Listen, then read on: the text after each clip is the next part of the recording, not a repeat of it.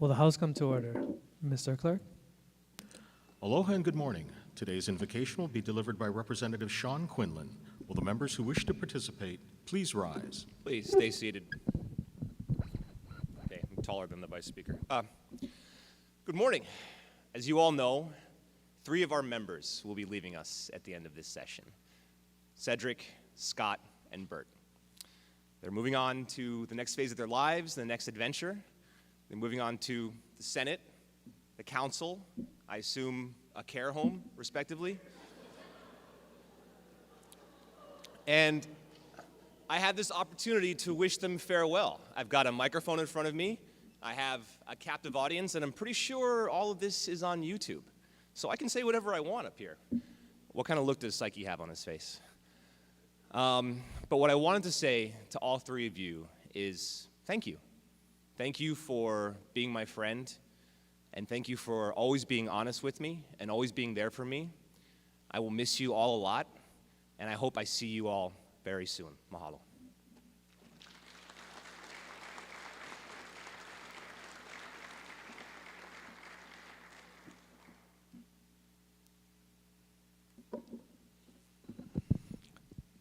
Thank you, Representative Quinlan.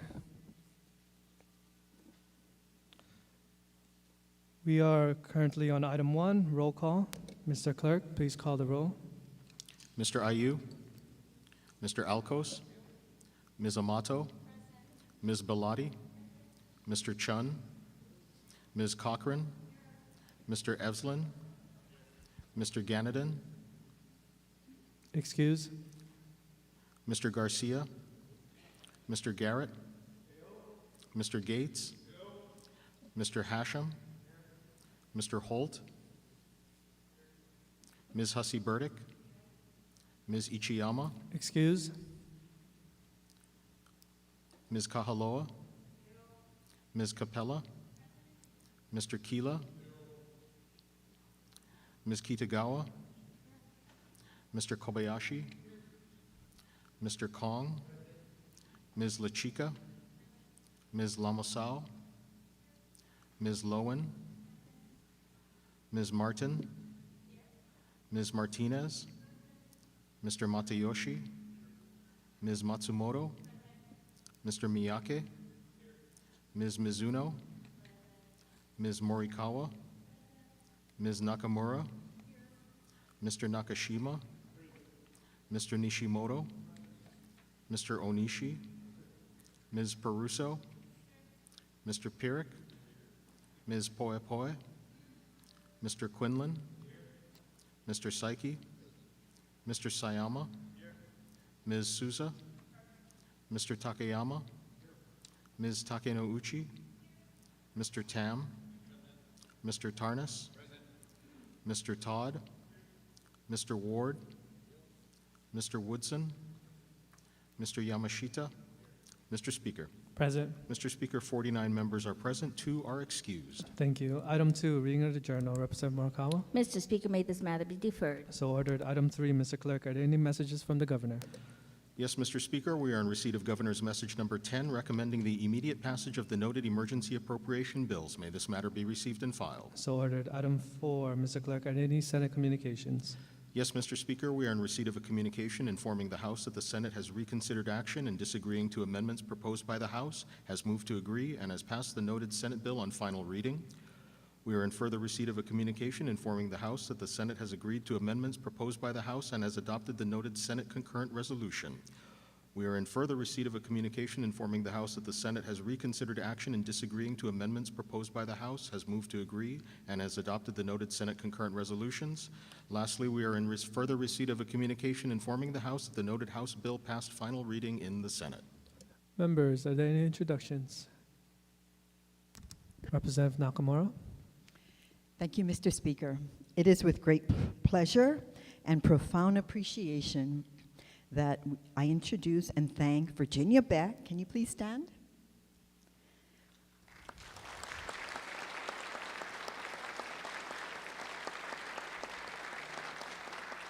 We would all like to thank Virginia for her nearly 20 years of dedicated public service to the Legislative Reference Bureau's Public Access Room. Virginia first joined the staff at the LRB Public Access Room as a session hire for the 2005 regular session of the legislature. She returned for the 2006 regular session and became a permanent staff member in late 2007, where she has been an indispensable member of its team ever since. Thanks to Virginia's leadership, the Public Access Room has become a respected hub of legislative information and assistance. Now, following almost 20 years of service, including more than 9 years as Public Access Room Coordinator, Virginia is retiring. We extend our warm and best wishes for a well-deserved retirement. Congratulations, Virginia. We have a lei and certificate for you signed by all members of the House and Senate for your incredible work and assistance. Thank you.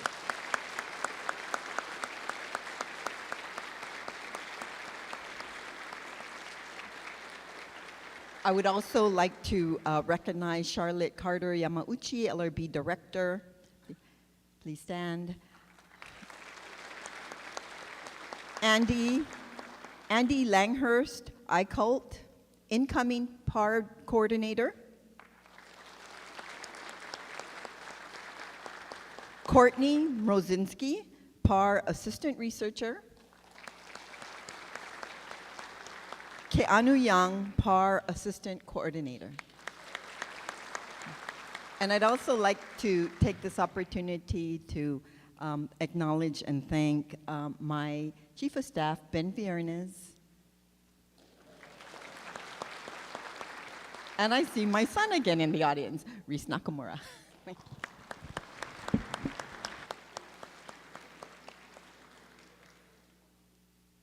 Representative Lamasao. Thank you, Mr. Speaker. Today in the gallery, I'd like to recognize some of our tech support staff that have been working throughout the session in our committees. So for room 309, we have Jonathan Misola and Kaleo Yogi Hino. If you can please stand to be recognized. Thank you. And then in room 312, we have Bob Soy and EJ Jacob. Please stand. Thank you, guys.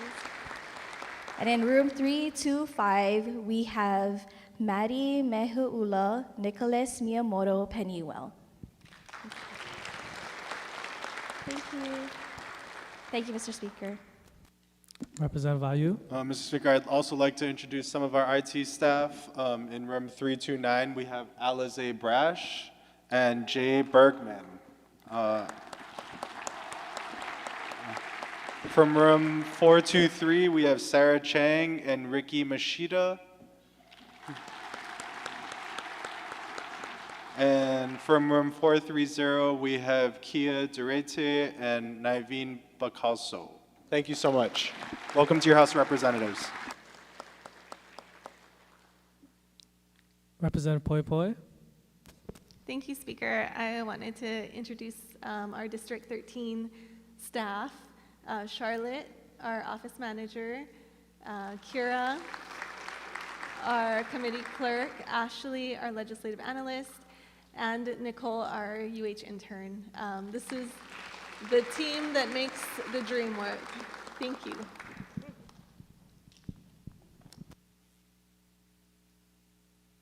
All right, members. Representative Matsumoto.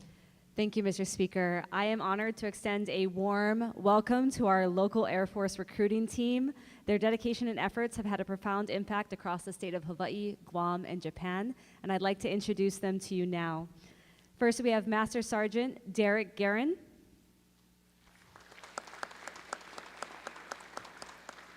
Master Sergeant Frederick Hof. Master Sergeant Mario Soriano Jr. His wife and my office manager, Sanwana Soriano. Technical Sergeant Victor Jones. And his family, or Yep, nope. Next one. Staff Sergeant Marco Small Gonzalez.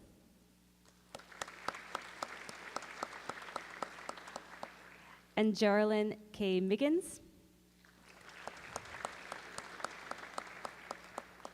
So in 2002, this team made history by being awarded the top Air Force team in the world, ranking #1 out of 188 teams, and they broke records by enlisting 568 of the most qualified airmen and guardians. They also produced the Air Force top recruiter, who represents Waianae, Nanakuli, Kapolei, Ewa Beach, Makakilo, and all the islands of Molokai in America Samoa, standing as #1 out of 1,300 peers. And in 2023, their unparalleled productivity earned them the distinction of being the highest producing team. Since 2001, this team has consistently outperformed others with a total of 1,219 enlistments. If we can congratulate them and welcome them to their State House of Representatives.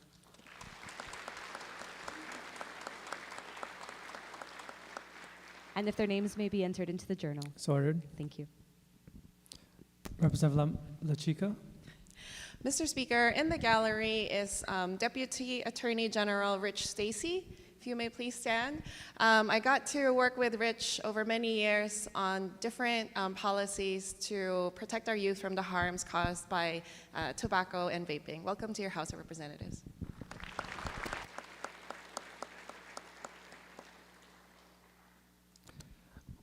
Representative Capella. Thank you, Mr. Speaker. Not in the gallery, but just outside in the rotunda and marching their way here are workers from the Hawaii Workers Center. And today is May Day, but it's also International Workers Day. And I think that we should honor the workers, even if they're not here in this room with us, that are all across our state working in our districts to make sure that Hawaii runs.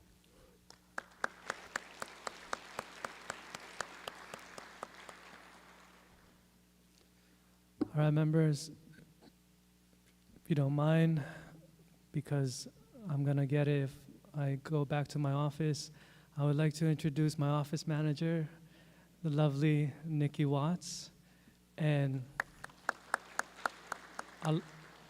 along with her is my session staffer. We have Carrie and Ariel. Please stand up. Welcome to your House of Representatives. This time we'll call a recess, subject to the chair.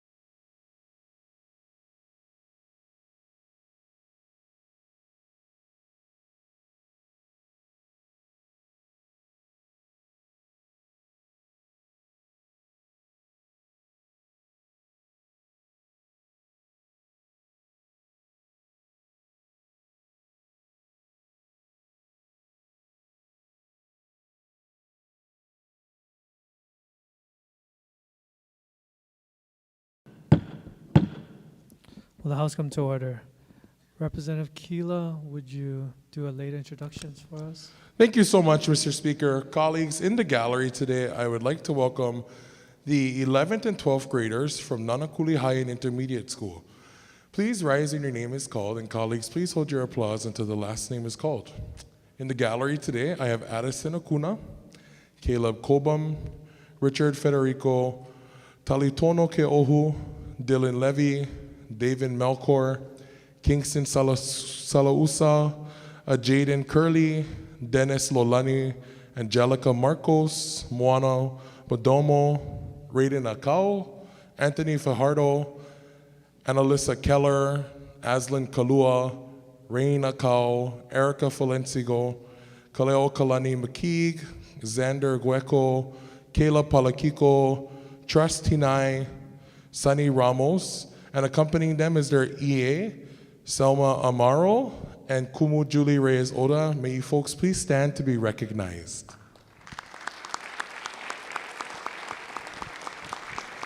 These 11th and 12th graders are with Kumu Julie Reyes Oda from the Participation in Democracy class and the America Problems class. Welcome to your House of Representatives and Hawks, baby.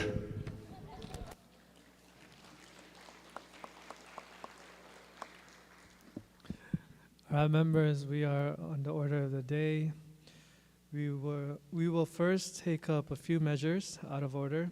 Please turn to page 28 and refer to CCR 85-24. Representative Morikawa.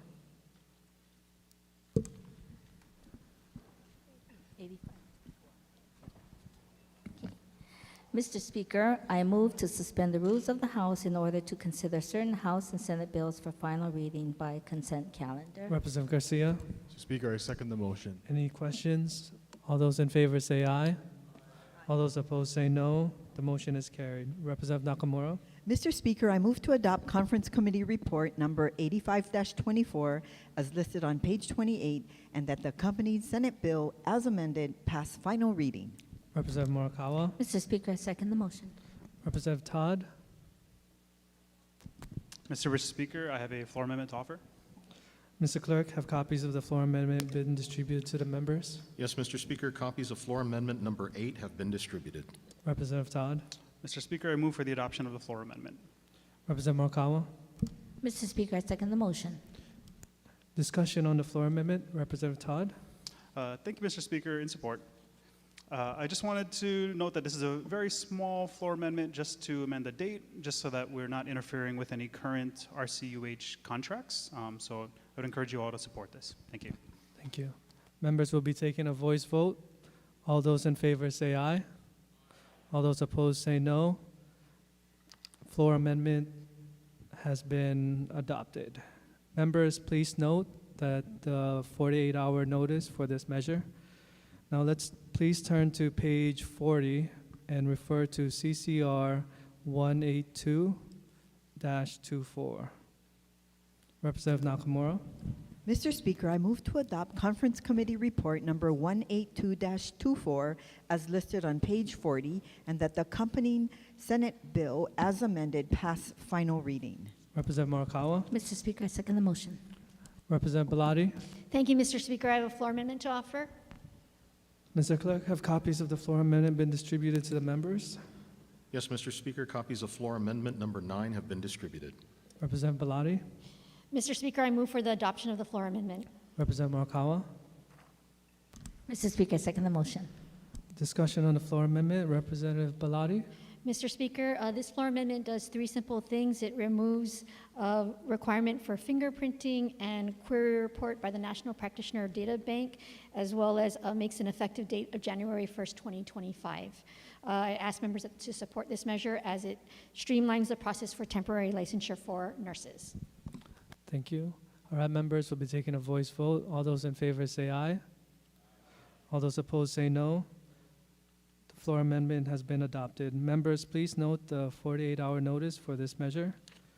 Now please turn to page 41 and refer to CCR 188-24 through 190-24. Representative Nakamura. Mr. Speaker, I move to adopt Conference Committee Report number 182-24 as listed on page 40, and that the accompanying Senate bill as amended.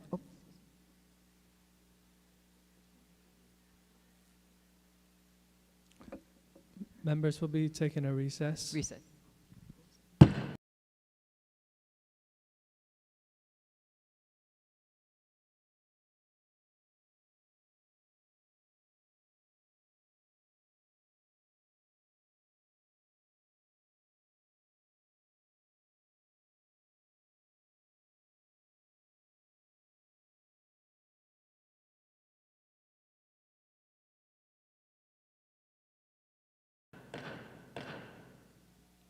Will the House come to order? Representative Nakamura. for the Mr. motion. Speaker, I move to adopt Conference Committee Report numbers 188-24 through 190-24 as listed on page 41, and that the accompanying House and Senate bills as amended pass final reading. Representative Morikawa. Mr. Speaker, I second the motion. CCR 188-24, Representative Yamashita. Thank you, Mr. Speaker. I have a floor amendment to offer. Mr. Clerk, have copies of the floor amendment been distributed to the members? Yes, Mr. Speaker, copies of floor amendment number 10 have been distributed. Representative Yamashita. Thank you very much, Mr. Speaker. This, in support, this amendment merely... Hold on. Representative Yamashita, the motion to adopt the floor Oh, I'm amendment? sorry. Yeah, I move for the adoption of the floor amendment. Thank you. Representative Morikawa. Mr. Speaker, I second the motion. Discussion on the floor amendment. Representative Yamashita. Okay, thank you very much again, Mr. Speaker. So this amendment merely changes the expenditure ceiling for this measure. Thank you. Thank you. Members will be taking a voice vote. All those in favor say aye. All those opposed say no. The floor amendment has been adopted. Members, please note the 48-hour notice for this measure. Now, CCR 189-24, Representative Yamashita. Thank you very much, Mr. Speaker. I have a floor amendment to offer. Mr. Clerk, have copies of the floor amendment been distributed to the members? Yes, Mr. Speaker, copies of floor amendment number 11 have been distributed. Representative Yamashita for the motion. Okay, thank you very much. I move for the adoption of the floor amendment. Representative Morikawa. Mr. Speaker, I second the motion. Discussion on the floor amendment. Representative Yamashita. Thank you, Mr. Speaker.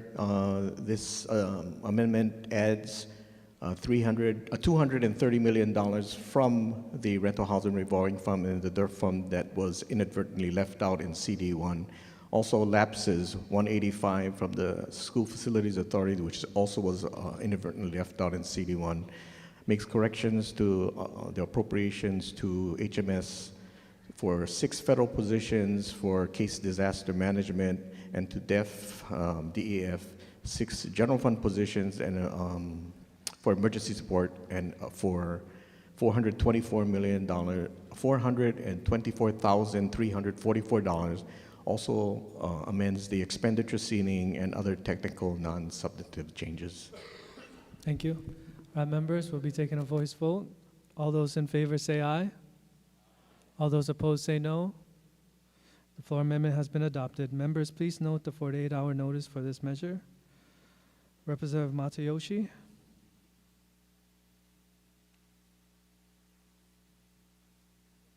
All right, hold on, members. We'll be taking a recess.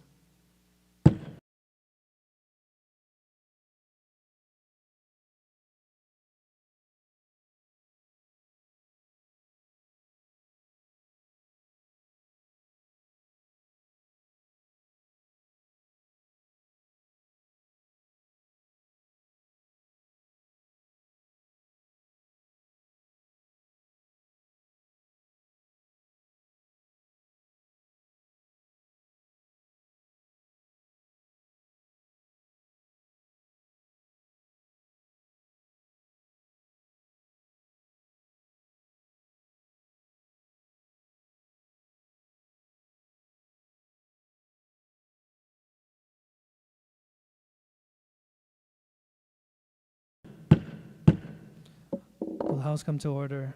On CCR 190-24, Representative Matayoshi. Mr. Speaker, I have a floor amendment to offer. Mr. Clerk, have copies of the floor amendment been distributed to the members? Yes, Mr. Speaker, copies of floor amendment number 12 have been distributed. Representative Matayoshi for the motion. Mr. Speaker, I move for the adoption of the floor amendment. Representative Morikawa. Mr. Speaker, I second the motion. Discussion on the floor amendment. Representative Matayoshi. Thank you, Mr. Speaker. In support, this amends to fix an oversight, adding the UPW settlement amount for the judiciary, which was negotiated separately. This change will add $1,709,992 to hazard pay for a grand total of $365,395,743, and it fixes the expenditure ceiling amounts. All right, members. At this time, did anyone want to? Okay. All right, we're gonna take a voice vote. All those in favor say aye. Any of those opposed say no.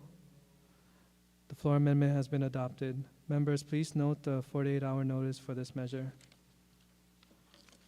Please turn to page 2 and refer to CCR 1-24 for the state budget.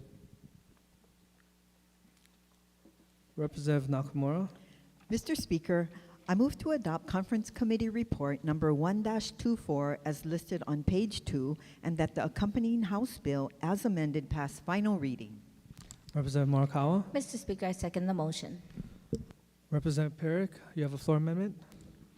Thank you, Mr. Speaker. I have a floor amendment to offer. Mr. Clerk, have copies of the floor amendment been distributed to the members? Yes, Mr. Speaker, copies of floor amendment number 13 have been distributed. Representative Perrick. Mr. Speaker, I move for the adoption of the floor amendment. Is there a second? Representative Ward. Second the motion. Discussion on the floor amendment. Representative Perrick. Thank you. We have a great state budget, and this amendment would remove about some $1 million on the pool project that's around the Capitol. I think we should be focusing money elsewhere and not on revitalizing a pool around the Capitol. Perhaps we could just fill it up with dirt, move forward. And then with regards to the rail, a lot of our constituents don't like the rail, so I don't think we should be putting $40 million plus towards the rail. Let's nix that item and then pass the budget. Thank you. Representative Yamashita. Mr. Speaker, in opposition. Proceed. Okay, thank you very much, Mr. Speaker. As far as the funds that are going for the pool, this is money that has already been allocated to the special fund for the culture and arts for art, and which this project was approved by their board for that purpose. And and this, as far as other things, these are. So, Mr. Speaker, my recommendation is that the members vote this down. Secondly, Mr. Speaker, normally we don't amend the budget without agreement with the Senate. This would be, if we did this would be substantial, where it could reopen negotiations, it could waste hundreds, maybe thousands of staff hours that went into putting together this budget. It could extend session. It could add to cost of government, which I am opposed to, so I vote no. Representative Perrick, rebuttal. Thank you. It was mentioned that by passing this amendment, we're going to extend our work hours and increase our budget by a lot of money. This amendment is to decrease the budget by over $50 million. I don't think passing this amendment is going to match that cost. Thank you. Thank you. Members will be taking a voice vote. All those in favor say aye. All those opposed say no. No. Floor amendment failed. All right, we're back to the main motion. Discussion, Representative Yamashita. Thank you very much, Mr. Speaker. First of all, I'd like to thank, Mr. Speaker, you and your leadership team for your support as far as the Finance Committee. I'd like to thank the members of the Finance Committee for their support throughout the session. And of course, all the chairs that have helped put this budget together and the members of this body. I thank you so much for all your help through this process. Of course, all of us know that this cannot be done without the hard work of our staff. And so I told them they don't have to come down today, so I didn't have to introduce them also. But I do want to thank all of them for all their hard work and the long hours that they did put in on this budget. And Mr. Speaker, In House Draft 1, I thank them individually. If I could insert that into this speech. So ordered. Okay, thank you, Mr. Speaker. Okay, this session began with an immediate focus on the Maui wildfire recovery efforts. The challenge was to balance the needs of all our community while ensuring core services for our state, that our state was not neglected. Despite the fact that funding was there was uncertainty and still with the Maui wildfire recovery efforts, this budget reflects a collaboration and ensures that resources for mental health services, health care for all, community-based care for the disabled and elderly, business and workforce development, child care and education, affordable housing, and public welfare will all be available. We crafted the state budget with careful consideration reflecting the House's dedication to fiscal prudence, accountability, and transparency. Mr. Speaker, on opening day, you advised us to center Hawaii to the center values that make sense for island communities and for our responsibilities as stewards of the public trust. It would mean, for example, to say, among many things that we need and want presenting themselves in the wake of the fire, that the needs and the well-being of the local people of Maui and the residents of Lahaina come first. Mr. Speaker, we delivered on that promise during this legislative session.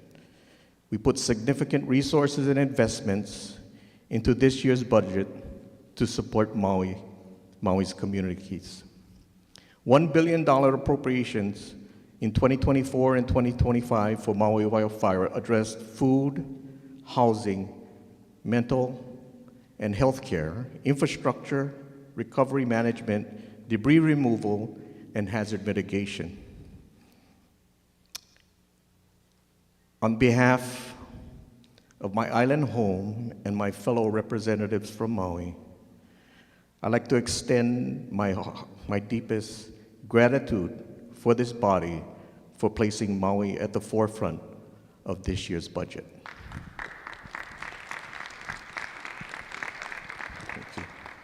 Thank you. Balancing the needs and strengths for a social safety net and the core functions. As we address the recovery efforts to meet the needs of wildfire devastation, we're keenly aware of the lingering effects of COVID-19 pandemic and the critical needs to strengthen our state's social safety net. This was accomplished by funding both the budget and related bills for mental health, human services, housing, hazard pay for the employees who were on the job during COVID-19. Additionally, long outstanding support for key areas that had to be accommodated, which include these things: recurring funding for the Hawaii Tourism Authority, the University of Hawaii, the Rex Stewart Center, classroom programs for the Department of Education, revamping our biosecurity system to prevent the state from being overrun by invasive pests and disease. Mr. Speaker, the legislature made significant investments in biosecurity to protect our island and natural resources. Representative Takayama. I yield my time. So ordered. Thank you. Safeguarding our environment against invasive species and that endanger Hawaii's native species and community, and has been a challenge. Designating a centralized agency to bolster the defense of our lands and shores is a key step to protecting our natural habitat and preserve the well-being of our state. Mr. Speaker, over 450 inspectors and personnel at the federal level protect the United States from Hawaii. They make sure that insects and other potential harmful species do not move from Hawaii to the mainland. Over 450 personnel from the United States government. Mr. Speaker, we barely have 100 to protect Hawaii from the world. Less than 100 people take on the task of protecting the islands from the world. This budget includes converting 66 positions from special and revolving funds to general funds to increase personnel to over 100, well over 100 employees. This is just one of the necessary steps to protect our INA and preserve the integrity of our borders. This frees up non-general funds that can be used to address current and new invasive species coming from out of state. It will ensure the capacity to implement and to react to unanticipated threats. Additionally, Mr. Speaker, we have increased the budget to place responsibility for invasive species to the Department of Agriculture. We recognize that preventive action is needed now more than ever. I want to thank this body for their hard work in crafting this budget that will benefit the welfare of the residents of the state of Hawaii and lays a solid foundation for our path forward. I urge my colleagues to support this measure. Thank you very much, Mr. Speaker. Representative Kahaloa. Thank you, Mr. Speaker, and thank you, Chair. One of the main focuses of the House this year was to reevaluate the biosecurity procedures of the state in support, and to provide a more cohesive system to address the current invasive species that are already here, as well as new ones that might take hold in our communities. To that end, in conjunction with $20 million in House Bill 2619, the Biosecurity Omnibus Bill, the budget includes $4,341,890 in general fund appropriations in order to convert 66 positions from special fund or revolving funds to redeploy those non-general funds to better respond to existing or future biosecurity threats. This budget also appropriates $1.5 million for the Bucks program, Double Bucks program. This program partners with grocery stores and food hubs to offer SNAP nutrition incentives as a 50% discount on Hawaii-grown fruits and vegetables. Not only does the Bucks help low-income residents afford more local fruits and vegetables, but it also has a significant impact on the economy by giving these consumers an opportunity to engage in Hawaii's food system by supporting our farmers. There's also 1,003,000 positions for meat inspectors. More inspectors grows our ability to increase our local protein supply in the state. $733,076 for improvements to animal quarantine software systems for the Department of Agriculture. $275,160 to convert 6.5 agricultural commodity aids to general funds from revolving funds. $93,434 in additional funds for a grant writer position for the Department of Agriculture. This can help the department draw down more needed federal funding. Also, $750,000 in 3 positions for the East Kauai irrigation system maintenance. This is important for agricultural infrastructure. As a highlight to help my district, this budget also transfers positions and funds to create the West Hawaii District Office for the Department of Accounting and General Services. This will help all schools in West Hawaii get more support for much-needed repairs and maintenance. Thank you, Chair, and may I yield my time to my colleague from Waipahu. Representative Lamasau. Thank you, Mr. Speaker. I rise in strong support. Proceed. Mr. Speaker, this budget stands as a testament to our commitment to fostering economic growth and prosperity throughout our state. This budget embodies our dedication to supporting communities, uplifting local businesses, and bolstering key industries. First, I am grateful to announce the allocation of $400,000 towards the menstrual products and dispensers in state buildings. This investment not only promotes hygiene, but also enhances accessibility for those in need, ensuring that basic necessities are readily available to all. Furthermore, the provision of $15.5 million for home and community-based services is a crucial step towards supporting our caregivers who tirelessly serve our communities without receiving a raise in over 15 years. This funding will provide them with the resources and support they deserve for their invaluable contributions. Additionally, the allocation of $5 million for high-pressure processing equipment signifies our commitment to innovation and technological advancement in key sectors. This investment will undoubtedly drive progress, competitiveness in our industries. Moreover, this budget allocates $34 million for the Hawaii Convention Center, which plays a vital role in attracting business and tourism in our state. This funding will ensure that the Convention Center remains as a beacon of opportunity and economic activity for years to come. The allocation of $63 million and 30 positions for the Hawaii Tourism Authority, including $3.5 million for a smart tourism destination management application, underscores our commitment to revitalizing our tourism sector in a sustainable and forward-thinking manner.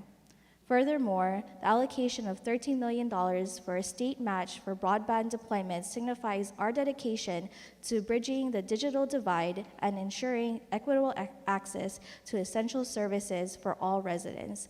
Lastly, the allocation of $6 million for the HTDC Accelerator demonstrates our unwavering support for the growth and development of local businesses, particularly within manufacturing and technology sectors.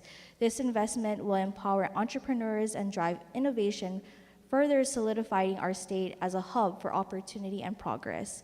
I urge this body to support this budget as it represents a bold and comprehensive approach for fostering economic growth, supporting our communities, and positioning our state for a prosperous future. Mahalo. I now yield my time to the colleague from District 35. Representative Chan. Thank you, Mr. Speaker. In strong support. Proceed. Mr. Speaker, supporting our kupuna and our most vulnerable populations continues to be a priority for this state. This budget does that by providing $5.75 million as a state match and $9.78 million in federal funds for increased reimbursement rates for community, residential, and adult day program services. This budget also accommodated $250,000 in Senate Bill 2305, which creates a Silver Alert program.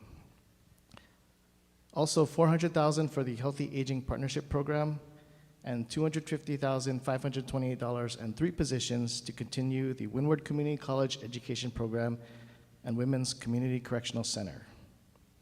I now yield to my colleague from District 27.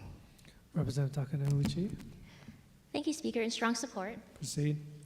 Mr. Speaker, May is Mental Health Awareness Month, so I'm very excited to highlight some of the investment that this budget does for mental health and healthcare services in our communities.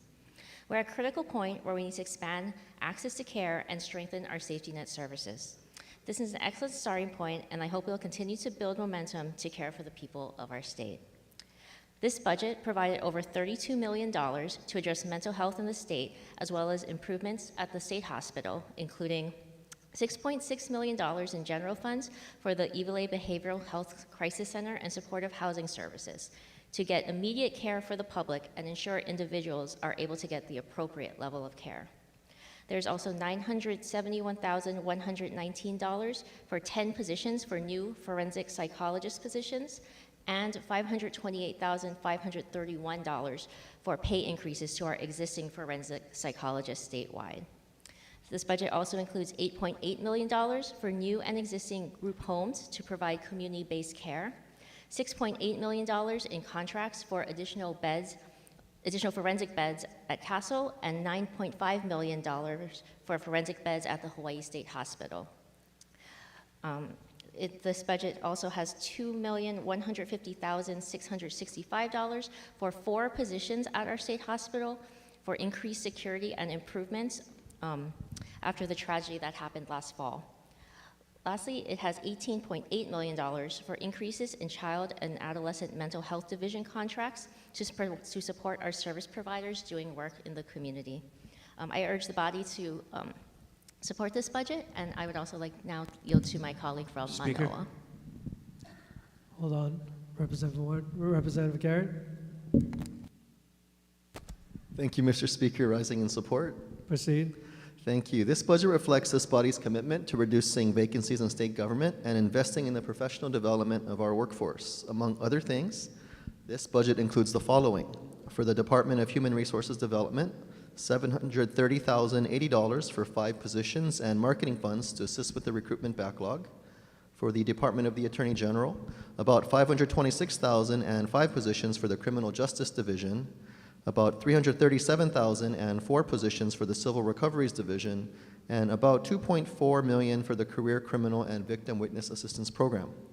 Mr. Speaker, this budget also allocates $17 million in insurance premiums for the state, $2.5 million for Microsoft G5 licenses, which will eventually provide opportunities for AI deployment, and $470,000 for emergency radio systems for Hawaii's wireless interoperability network.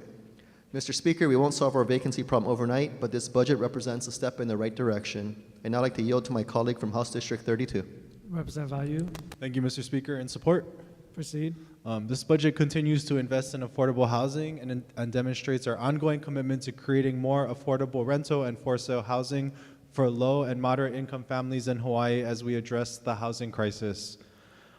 This budget allocates $180 million into the Rental Housing Revolving Fund for Tier 1, which covers AMI levels 0 through 60% AMI. And this budget also allocates $25 million for Tier 2 of the Rental Housing Revolving Fund, which covers escalation costs for already ongoing projects.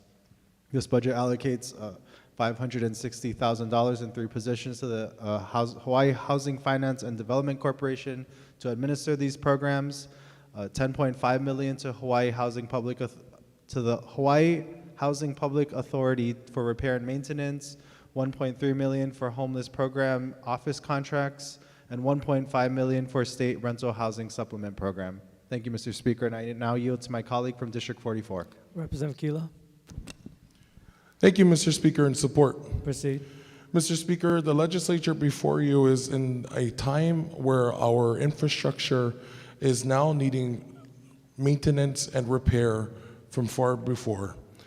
The legislatures before us had the opportunity and privilege to do groundbreaking projects, but it is now the time of this legislature to acknowledge the mismanagement and delayed repair and maintenance for many projects across the state. But with this budget, we make the significant investments to acknowledge that we need to take care of our aging infrastructure. As we work continuously with our federal partners to draw down federal monies, it is imperative that the state makes an effort to invest into our roadways. But not just our roadways, Mr. Speaker, our airports and our harbors, and improving the safety of overall transportation. We are committed to doing that by just some of the highlights here in this budget. We've increased the ceiling for security at the airports by $5.3 million, keeping our travelers safe and allowing for expeditious travel. $1.2 million increase for security at the harbors as well, making sure that cargo is flowing smoothly and expeditiously into consumers' hands. A $900,000 increase for roadside maintenance contracts, as the Department of Transportation has taken on the heavy task to make sure that we are responsible partners in providing wildfire mitigation. $3 million increase for roadside maintenance across all counties as well, acknowledging our partnership with our counties. A $300,000 increase for the Hawaii County Police Services on state highways that we have implemented on Hawaii Island, and an additional $5 million for stored property ordinance and debris removal programs that we partner with our counties to safely dispose of the debris that may cause hazard to our roadways. Mr. Speaker, this budget is also reflective of acknowledging that there are communities throughout the state that have faced long disrepair and access.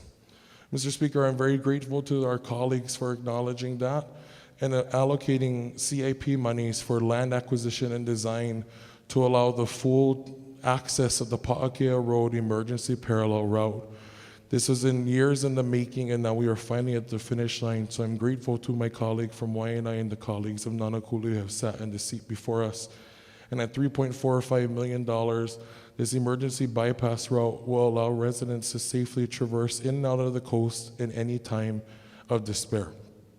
As we also acknowledge our investments in the Department of Transportation, we do not forget those who are often left behind. It has been a priority for the last 2 years to take care of our Keiki and our young and vulnerable populations, and through a $100,000 allocation, we'll be working with the Department of Education, the Department of Health, to craft policies to acknowledge and help our students who are deaf and hard of hearing and are often left behind in our school systems. Mr. Speaker, I'm very grateful for the budget that we have crafted, and I urge all members to support this. I now yield to my colleague from House District 13. Representative Poi. In support. Proceed. In addition to what was already mentioned, and to help mitigate and adapt to the impacts of climate change, maintain our natural spaces, and respond to environmental issues, this budget provides $5,850,000 for forest and resource management, $2 million ceiling increase for state parks for repair and maintenance of equipment, $10 million ceiling increase for state parks for repair and maintenance statewide, $1.5 million for Act 90 transfer surveys, $475,000 for mesonet stream gauges and well monitors, 3 positions and $750,000 for the Red Hill Water Alliance initiative, $451,732 for DLNR's administrative office, and 7 positions and $647,296 for DLNR's human resource office. I also wanted to mention and express gratitude for the $2 million for a pilot project for rural air medical transportation. The bill that went along with the funding didn't make it, but luckily the funding made it into the budget after kind of a roller coaster of ups and downs. But I just wanted to appreciate my colleagues and finance chair and leadership for understanding how much of a difference this project could potentially make in my district, and for getting it back into the budget after it was removed on the other side. This could very well save lives, or at the very least, drastically improve healthcare outcomes and access to medical care for residents in my district. So thank you, and for your consideration and support for that. And I will now yield to colleague from House District 17. Representative Morikawa. Thank you, Mr. Speaker. In strong support. Proceed. Greater focus on direct student learning is a priority of this budget. When we invest in quality education and building more resilient education systems, our communities will thrive. $21 million for summer learning hubs, $12.9 million for increases to weighted student formula and English language learners program, $6 million for increases in weighted student formula for small and remote schools, $2.48 million for workforce readiness, $1.65 million for complex areas to address inflation-based cost increases, $1.3 million for Hawaii Keiki Healthy and Ready to Learn health technicians, $413,915 for advanced placement exams, and $10 million for school night security contracts, active threat training, and safer watch panic buttons in schools. I now yield to my colleague from Kaimuki. Representative Kobayashi. Mr. Speaker, in support. Proceed. This budget includes significant investments in higher education as follows: $17.5 million to restore COVID-era funding as reoccurring items in the base budget, $1.07 million and 6.5 positions for the nursing programs at UH Manoa, $510,000 and 6 positions for system-wide mental health services, $1 million for wildfire mapping and vulnerability assessments, $142,500 and 4 positions for education studies and indigenous teacher education program, $925,000 and 4 positions for UH medical school professors on Kauai, Hawaii, and Maui, and $3.7 million for the Community College Promise Scholarship Program. I now yield to the Vice Chair of House Finance Committee. Representative Kitagawa, Thank you, Mr. Speaker. In support. proceed. This year, I, along with the representative from District 23, chaired the grant and aid process for the House. Thank you for the opportunity and support to do that. At the beginning of this session, it was unknown if we would have enough funds to provide grant and aid this year. I am happy to share, though, that this budget includes a total of $30 million in grant and aid for organizations, including $20 million in capital improvement funds and $10 million in operating funds. As in previous years, the number of applicants far exceeded the amount of funds we had available for grants and aid. This year, we had over 300 applications, and we were able to fund 164 of them, about a little over 50%. This year's grant and aid funding spans across all of our islands and positively impacts all of our communities. I'd like to share just a few of the highlights that are included in grant and aid in this year's budget. It includes funding for organizations that focus on the following: food banks and community food distribution sites, hospitals and community health centers, support for our youth and students, including organizations that provide after-school activities, mentorship opportunities, and educational programs in the community, support for our kupuna, including organizations that provide free meals to kupuna, interaction opportunities through community centers, and support for the Alzheimer's Association, support for our environment, including preservation and restoration of our natural resources, support for our most vulnerable populations, including those who are victims of human trafficking, those who are experiencing homelessness, those who are experiencing health conditions, including AIDS, and those who are experiencing substance abuse. Support for local agriculture, including farmers and ag education. Support for our animals, including funding for all of the humane societies on all islands, in addition to animal rescue organizations and trap and neuter programs. And support for the culture and arts, including Native Hawaiian serving organizations and programs that support art and music. This list highlights just some of the organizations that were funded through the Grant and Aid program this year. Thank you to the many organizations that applied and shared about their programs over this legislative session, and I want to thank them for the work that they do to support our communities and people in our state and to partner with us in meeting those needs. I'd now like to yield my time to the CIP Chair of the House Finance Committee, representative from District 23. Representative Nishimoto, Thank you, Mr. Speaker. I've spent most of my career in the Finance Committee. in support. In support. Sorry about that. In support. I've spent the bulk of my career in the Finance Committee, so I've seen my share of state budgets.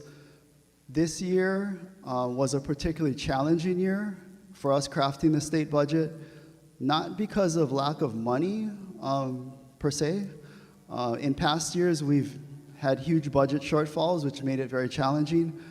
This year was challenging because of the uncertainty of things due to the Lahaina fires. Our budget situation and projections seem to change daily. So I really want to give a heartfelt thank you to our finance chair, our finance vice chair, and the members of the finance committee for their leadership through a very tough budget season. Really, I think the members of the House should join me in thanking them. If we could all thank them right now.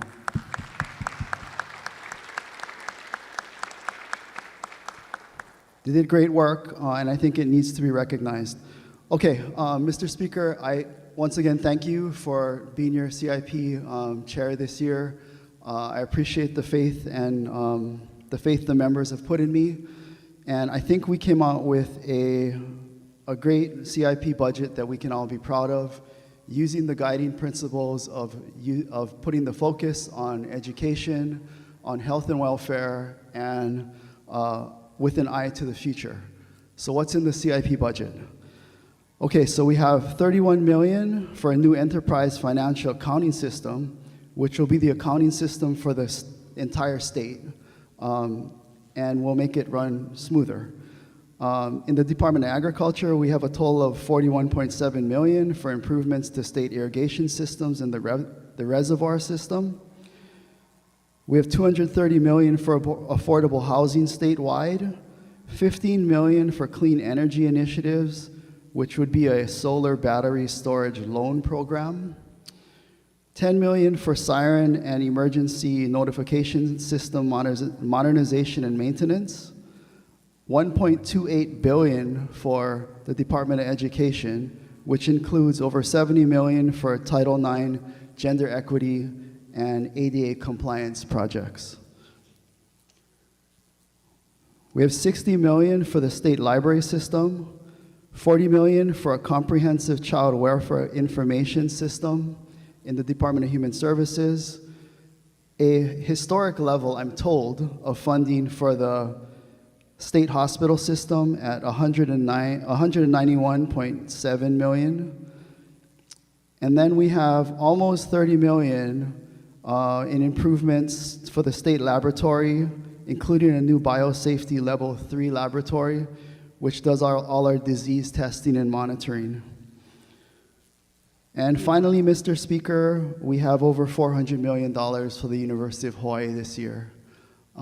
We've done all this with staying within a $1.5 billion fiscal year 25 budget.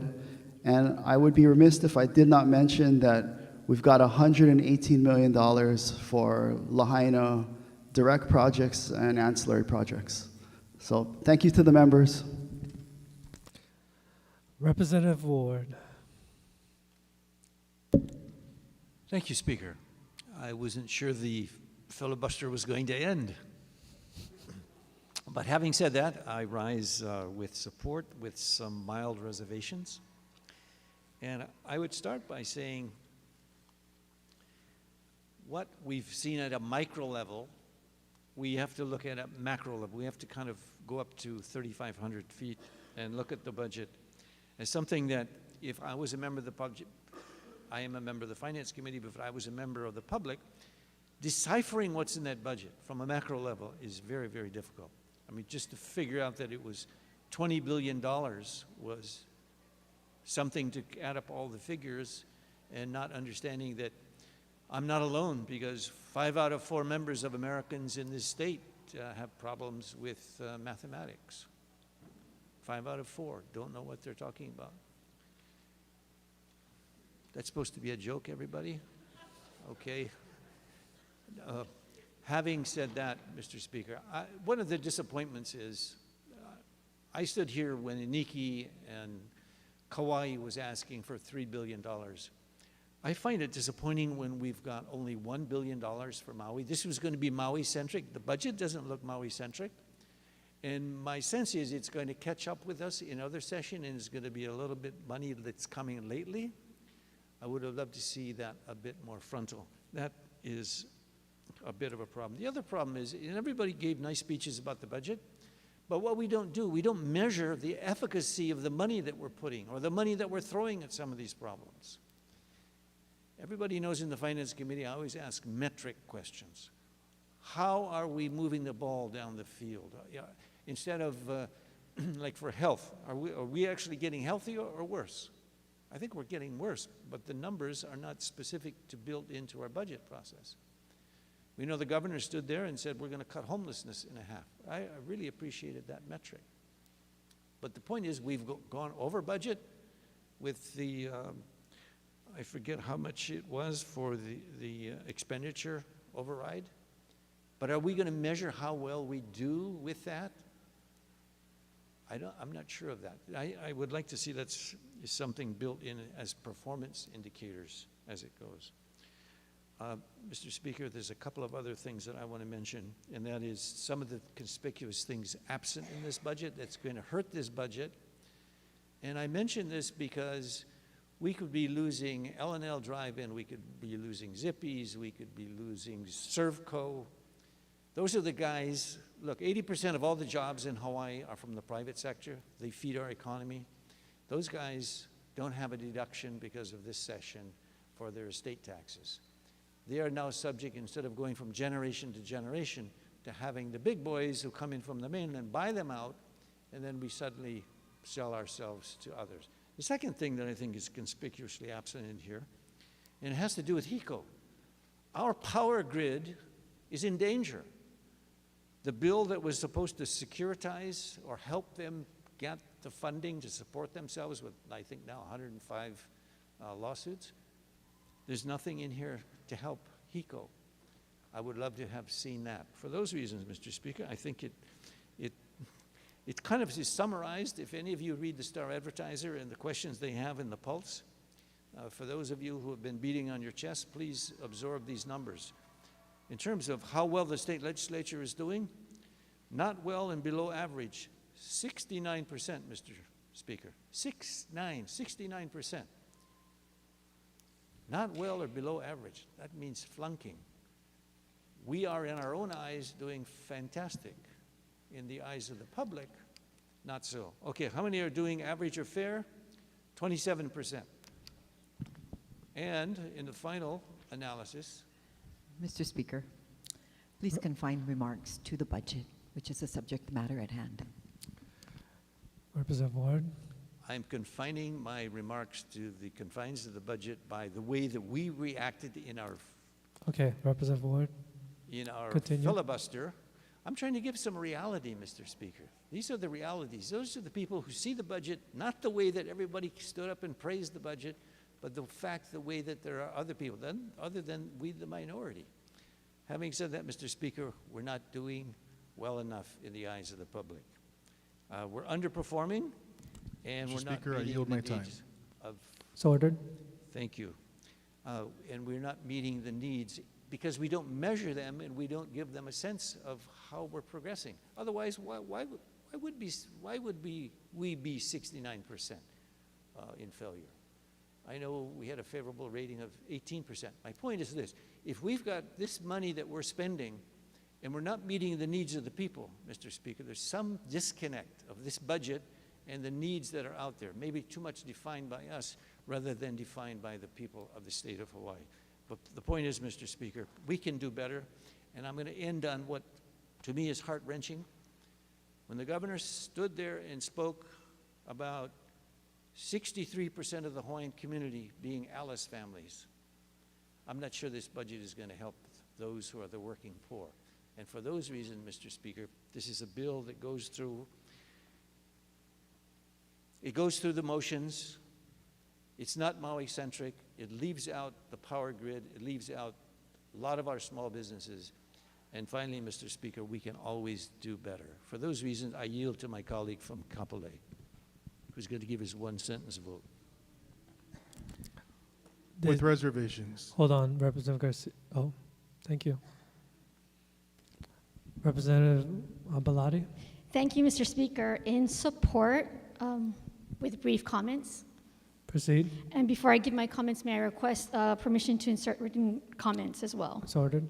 Mr. Speaker, on this day of debate, I would like to kind of frame my remarks on this bill around 3 points: where we have been, what we have done or will do with the bill we are about to pass, and what future work we or future legislators will need to do when this legislature and this House reconvenes in 2025. Mr. Speaker, it may come as a surprise to you since last year I voted in opposition to this bill, but because of the work done by, as my neighboring representative from Makali Moilili said, by the work done by the Finance Chair, the Finance Committee, and by leadership, this is a better bill. First, on points of process. In September 2023, legislators received a request from 14 community groups to do a better job with the budget process, and we responded. We've seen more transparency. We've seen budget sheets that are made available to the public. We see more educated conversations about what's happening with the budget because of the reforms that were adopted by this legislature, and for that, I am grateful. What have we done with this bill? As so many of my colleagues before me have said, we are investing in health and human services in numbers that we have not done before. So that is very important. I'd like to focus on one piece that I'm most familiar with, which is the Homeless Programs Office budget. And in that line item budget, I'm going to combine comments about both what we've done and what more we have to do. In that piece of the budget, we have allocated $1.32 million to the homeless programs offices for state contracts that deal with a very specific problem of homelessness. It does outreach, it provides supportive housing, it pays for those services that respond directly to the homeless problem that we see in our community. Now, the governor only asked for $1.32 million, and we respected that request. But we know from the community out there that there is this notion of the true cost of government. What is the true cost of government? And there was ask from the community that we, in fact, increase this line item budget 20%, just so that homeless programs could maintain their current contracts. Well, from this budget, we went up to what the governor stated, and it's going to give those homeless programs contractors the opportunity to rebid, because I believe that's what the Department of Human Services is going to do, so that we can, in fact, one, hold them accountable and begin to really address the true cost of government, and hopefully, in a future budget, fund the true cost. So, Speaker, this budget may not be the perfect budget for everybody, but it is a budget that does address the basic needs of our community and our people, and it does put Maui center. So, and for those reasons, I support this. Thank you, Mr. Speaker. Representative Peruso, In support. proceed. I'd like to insert written comments. So ordered. And just as a brief comment, I am grateful for this budget, especially the work around University of Hawaii and restoring the base funding. I think it's really critical, and I'm happy that we're back to a place where we can start talking about investing in higher education. All right, members. Representative Cochran. Mahalo, Speaker, and appreciate all the comments thus far in respect to the budget, and in particular for Lahaina. I want to request to enter further comments into the journal also. So ordered. Speaker. Thank you so much. And so one of the biggest things, and literally this word, one word in this entire budget brought tears to my eyes. And I want to thank the CIP person for our, sorry, I don't know your district number, for working with the other house to insert the word dredging for Mala Boat Ramp. $3.2 million was put into the budget for last year, and I wanted to track it. And so I appreciate also the funding that's put into the budget for a statewide tracking system on the budget itself and the fundings that we vote through as we are. And so that dredging has everything to do with our safety, our emergency boats and things of that nature that cannot launch, has not been able to launch since before the fire. And so it's life and death, it's critical, but unfortunately the previous year the word dredging was not inserted, so thankfully it had been worked through both houses, and that one word really is gonna save lives. And so I appreciate that one particular thing from Mala Boat Ramp and the $3.2 million. And the other thing is that the tracking system, the reason why I feel it's so critical is because of what I just explained. I tried the funds that went through last budget, I asked DOBOR, DLNR, if I can track that money to make sure it's being utilized as stated in the budget, and I was told there is no tracking system. So as I learned, what we vote through today will go to BNF. BNF gets the total amount. Then it's up to the departments to ask for the money that we implement, that we designate for each program, for each department. But if those departments do not ask for it, then it sits. And that has been the issue for me with this one particular item from Mala. And so now this tracking system, I'm very encouraged that not just myself, but others can track how the monies are being utilized or not being utilized.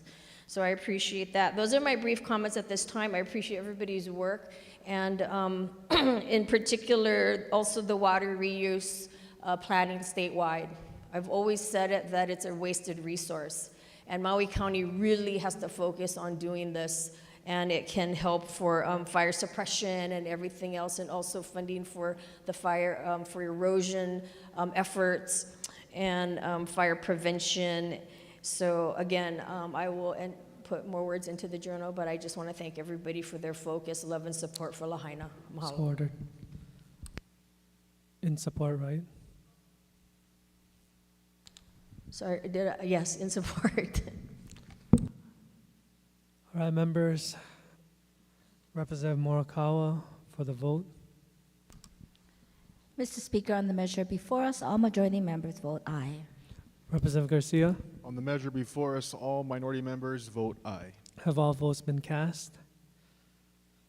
Said bill passed final reading. I'm going to call a recess subject to the call of the chair.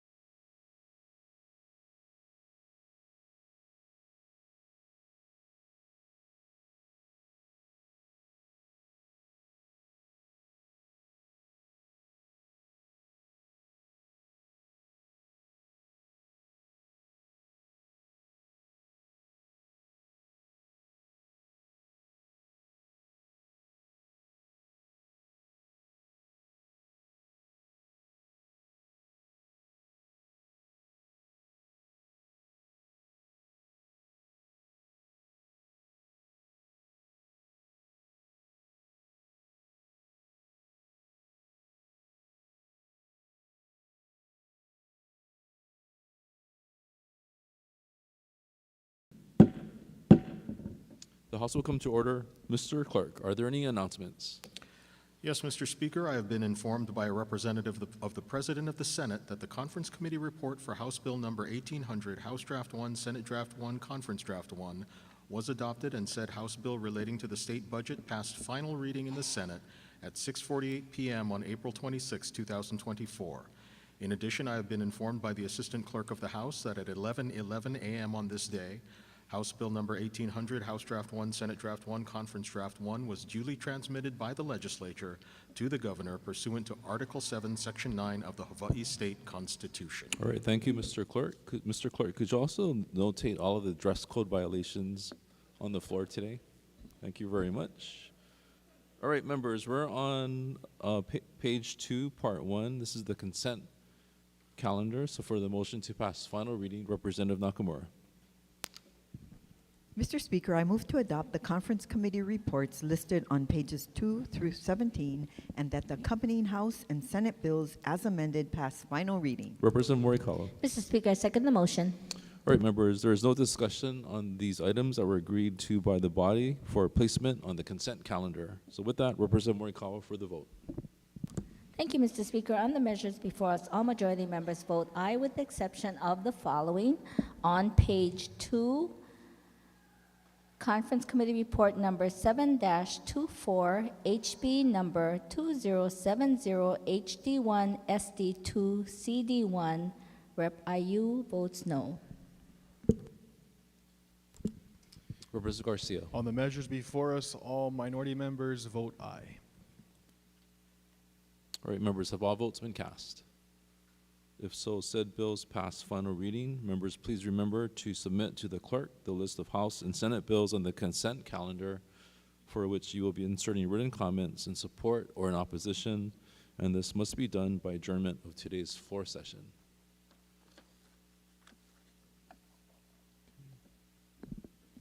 All right, members, we're on part 2, ordinary calendar, page 18. Representative Nakamura.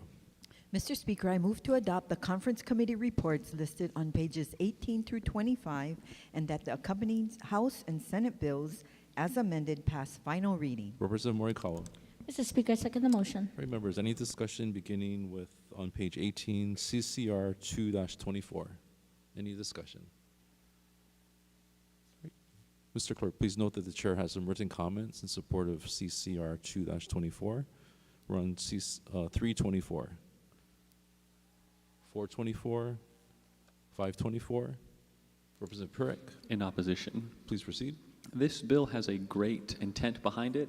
It's to protect judges' information from the public. So let's say that a judge gives a ruling on somebody, somebody's upset with that, they want to retaliate against the judge, find him, assassinate him. This bill would protect his information so that it would be harder for them to find his information and get him. This bill also includes our information as an opt-in program to be private. So if I want my house address, personal email, personal phone number to be private, we can opt into that program with this bill. I'm against legislators having the opportunity to opt into that program because I think we should be that much closer to the public. People should be allowed to walk up to our house, knock on our door and say, hey, I'd like to talk to you about this because we're in the community and we're of the community. Judges perhaps should have a little bit more protection. Thank you. Representative Bellotti. Thank you, Mr. Speaker, in strong support. Please proceed. Mr. Speaker, yesterday, the Brenner Center for Law and Justice conducted a webinar nationwide entitled The High Cost of Public Service. We know that public servants have come under direct threats. This measure is a response to the kind of discord and conflict that we see brewing in the community. We have seen family members of legislators, judges, attacked, physically attacked. And this comes from people on both sides of the legislative aisle. We have a problem of discourse and civility, and this type of measure is needed because of the threats to family members and public servants. I think this is the step in a right direction. It's not the only thing that we can do to encourage civility and safety for all of our public servants. Thank you, Mr. Speaker. Okay, members, on the next page, 11-24, Representative Cochran. Thank you, Speaker. And in the last bill, the 1916 bill, I wanted to speak towards. HB 1916? Yes. Please proceed. Yeah, okay, thank you so much. So yes, in strong support, and just want to request words to be entered into the journal, please. So ordered. Thank you. Further discussion on 1916? Okay, if not, next page, 1124, Representative Purick. In support. Please proceed. This is a great bill that helps to fight the sexual exploitation of children. We should be fighting this kind of activity, so thank you.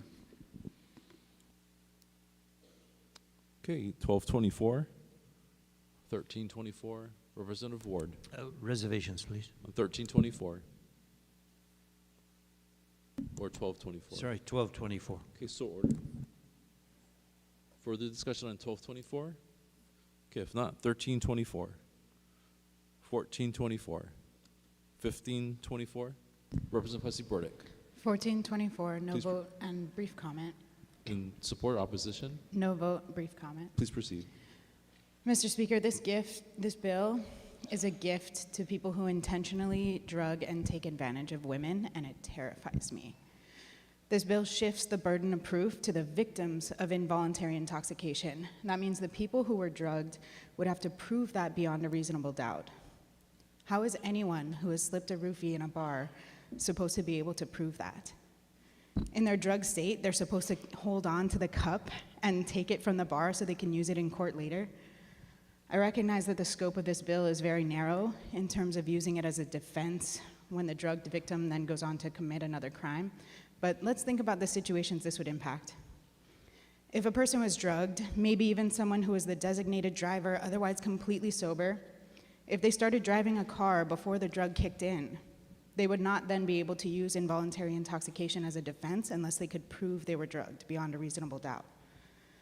If the person was drugged and then was forced to become an accomplice to a crime in their altered state, they would have to prove beyond a reasonable doubt that someone else involuntarily intoxicated them.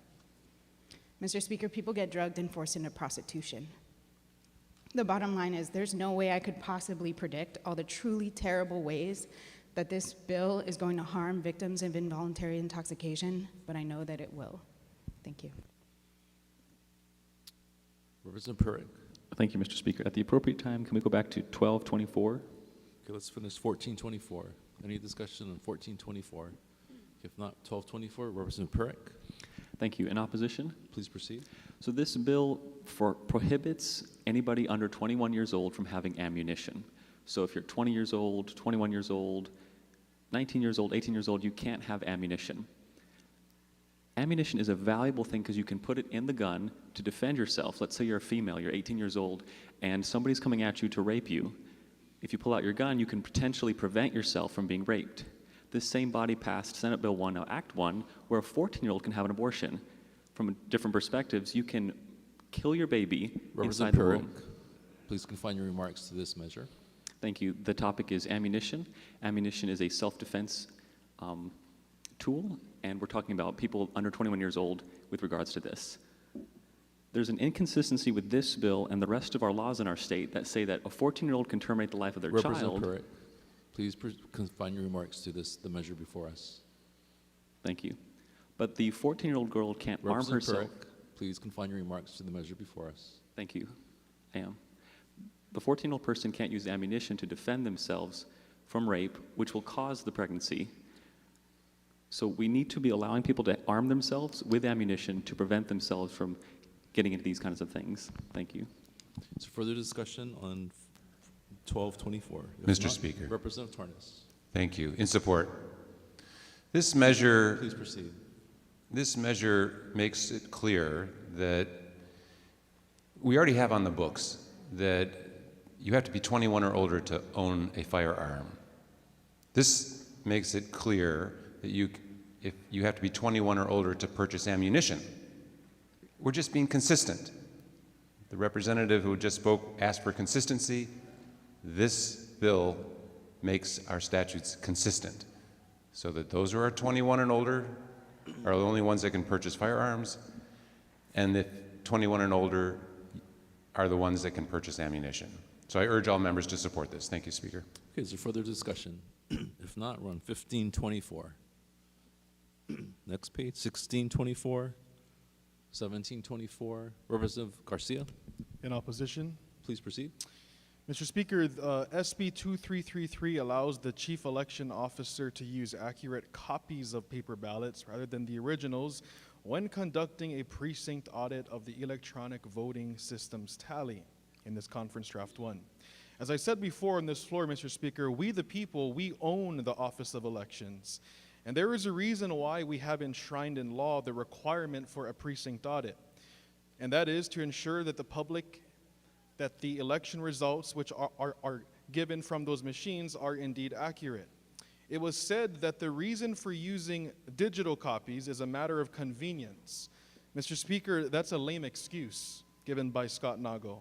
During an audit, precincts are chosen at random and just 10% of ballots are audited. This is to assure public trust.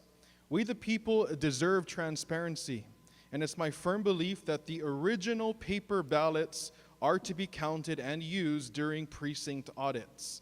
And with the dark cloud hovering over our state, why do we think it's okay to move in the opposite direction of transparency? Do we think that the public is dumb to sit by and not question this move? I urge this body to vote no and stand on the side of common sense and stand for the use of paper ballots in the precinct audit. No vote. Representative Ward. Thank you, Speaker. I couldn't have said it better. May the remarks of the gentleman to my Is right. opposition or support?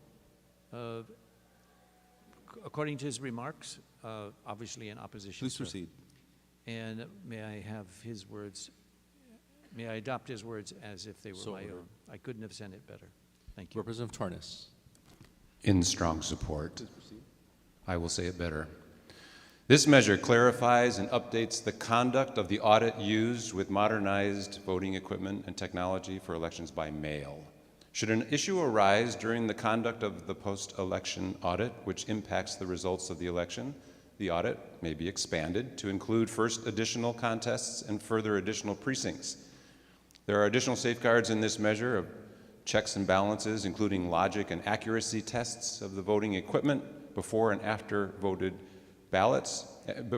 counting voted ballots, and the comparison of ballots received and accepted by the County Elections Division to voted ballots counted, that is the turnout, by district precinct reported in the election results. This measure does improve integrity and security of our elections, and I urge members to support this measure. Thank you. Representative Matsumoto. In opposition. Please proceed. And permission to insert written comments into the journal. So ordered. Further discussion? If not, 1924, 2024, 25, 20. Representative Perrick. Thank you. In opposition to House Bill 2193. Please proceed. This is a tough-on-crime bill against illegal fireworks. This law lets police officers check places where fireworks are sold or kept to make sure they... Representative Perrick, we're on 2024. 21. Computer crime measure. Oh, okay. Okay, is there further discussion on 2024? Are you withdrawing your no vote on 2024?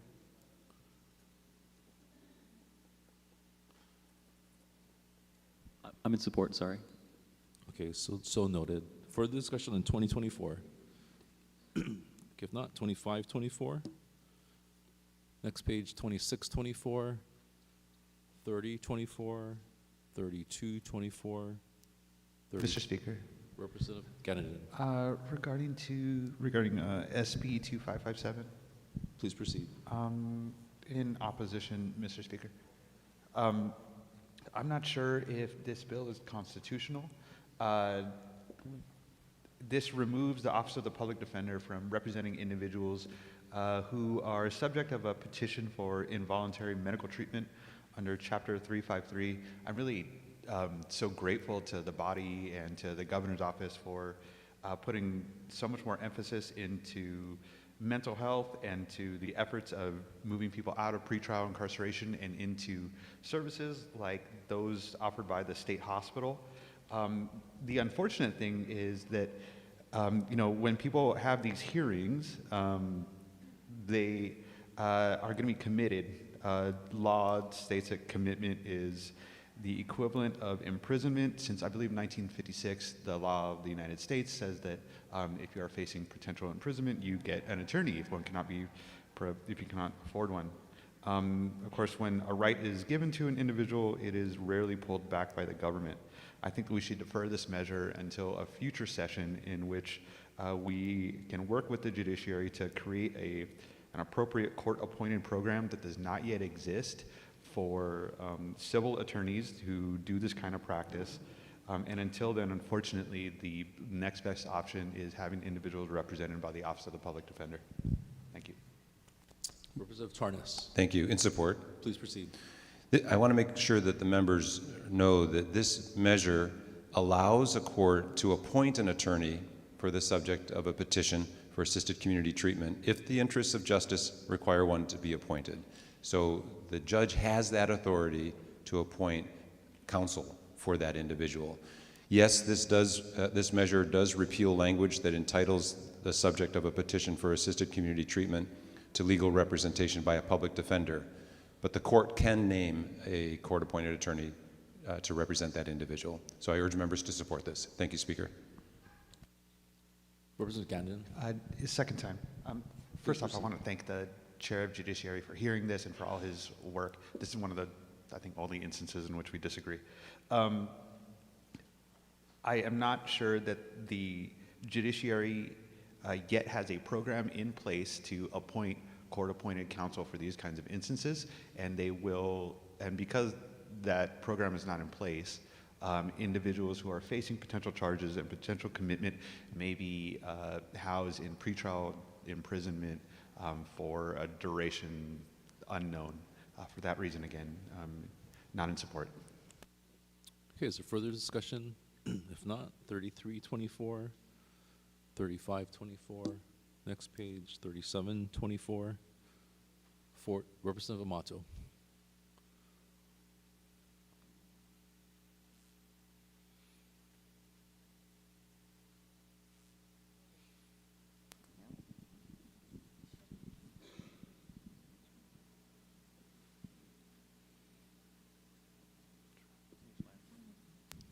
Should be on. There we go. Thank you. My apologies. Thank you, Speaker. In support. Oops. Please so proceed. We need to diversify our economy, and we need good-paying, eco-friendly jobs. This is why I'm a strong advocate of the film industry, and I support encouraging their success in Hawaii.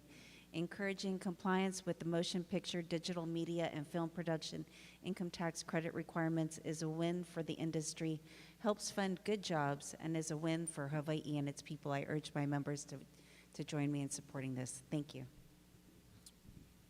Representative Ward. Speaker, strong support. Please proceed. I reiterate what I've said many, many times on this floor. We should be the Hollywood of the Pacific. This one gets it's closer to it.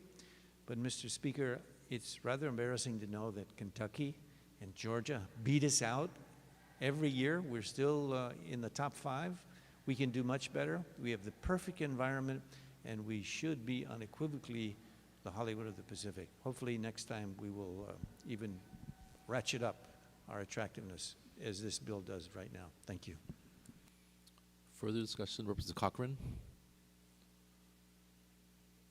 I just wanted to go back to another bill, but after this. Okay, let's finish 3724. If not, Representative Cochran. Thank you, Speaker. Sorry, I missed SB 2066. What was that one? Okay, 3524, please proceed. Yeah, no, with request for written comments on that. So ordered. Thank you. Representative Souza. Mr. Speaker, at the appropriate time, can we go back to 16-24? Yes, please proceed on 16-24. With reservations, thank you.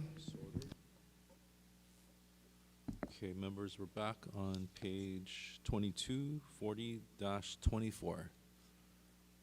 4124. Representative Ward. Speaker, may we go back again, please, to 2624. Okay, please proceed on 2624.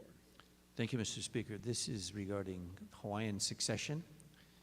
Currently a DHL Support or beneficiary. opposition? In strong support, sir. Please proceed. Currently, a DHL beneficiary is unable to pass their property onto a successor who is less than 50% Native Hawaiian. And this is when they're in their 15-year compliance, which is a rental period. This measure would correct that unintended consequence experienced by these individuals and give them a break. And Mr. Speaker, we know there's still 29,000 on the wait list. This type of bill helps many more get, but we still have a long ways to go. So this is a good bill, and it will help the DHHL community. Thank you.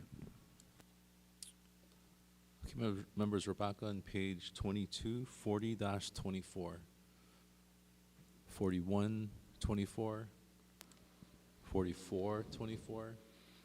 Representative Perrick? In support of 24? 41-24? Yes. Please proceed. Thank you. This is a tough-on-crime bill against fireworks. This law lets police and fire officials to check places where fireworks are sold or kept to make sure where they follow safety rules. It sets rules for inspections and record-keeping by the Department of Law Enforcement. So many constituents in Waipahu, they don't like the fireworks going off at all hours of the night, and this bill seeks to address that issue. Thank you. Representative Takayama. Mr. Speaker, in support, may I have written comments inserted into the record? So ordered. Thank you. Okay, we're on 44-24, 45-24, next page 46-24, 48-24, 49. Representative Lowen. Thank you, Mr. Speaker. On STANCOM Report 4824. Please proceed. Thank you, Mr. Speaker, in support. After more than 30 years of farmers' pleas for help in fixing Hawaii's coffee labeling laws falling on deaf ears at the legislature, this year we're finally making progress. And by 2027, after a tiered phase-in, specialty coffee geographic origin names will not be allowed to be used on packages that don't contain a majority of product from that region.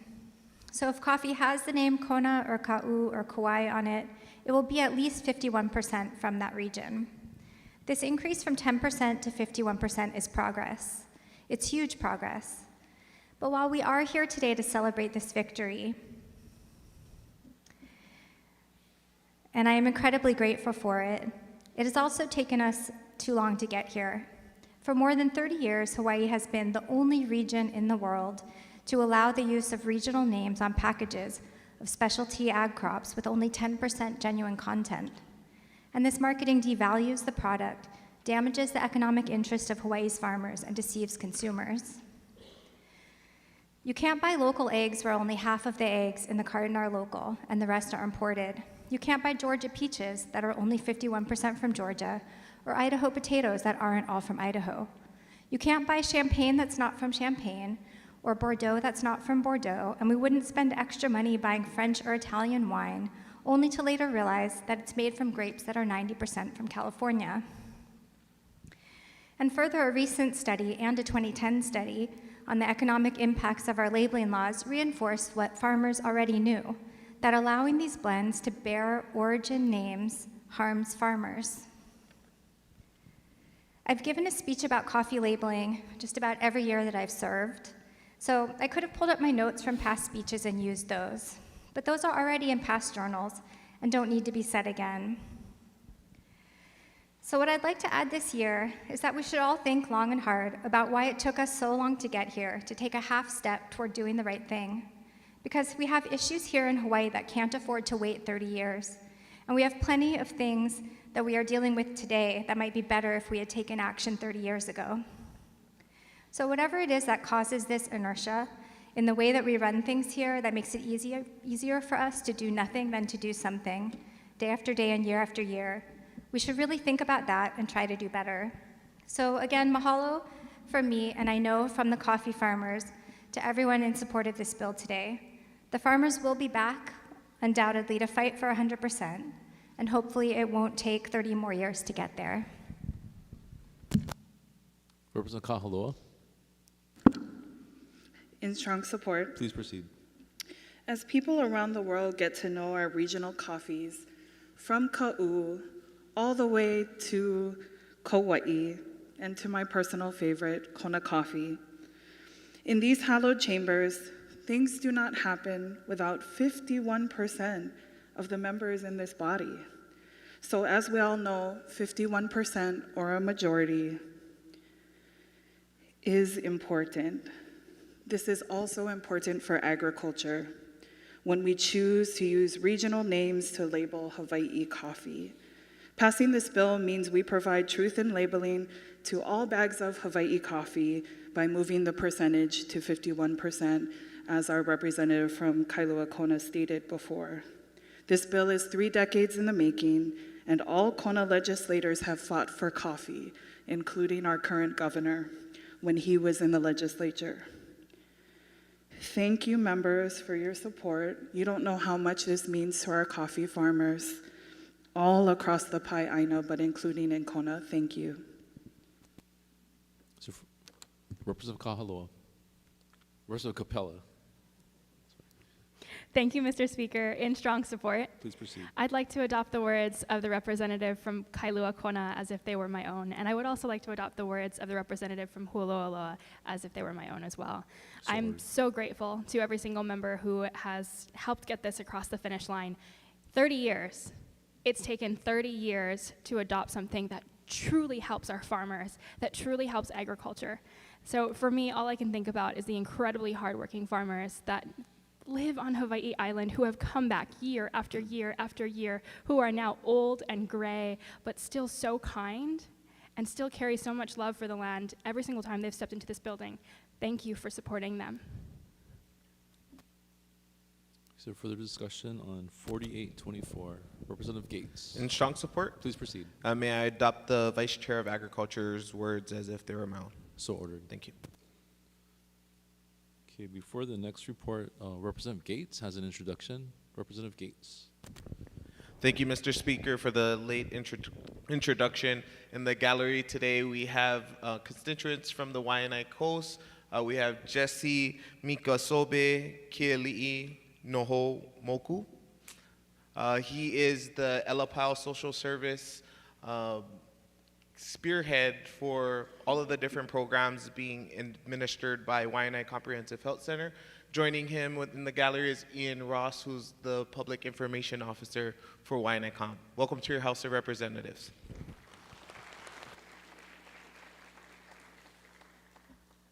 Okay, members, we're on 4924. Any discussion? Representative Amato. So ordered. Okay, 50-24, 5024, 5124. Next page, 5224, 5324. Representative Kahaloa. Thank you, Mr. Speaker. Macadamia nuts are one of Hawaii's most gifted products. This is in support, correct? In support. Please proceed. Macadamia nuts are one of Hawaii's most gifted products, yet as we stand here today, consumers have no guarantee that the mac nuts they purchase in a local shop or with a local name are indeed local macadamia nuts. This measure is critical as it impacts 600 plus macadamia nut farmers, with most on Hawaii Island and some in my district too. The macadamia nut industry produced over 400 million nuts in 2021 and is our second most valuable agricultural commodity here in Hawaii.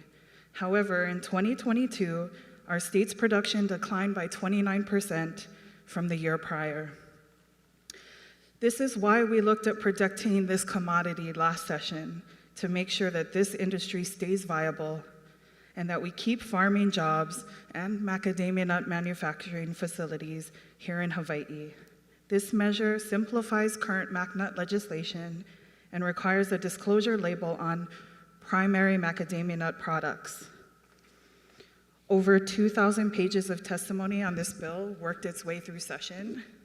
There have been many discussions with stakeholders, and I'm pleased to say that we found consensus with our Senate counterparts and with the support of our Speaker to move this bill forward. I honestly didn't believe this would be possible this session. But we have a bill, and this measure is meant to protect the consumer, protect our local farmers, and protect the Hawaii brand. Thank you, members. Representative Gates, In strong support, please proceed. may I adopt the words of the Vice Chair of Agriculture as if they were my own? So ordered. And may I insert written comments into the journal? Yes, so ordered. Mahalo. Further discussion? If not, 5424, 5524, Representative Perrick, In opposition. please proceed. This bill allows pharmacists to administer vaccines to 3-year-olds, but parental consent isn't mentioned in the bill. There were some pharmacists that submitted testimony on the bill, and they mentioned that, yes, parental consent is not mentioned in the bill, and it's not needed. So I'm voting no, because I think parents should be involved in the process of their kids at 3 years old getting vaccines from pharmacists. Representative Quillen, In support, Mr. Speaker. Please proceed. And I hope that nobody is suggesting that 3-year-olds are going to start walking down to Longs to get vaccinations. is there further discussion, members? If not, next page, 5624, 5724, 5824, Representative LaChica, Mr. Speaker, in support, please proceed. this bill would prevent the distribution of deceptive deepfakes during an election period. This is similar to House Bill 1766, which crossed over to the Senate. Mr. Speaker, while the use of artificial intelligence or AI technology has its benefits, its potential for misuse can't be ignored. And deepfakes are manipulated media of a person's image, video, or audio saying or doing things that they didn't. And it can be damaging not just to a candidate who's running during an election, but to any individual when this is used irresponsibly. Mr. Speaker, this bill goes after these bad actors who recklessly distribute these deepfakes regardless of the risk. And while it does not prevent people from creating deepfakes, it does create strict disclosure requirements as well as penalties. And I just wanted to mahalo our House Judiciary and Senate chairs for helping to advance this measure, the conferees, and as well as House leadership for their support. Mahalo. Representative Ward, Speaker, in support. please proceed. If anybody is unsure of the danger of this bill, there is a Mayor Blangiardi speaking of the great benefits of marijuana. And we know that Mayor Blangiardi, with Prosecutor Alm, et cetera, were one of the reasons why there was such a pushback. So what this bill does is already active out in there in social media, and I know this is an election year, we should be very aware of it, and hopefully this passage of this bill sends a message to the community. Don't play around with AI, and I think we should apologize to the mayor for whoever implicated him to being a lover of weed. Thank you. Is there further discussion? Representative Garcia, With reservations. so ordered. Okay, we're on 6024, 6024. Any discussion on this or other measures? If not, Representative Ward. Speaker, could we go back to 5724? And Yes, with comments in the 5724. 5724, comments in the journal, please. In support or opposition? In support. So ordered. Any further discussion on these measures? If not, we'll be taking the vote. Representative Morikawa. Mr. Speaker, on the measures before us, all majority members vote aye with the exception of the following. On page 18, CCR number 4-24, HB number 2458, HD1, SD2, CD1, Rep. Amato votes no.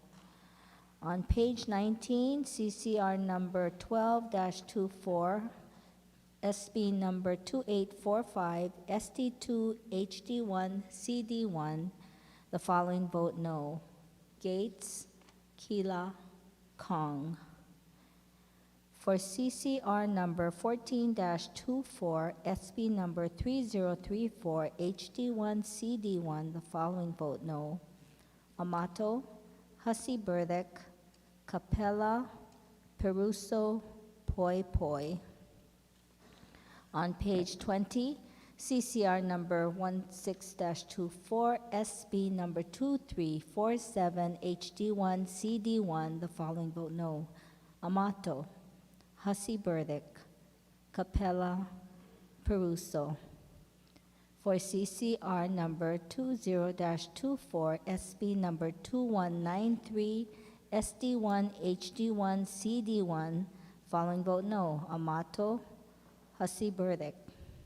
For CCR number 25-24, SB number 3011, SD2, HD1, CD1, the following vote no. Kahaloa, Lamasao, Poi Poi. On page 21, CCR number 30-24, SB number 2718, SD1, HD1, CD1, Rep. Amato votes no. For CCR number 32-24, SB number 2557, SD1, HD1, CD1, the following vote no. Amato, Ganaden, Hussey Burdick, Capella, Peruso, Poi Poi. CCR number 35-24, SB number 2066, SD2, HD2, CD1, following vote no. Amato, Hussey Burdick, Capella. On page 23, CCR number 48-24, HB number 2298, HD1, SD2, CD1, following vote no. Kong, Onishi. CCR number 50-24, HB number 2390, HD2, SD1, CD1, Kong votes no. On page 24, CCR number 52-24, HB number 2369, HD1, SD1, CD1, Rep. Amato votes no.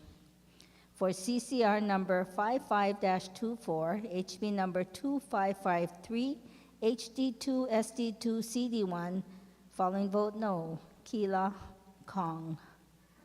On page 25, CCR number 57-24, HB number 1577, HD1, SD2, CD1, Rep. Kong votes no. For CCR number 60-24, SB number 3191, SD1, HD2, CD1, Rep. Amato votes no. Representative Garcia. On the measures before us, all minority members vote aye with the exception of the following. On page 18, CCR 5-24, House Bill 1916, House Draft 1, Senate Draft 1, Conference Draft 1, Perrick votes no. On page 19, CCR 1224, SB 2845, SD2, HD1, CD1, Reps Garcia, Perrick, and Souza vote no. CCR 13-24, SB 2927, SD1, HD1, CD1, Reps Garcia, Matsumoto, and Perrick vote no. CCR 1424, SB 3034, HD1, CD1, Souza votes no. Page 20, CCR 17-24, SB 2333, HD1, CD1, Reps Alcos, Garcia, Matsumoto, Perrick, and Ward vote no. CCR 2524, SB 3011, SD2, HD1, CD1, Reps Alcos, Garcia, Matsumoto, and Perrick vote no. On page 23, CCR 46-24, House Bill 2475, HD2, SD1, CD1, Garcia votes no. CCR 49-24, HB 2020, HD2, SD2, CD1, Garcia votes no. CCR 50-24, HB 2390, House Draft 2, Senate Draft 1, Conference Draft 1, Garcia votes no. Page 24, CCR 52-24, HB 2369 HD1 SD1 CD1, Reps Alcos and Garcia vote no. CCR 53-24, HB 2278 HD2 SD3 CD1, Perrick votes no. CCR 55-24, HB 2553 HD2 SD2 CD1, Reps Garcia and Perrick vote no.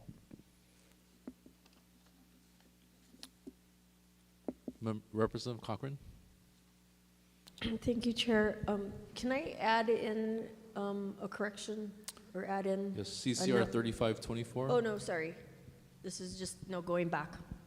Do you want to cast the vote?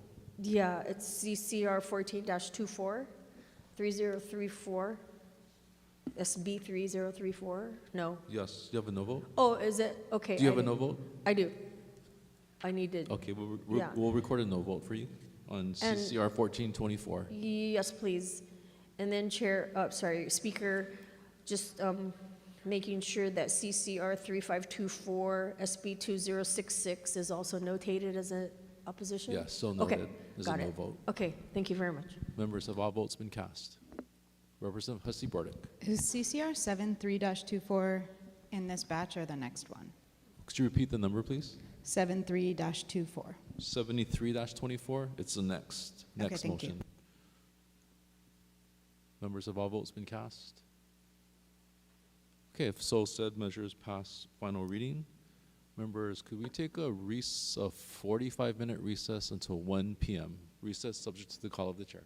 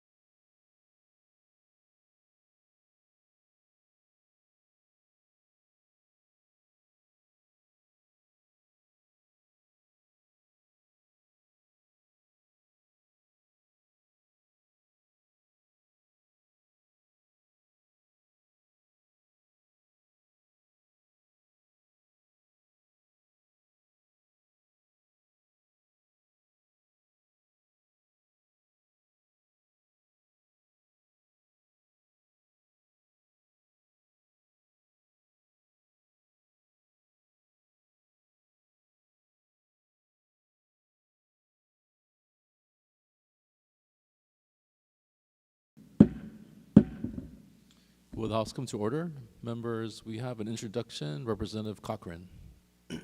Thank you very much for this opportunity, Speaker. I just want to recognize Lahaina Strong in the House right now. I appreciate all their time, energy, and effort coming up here.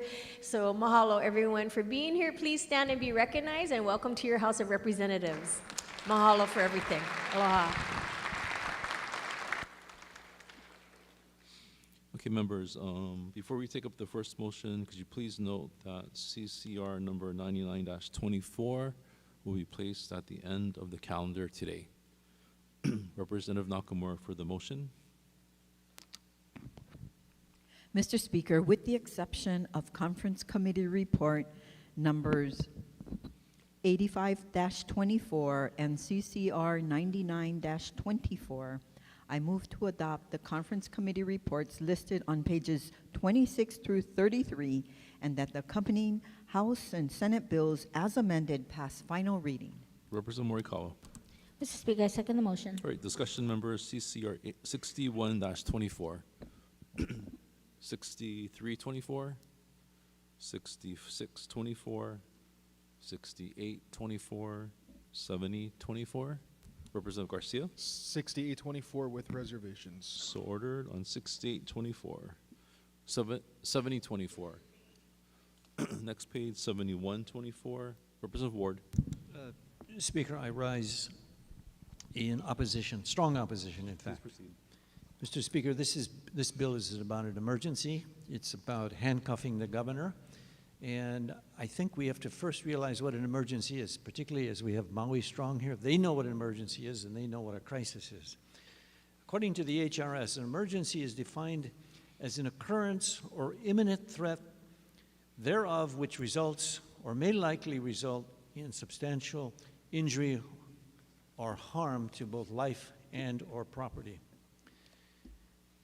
We want to be open. We want to be certain that the emergency is taken care of. But, Mr. Speaker, this bill says before the governor can release any money, we've got to get a Mother May I of 14 days from the legislature. Mr. Speaker, that makes no sense. We got houses burning. We got, it could be an Aniki as we had in 1992. Why do we want to hesitate when lives are at stake? I can't understand this. Even Haima was against this. The Department of Budget was against this. You know, when you get those who are in the business of fixing emergencies and they're against it, and it doesn't make good, sound policy, it looks like a grudge match. And I don't know who the authors of this bill is or who have got something to go with the governor. But let's not handcuff the governor, Mr. Speaker. This could cost people's lives and property, and because of those reasons, anybody who votes yes for this bill is really asking for endangering the people of Hawaii, and that's not why we're here. Thank you, Speaker. Further, Representative Ichiyama. Mr. Speaker, in support. Please proceed. I am in support of this bill, and I just want to clarify a couple points. First of all, we have established a major disaster fund in our state treasury as well as in statute, and that fund has emergency dollars that are made available to the governor if he or she decides that there is a disaster that needs to be responded to immediately. And typically we funded that in the amount of $5 million on an annual rolling basis. This year's budget appropriates additional millions of dollars into the major disaster fund, and that's funds that the governor can tap in the event of an emergency without having to ask us either way in any case.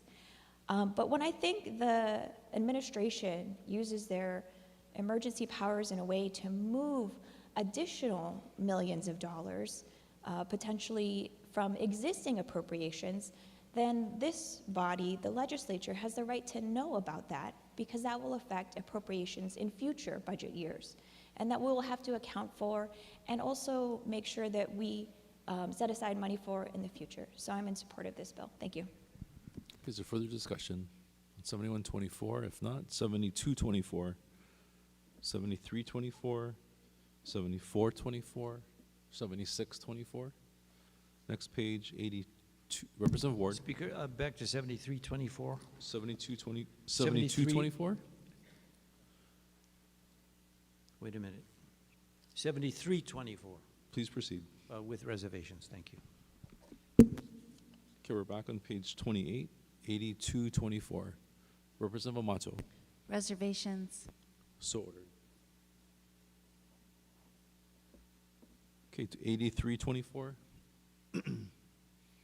Representative Martin. Thank you, Speaker. In strong support. Please proceed. And I'd like to thank all those, especially the housing chair that worked on this bill to get the language just right. Because of concerns raised by Kailua residents decades ago, or 3 decades ago, against vacation rentals that were proliferating in our community, changing the quality of life in our neighborhoods, the city and county grandfathered in all the existing vacation rentals and banned new ones. Since that time, due to the advent of the internet advertising, as well as no will to enforce in the city, we have had an exponential growth in the number of vacation rentals, illegal vacation rentals. We now have a city council and a mayor that actually have tried very hard to change the situation and bring those properties back into residential use.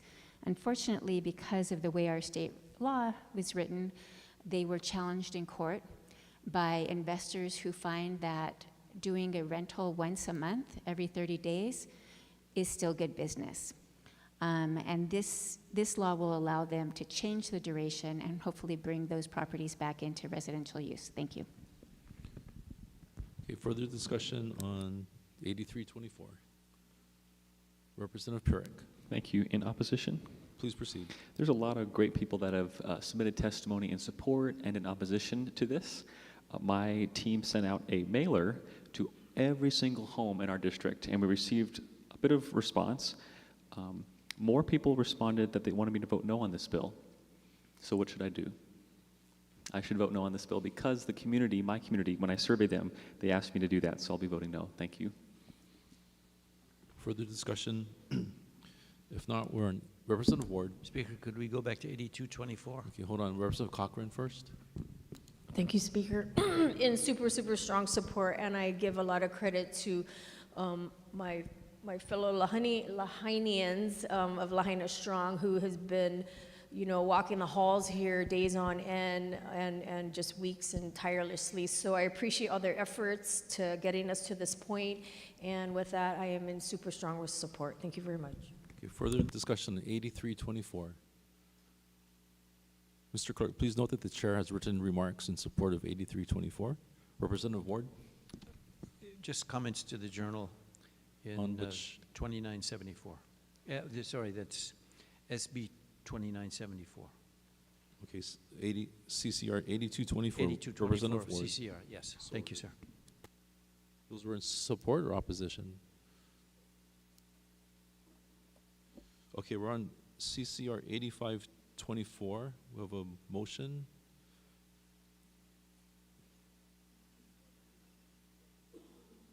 Oh, strike that. CCR 8624. 8924. Next page, 9024. 9524.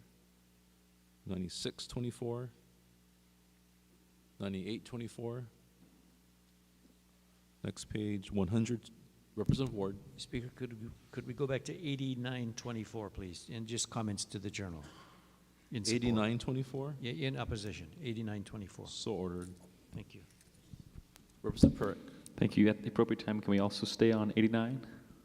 8924? Yes, please. Please proceed. Thank you. In opposition? So this bill would allow the governor to seize control of a vessel for 100 days, so the boat would not be in operation, if they perceive that there's an emergency to the state.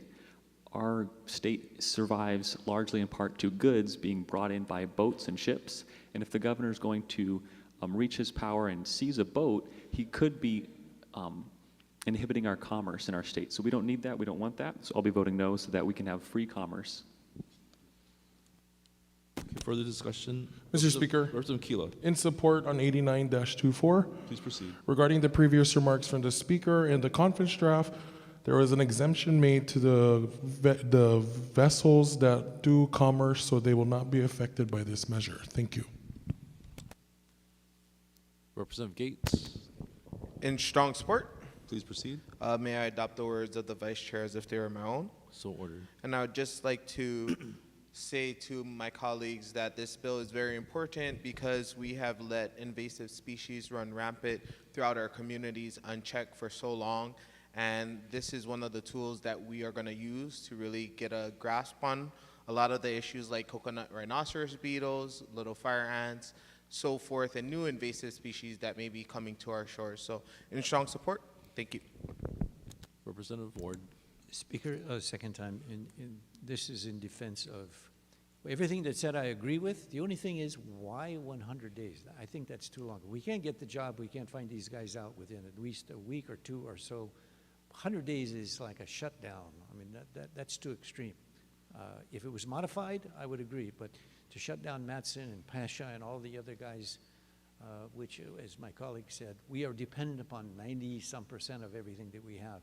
To put those guys in mothballs for 100 days, even though for the great cause, it's too long and it's inefficient. If we can't find a rhinoceros beetle within a week, we don't know what we're doing. Thank you. Further discussion? Okay, if not, we're on page 30, 124, 101, 24, 102, 24. Representative Matayoshi. Thank you, Mr. Speaker. In support. Please proceed. Mr. Speaker, it's no. I'm sorry, I'm on 102.24. We're on 102.24. We are on 102.24. Okay. Thank you to my neighbor. Mr. Speaker, there's no secret that the state has difficulty hiring. There are many reasons for this, and this bill addresses one of them.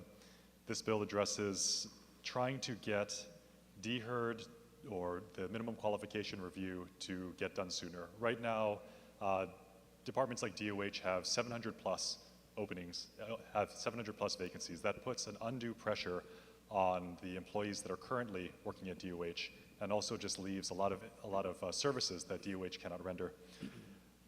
DOH, and for DHERD's part, DHERD is so overtaxed that it's difficult for them to get this minimum qualification check done on the applications for sometimes as much as 6 months, leading to people forgetting they even applied to the state by the time they get a call back.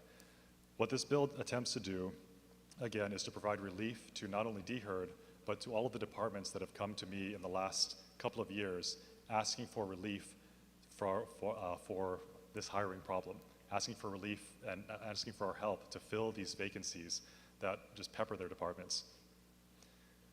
This bill doesn't force the departments to take on all hiring. It's not an attempt to decentralize DHERD, but it is an attempt to allow departments to select which positions they want to take on themselves, which positions they determine are high need in order to do the minimum qualification review themselves and immediately call back and fill those positions with interviews. We also changed this bill, Mr. Speaker, out of concern for DHERD, that the list once vetted by the department, which they're already doing this vetting for internal hiring, that this list will then be sent to DHERD for one more review, which DHERD said they could get out in about 2 to 3 days. But in the meantime, the interviews will already be taking place.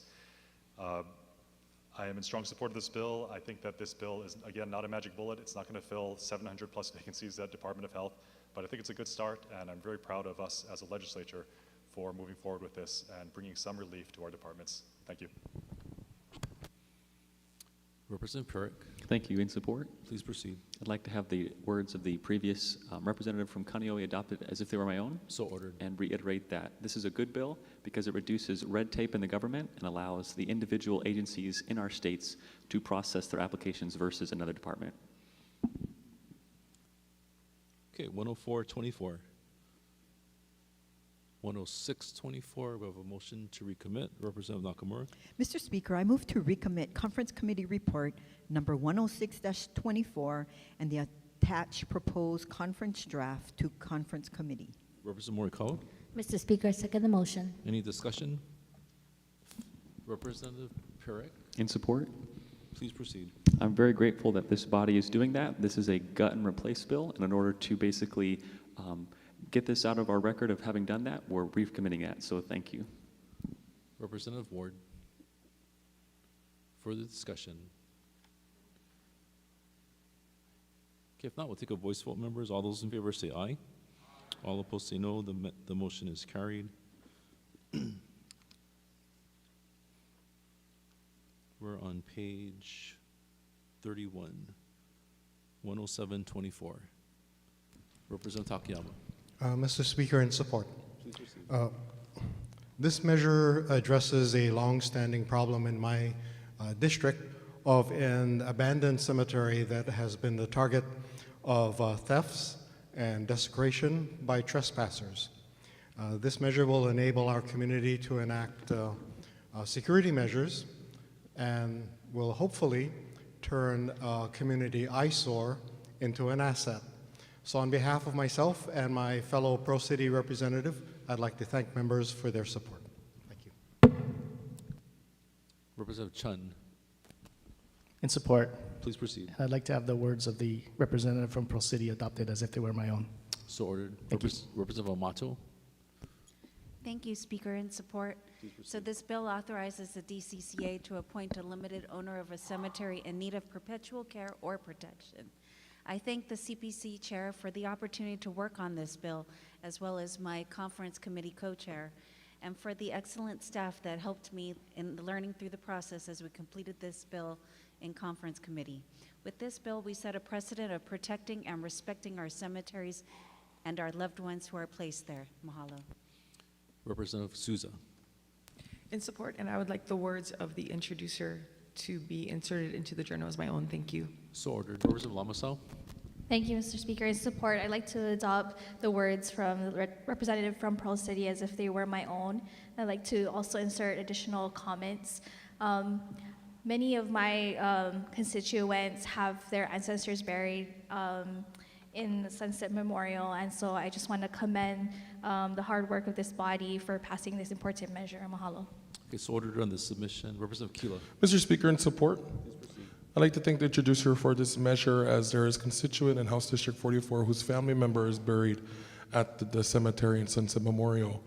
2 weeks ago, they recently cleaned the cemetery after being dismantled and vandalized by several folks. They're excited to learn that through representative from Pro City's efforts that this will no longer be occurring, and I'd like to again reiterate my thanks to the representative for this measure. Mahalo.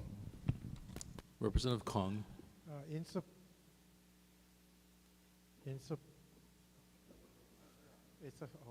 working.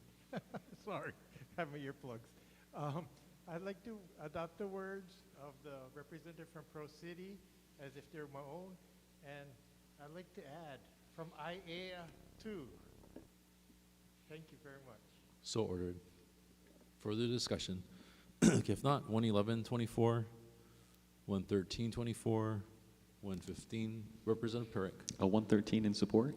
Please proceed. This is a good bill. This basically expands the ability for somebody who was sexually assaulted to have justice. So let's say you're a child and you've been sexually assaulted. Once you reach 18 years old, the law is currently that you're not allowed to file for civil action until you're 8 years old, 8 years after the incident. This bill would expand that to 32 years. So a scenario could be the child has been raped or sexually assaulted as a child. They reach their 18th birthday. 31 years later, 32 years later, they receive counseling and say, you know what, you should seek vindication on what was wrong to you when you were a child. This bill would expand access to vindication, so this is good. Thank you. Okay, 115-24, 123-24. Next page, Representative Amato. On 123-24, reservations. So ordered. Representative Ward. Mr. Speaker, in opposition, if I may. On 123-24? On 120, this is regarding the superintendent's salary, correct? Yes, it's correct. Yes. The difficulty is, let me begin. He's a super guy, does his job, and he's got a super salary, which is right now about $240,000. But according to this bill, as we raise the cap, it becomes higher than the governor, which is already, the governor only makes $165,000, lieutenant governor $162,000, and the attorney general $162,000. I would be willing to pay $500 million or $100 million or $10 million or whatever it takes to get us in the top 5 or the top 10 in the nation. Mr. Speaker, right now we can't even read and do math at the 3rd grade. I'm not sure we're going to reward something that otherwise is mediocrity, and that's not what the basis of our nation has from the beginning. We are a meritocracy, and I think we should make it more performance-based. In fact, if it was performance-based, even raising his salary, I would totally agree. And somebody's going to say, well, there is a portion of it that is performance-based, but let's make the whole thing performance-based, just like you and I, when we go out for re-election.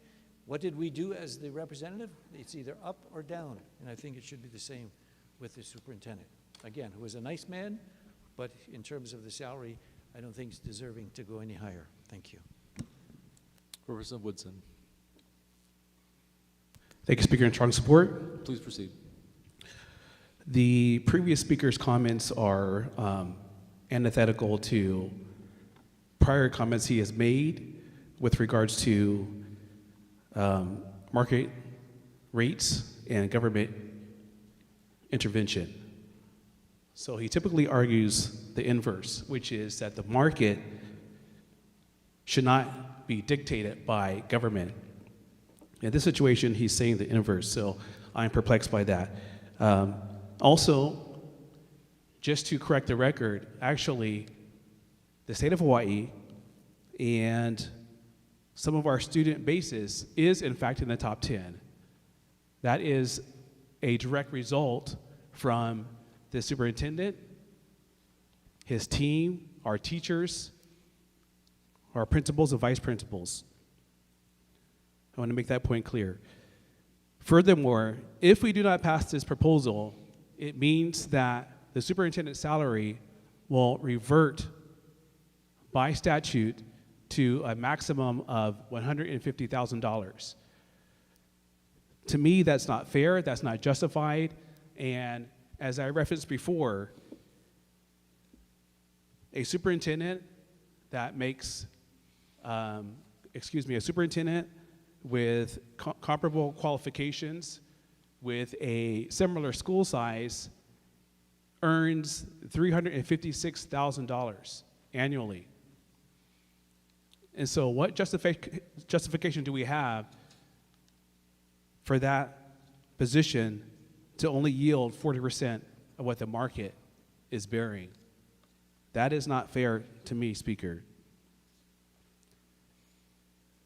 The proposal as it's written, it does not say that the salary cap will increase. It would mean that the Board of Education moving forward would set the superintendent's salary. That is fair, that is transparent, and that's why I'm asking my colleagues to support this proposal. When when the Board of Education was asked specifically about this proposal, the board chair at the time, Haruku, said that he would likely appoint a commission to see what we should pay the superintendent and to make a recommendation to the board, and the board would vote on that. That is a fair and transparent process. And so, although there might be some disagreement, we want to support our superintendent, we want to support our assistant superintendents, our deputy superintendents, and we want to continue to support the continuum of professionals that work in that industry because they are preparing our kids for the future. Now, what happens if this bill doesn't pass and the superintendent says he cannot do it anymore? He can't do it. He walks away. The deputies, because their salary would decrease, say they would walk away. And I would argue it puts our teachers, our principals and vice principals, in a compromising position. Because how could they negotiate for higher salaries if we pay our superintendent 40% of what the market is bearing? That is not fair. That, to me, would be despicable, actually. So if, in fact, the superintendent, the deputies, the teachers, the principals and vice principals, they are doing their job. Top 10 fourth grader reading scores in the nation, according to NATE. Very high scores, which strive high when you look at the larger consortium. Other verifiable metrics that say that we are moving in the right direction, I am humbly asking my colleagues to please support this proposal. Thank you. Representative Quinlan. Strong support, Mr. Speaker. Please proceed. And may I have the words of the Chair of the Education Committee entered into the journal as if they were my own. So ordered. Representative Amato. Thank you, Speaker. I'd like to thank the Chair of Education, and I'd like to change my vote from reservations to yes. So ordered. Further discussion. Representative Latika. Mr. Speaker, I'd also, in support, I'd also like to adopt the words of the Education Speaker as if they were my own. And then just brief comment. This is not an issue of looking at an immediate raise. As mentioned in the measure and in testimony, the superintendent is still subject to a rigorous review process by the Board of Education. This is really a policy of ensuring stability in our leadership.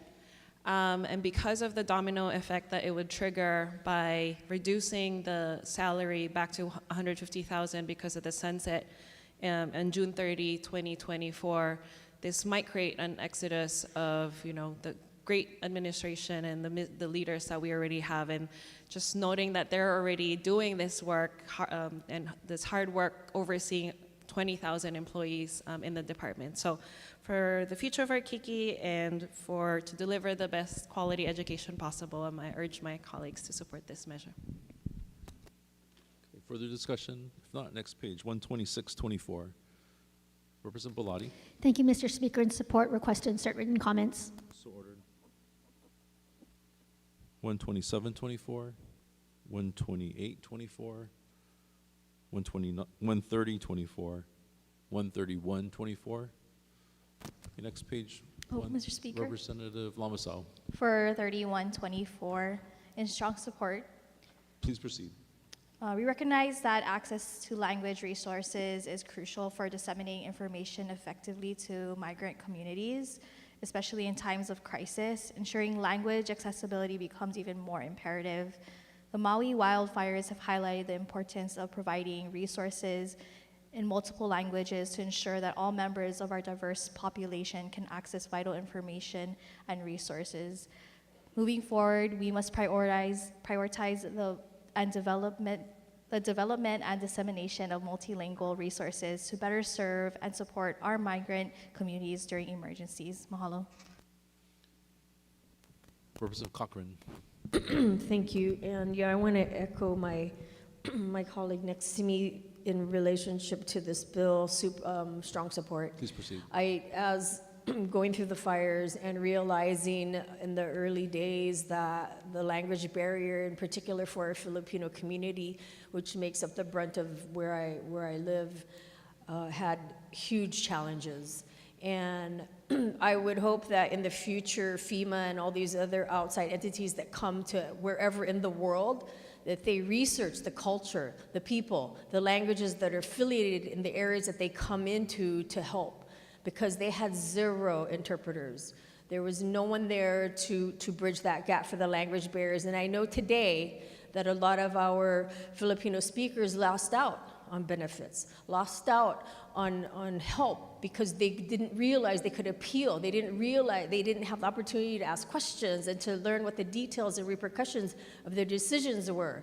So it is, I look forward to this, being supported and to assist in future disasters and any hardships that we may face, because today we still currently need this professional help in our communities, and especially for the future. So I'm mahalo for this bill being pushed forward today. Thank you. Representative Ganadan. In support, Mr. Speaker. Please proceed. Like many of my colleagues, I had an opportunity to actually visit Lahaina. I went there in August of last year for an event at the Lahaina Community Center for the Filipino community. Myself and other members of the Filipino Lawyers Association, we attempted to assist individuals with extending their SNAP benefits, getting a variety of other issues dealt with regarding their housing or benefits. We ran into this problem firsthand. So for those of us that were there, we saw how dire the need was for language interpreters to rebuild Lahaina in the next few years. I didn't know until I got there how strong the Filipino community was across the state, but particularly in this community, in the Lahaina community. For that reason, in strong support. Further discussion, Representative Chica, Mr. Speaker, in support, please proceed. I too am very grateful to have been given the opportunity to assist with the Hawak Kamay, which means hand in hand resource fair, which was in September in Lahaina. My friend Kit Furukawa from the Maui Filipino Chamber of Commerce just got all of the Filipino folks together and had told us, like, hey, look, like our immigrant population, they're not seeking services, and typical of any immigrant population, 1 in every 4 Hawaii residents here in Hawaii is of Filipino descent, and 1 in every 9 is of limited English proficiency. And for that community, they have this fear of authority, they have a fear of being told no, and when they have to go through just pages and pages of immigration papers, financial forms, food assistance, housing, it can be very, very overwhelming. And so it was a very humbling moment to be there in September along with other Filipino, Ilocano, Visayan speakers. But this is really essential as it gets information out quickly and it gets information out to people who need it the most. Representative Martinez, Thank you, Mr. Speaker. In strong support, please proceed. I want to request and adopt the words of the representative from Lahaina as my own. So ordered. Thank you. Are you cold, Representative Martinez? Okay, is there further discussion on this measure? Okay, if not, next page, 13224, 13324, 134, Representative Nakamura. Thank you, Mr. Speaker. In support? 13424? Yes. Please proceed. I want to, first of all, thank you, Mr. Speaker, Finance Chair, and Water and Land Chair for helping to shepherd this bill through our process. We worked during the interim with the counties, with advocates and stakeholders, and with a group of representatives, including my partner working on this project, representative from Kailua Kona, representative from Wahiawa, the representative from Lihue, the representative from Kohala, representative from Kaneohe, who at the end of the day came up with a 35-page document that because of financial constraints, because of legal constraints, and really differing opinions internally about how to proceed and philosophies on how to move forward with this issue. We did come up with a 5-page bill that is a study that the University of Hawaii will conduct to tell all of the landowners in our state whether or not they will have ability to hook up to a wastewater treatment facility. And I think this is an incremental step, but a very important study that will give landowners information that they currently do not have. So I'm very grateful for this incremental step. In the meantime, there are 83,000 cesspools throughout the state emitting 50 million gallons per day of raw sewage.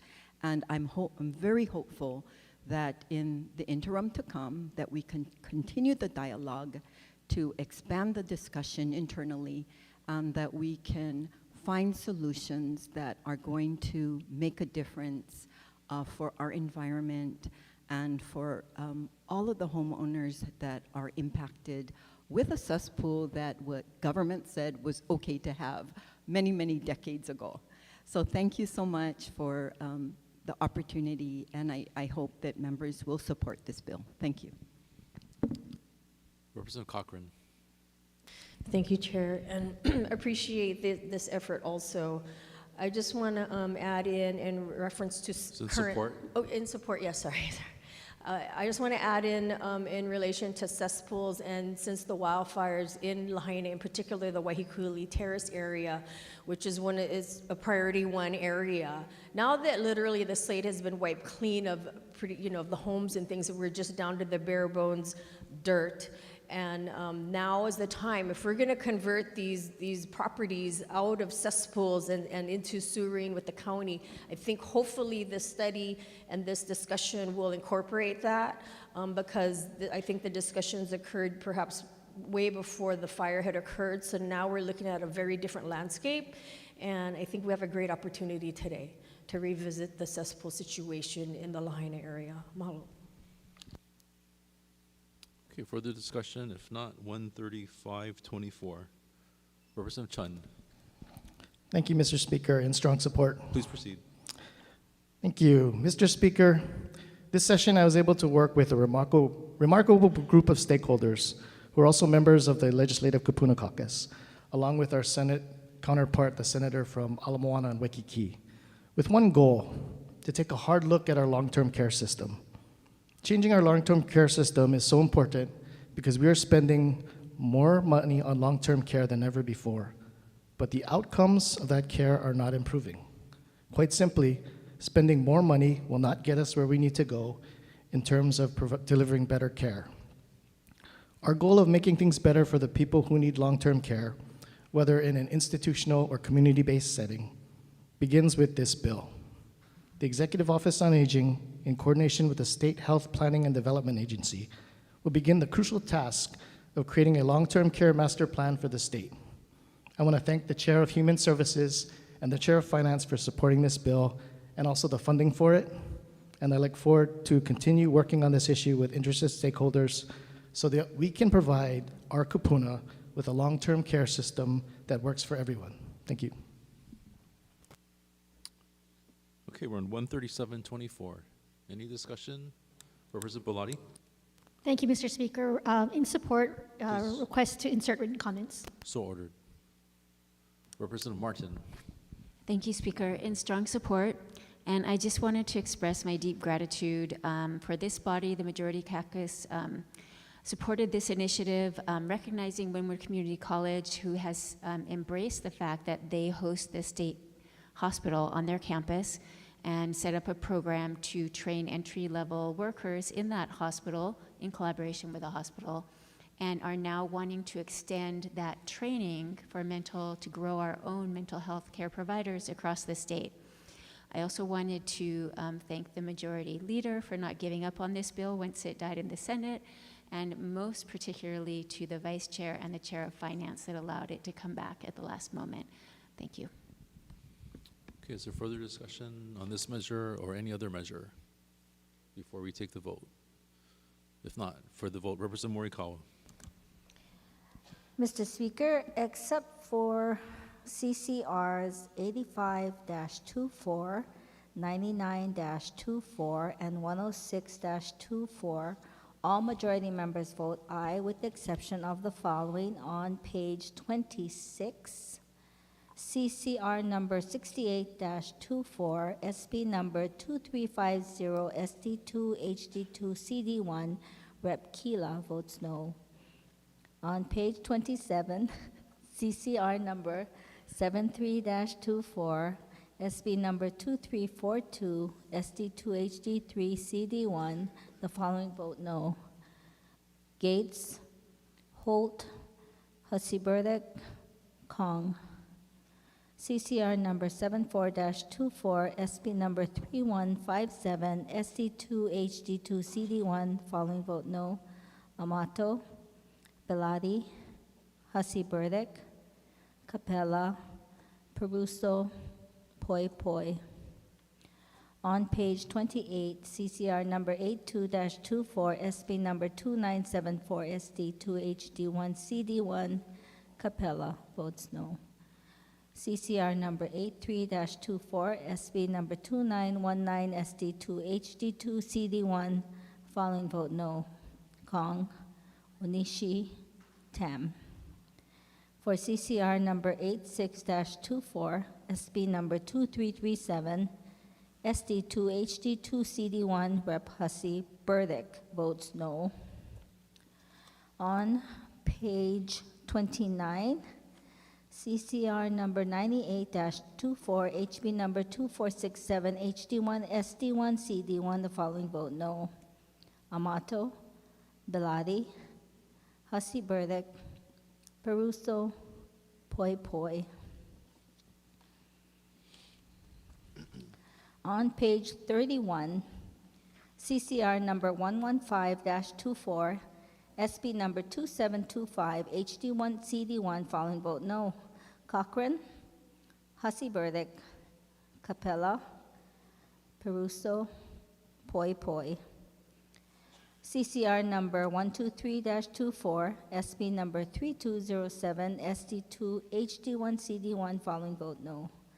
IU, Hussey, Burdick, Capella, Kila, Peruso, Poi Poi, Tam. That's it, thank you. Representative Garcia. On the measures before us, all minority members vote aye with the exception of the following. On page 26, CCR 61-24, SB 2182, HD1, CD1, Garcia votes no. CCR 66-24, SB 2657, SD1, HD2, CD1, Reps. Alcos, Garcia, Matsumoto, Perrick, and Ward vote no. CCR 70-24, SB 2753, HD2, CD1, Reps. Garcia and Perrick vote no. Page 27, CCR 71-24, SB 2512, SD2, HD2, CD1, Reps. Perrick and Ward vote no. CCR 72-24, SB 2132, SD1, HD1, CD1, Perrick votes no. CCR 73-24, SB 2342, SD2, HD3, CD1, Reps. Alcos, Garcia, and Perrick vote no. CCR 74-24, SB 3157, SD2, HD2, CD1, Garcia votes no. CCR 76-24, SB 2983, SD2, HD2, CD1, Reps. Perrick and Ward vote no. Page 28, CCR 83-24, SB 2919, SD2, HD2, CD1, Reps. Perrick and Ward vote no. CCR 89-24, SB 572, SD2, HD2, CD1, Reps. Garcia, Perrick, and Ward vote no. Page 29, CCR 90-24, SB 2413, SD2, HD1, CD1, Perrick votes no. CCR 95-24, SB 2536, SD1, HD1, CD1, Perrick votes no. Page 31, CCR 111-24, SB 2591, SD2, HD1, CD1, Perrick votes no. CCR 123-24, SB 3207, SD2, HD1, CD1, Reps. Alcos, Garcia, Matsumoto, Perrick, and Ward vote no. Page 32, CCR 127-24, HB 1686, HD1, SD1, CD1, Garcia votes no. CCR 128-24, HB 1640, HD1, SD1, CD1, Perrick votes no. CCR 130-24, HB 1925, HD2, SD1, CD1, Reps Garcia and Perrick vote no. Page 33, CCR 132-24, HB 2248, HD1, SD1, CD1, Perrick votes no. CCR 133-24, HB 2685, HD2, SD1, CD1, Garcia votes no. CCR 134-24, HB 2743, HD2, SD1, CD1, Reps Alcos, Garcia, and Perrick vote no. All right, members of Representative Kila. Mr. Speaker, I would like to clarify on CCR 66-24, I'd like to cast a vote of support. And then for CCR 68-24, I'd like to cast a no vote. Okay, so ordered. Members, have all votes been cast? Okay, if so, said measures pass final reading. Representative Nakamura. Mr. Speaker, with the exception of Conference Committee Report numbers 182-24 and 188-24 through 190-24, I move to adopt the Conference Committee reports listed on pages 34 through 41, and that the accompanying House and Senate bills as amended pass final reading. Representative Morikawa. Mr. Speaker, I second the motion. Discussion, members, CCR 138-24 on page 34. 140, 24, 141, 24, 145, 24. Next page, 146, 24, 148, 24. Representative Ward. Speaker, in strong opposition. Please proceed. 148, 24. 148, 24, the unkindest cut of all. Please proceed. That's according to my district. This is one of the worst bills that have come out of this legislature. It's trying to turn Hawaii Kai into Hong Kong or other Representative areas. Ward, we're on 148, 24. 140, oh, that's a 9. You want me to start over? Let's further discussion on 148, 24, members.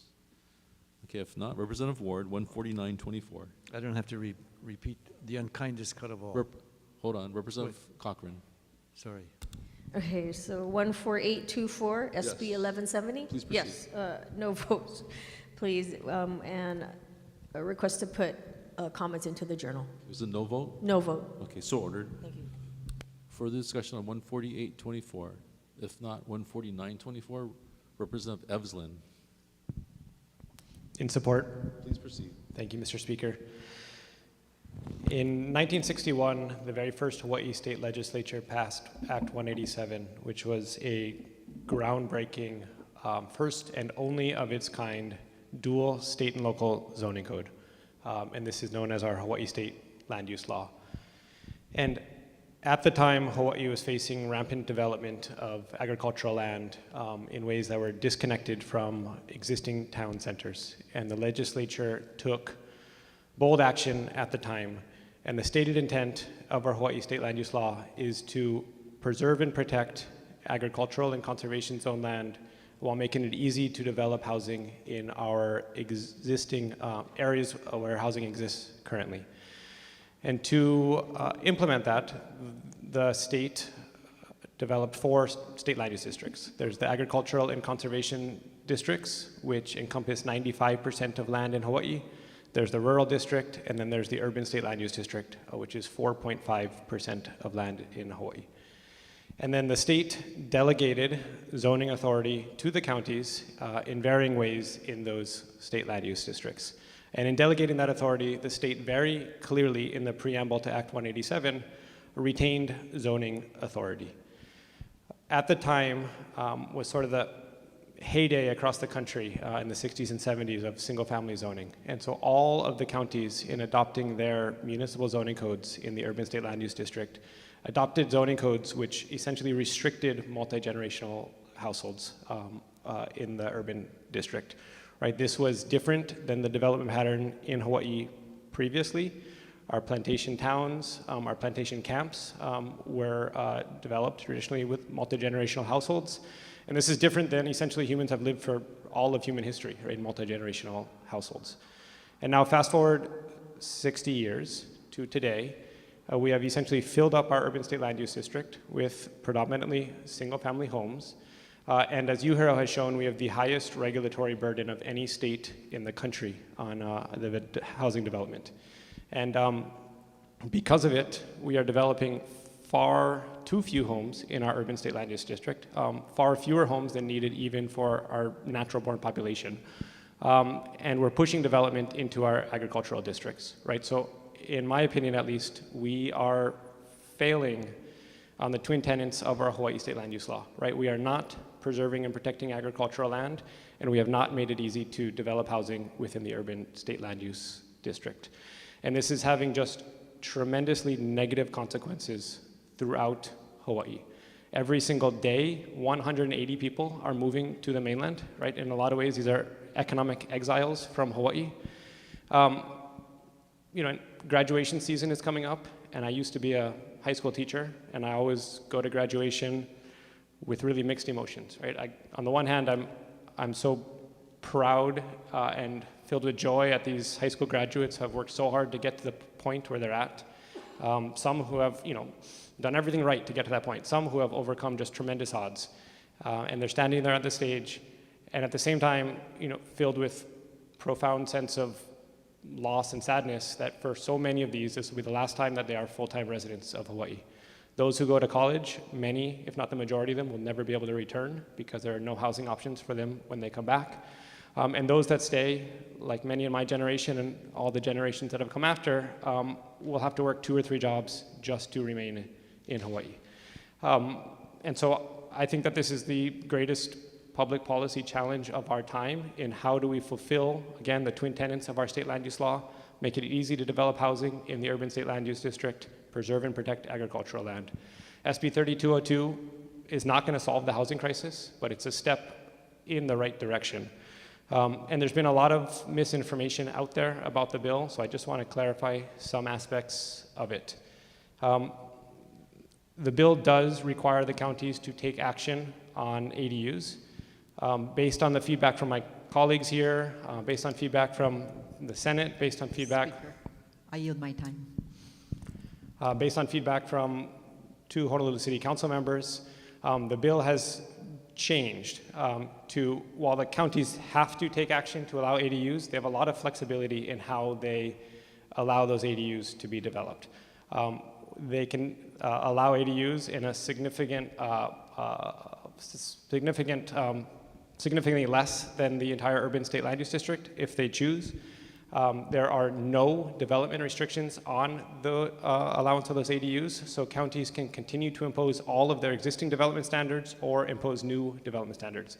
Things like floor area ratio, height, setback requirements, off-street parking requirements, impermeable surface requirements, all of those stand, and the counties can impose them however they choose. In addition to that, existing requirements such as, you know, Honolulu County's owner occupancy requirement or the Ohana unit requirement, which requires a blood relative to live in the unit, those, nothing in the bill preempts the counties from imposing those. In addition to that, the bill is very explicit that counties can continue to reject permits due to a lack of infrastructure, right? The intention here was to push the counties to act, but give them a lot of flexibility in how they choose to act. In addition to that, the subdivision component of the bill, right, would require a ministerial subdivision. The intention there is to reduce red tape on subdivisions. The impact fee section would reduce impact fees for small units. It would eliminate impact fees for the conversion of single-family homes to multifamily. And then lastly, the covenant section of the bill would simply require future covenants not to restrict against ADUs. So again, you know, this bill isn't going to solve the housing crisis, but I do think it's an important step in the right direction.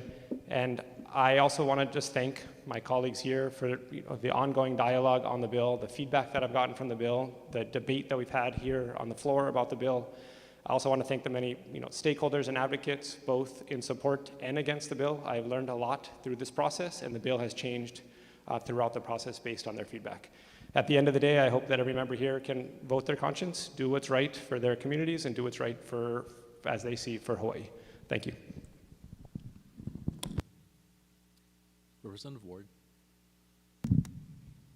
Thank you, Mr. Speaker. I proceed as my comments left off with this, according to my community, is the unkindest cut of all. It's the worst bill that we're going to put through because it's going to turn my community into something it doesn't want to be. This is opposition, correct? In opposition. I appreciate the housing chair and his comments, a great history of the crisis that we've had probably from the beginning, because we've always had an identity crisis. Sometimes we think we are Los Angeles, can spread out. Sometimes we think we can, like Hong Kong, go up. We still haven't figured it out, Mr. Speaker. But this one is not the solution. The problem is, even if what he just said is true, those people who come in and buy land and then build all of these ADUs, you think that's going to lower the price of housing? You think this is going to help people at all? It's going to bring more, just like the Airbnb came in and they bought houses and they're doing their Airbnb and making lots of bucks, like Maui's got 20 properties per individual for some crazy reason. The point is, this is going to make it worse. One of the big developers has contacted my office and said, you know, you guys are heading in the wrong direction. You think you're solving a problem, but you're actually creating one by cutting up land, but not making any of the costs go down. So we're creating a market. If we think Airbnb was a problem, this is the mini developer series of monster homes and places like Hong Kong that we have not seen. But hey, you guys have heard enough of what I had to say. I want to quote what the chairman of the city council has said about this particular bill, Mr. Speaker. He has said, "We are deeply disappointed in the conference draft SB 3202, which was amended in relative isolation and in the final hours of this year's legislative session without any public input or discussion. We oppose this measure and are disappointed by the significant changes posted Saturday, April 27, for a final House and Senate vote on Wednesday, May 1. That's where we are today, sir. As you may recall, the Honolulu City Council, through Resolution 2465, voiced its collective concern over the bill's original version, which drew criticism from communities and neighborhood boards across Oahu. In fact, last night, Mr. Speaker, I went to the neighborhood board. They reminded me again how bad this bill is and how it doesn't fit in who we think we are. Now, I know the neighbor islands love this bill because they got big lots. They got a lot of expansion. We should make this bill applicable to those that are under 500,000, but that's another issue. Let me proceed with Council Chair Waters in his statement. Blanket mandates for additional development in residential neighborhoods across the state discount years of thoughtful planning by our communities and county councils. New density requirements not included in previous drafts violate House-Senate conference rules and the state constitution, which requires 3 readings in each chamber, putting the legality of this measure into question. I proceed on page 2 of his letter. 2 additional dwelling units per single-family dwelling, which appears to not include ohana units, put our communities at risk of out-of-state speculation, which I mentioned earlier. Buy up the land, develop it as high density as you can, sell it off at the highest market you can get, and we are left holding the bag. Density, traffic, infrastructure, shortage of utilities, etc. He didn't say that, I just said that, Mr. Speaker. Continuing with Council Chair Waters. It does not appear that the counties can deny applications for permits of additional dwellings based on adequate infrastructure, such as police, fire, emergency services, traffic, and parking. And he goes on and on again, not in support of this, but in saying that, and let me summarize it with my own words. We have a housing crisis, but Mr. Speaker, this is not the solution.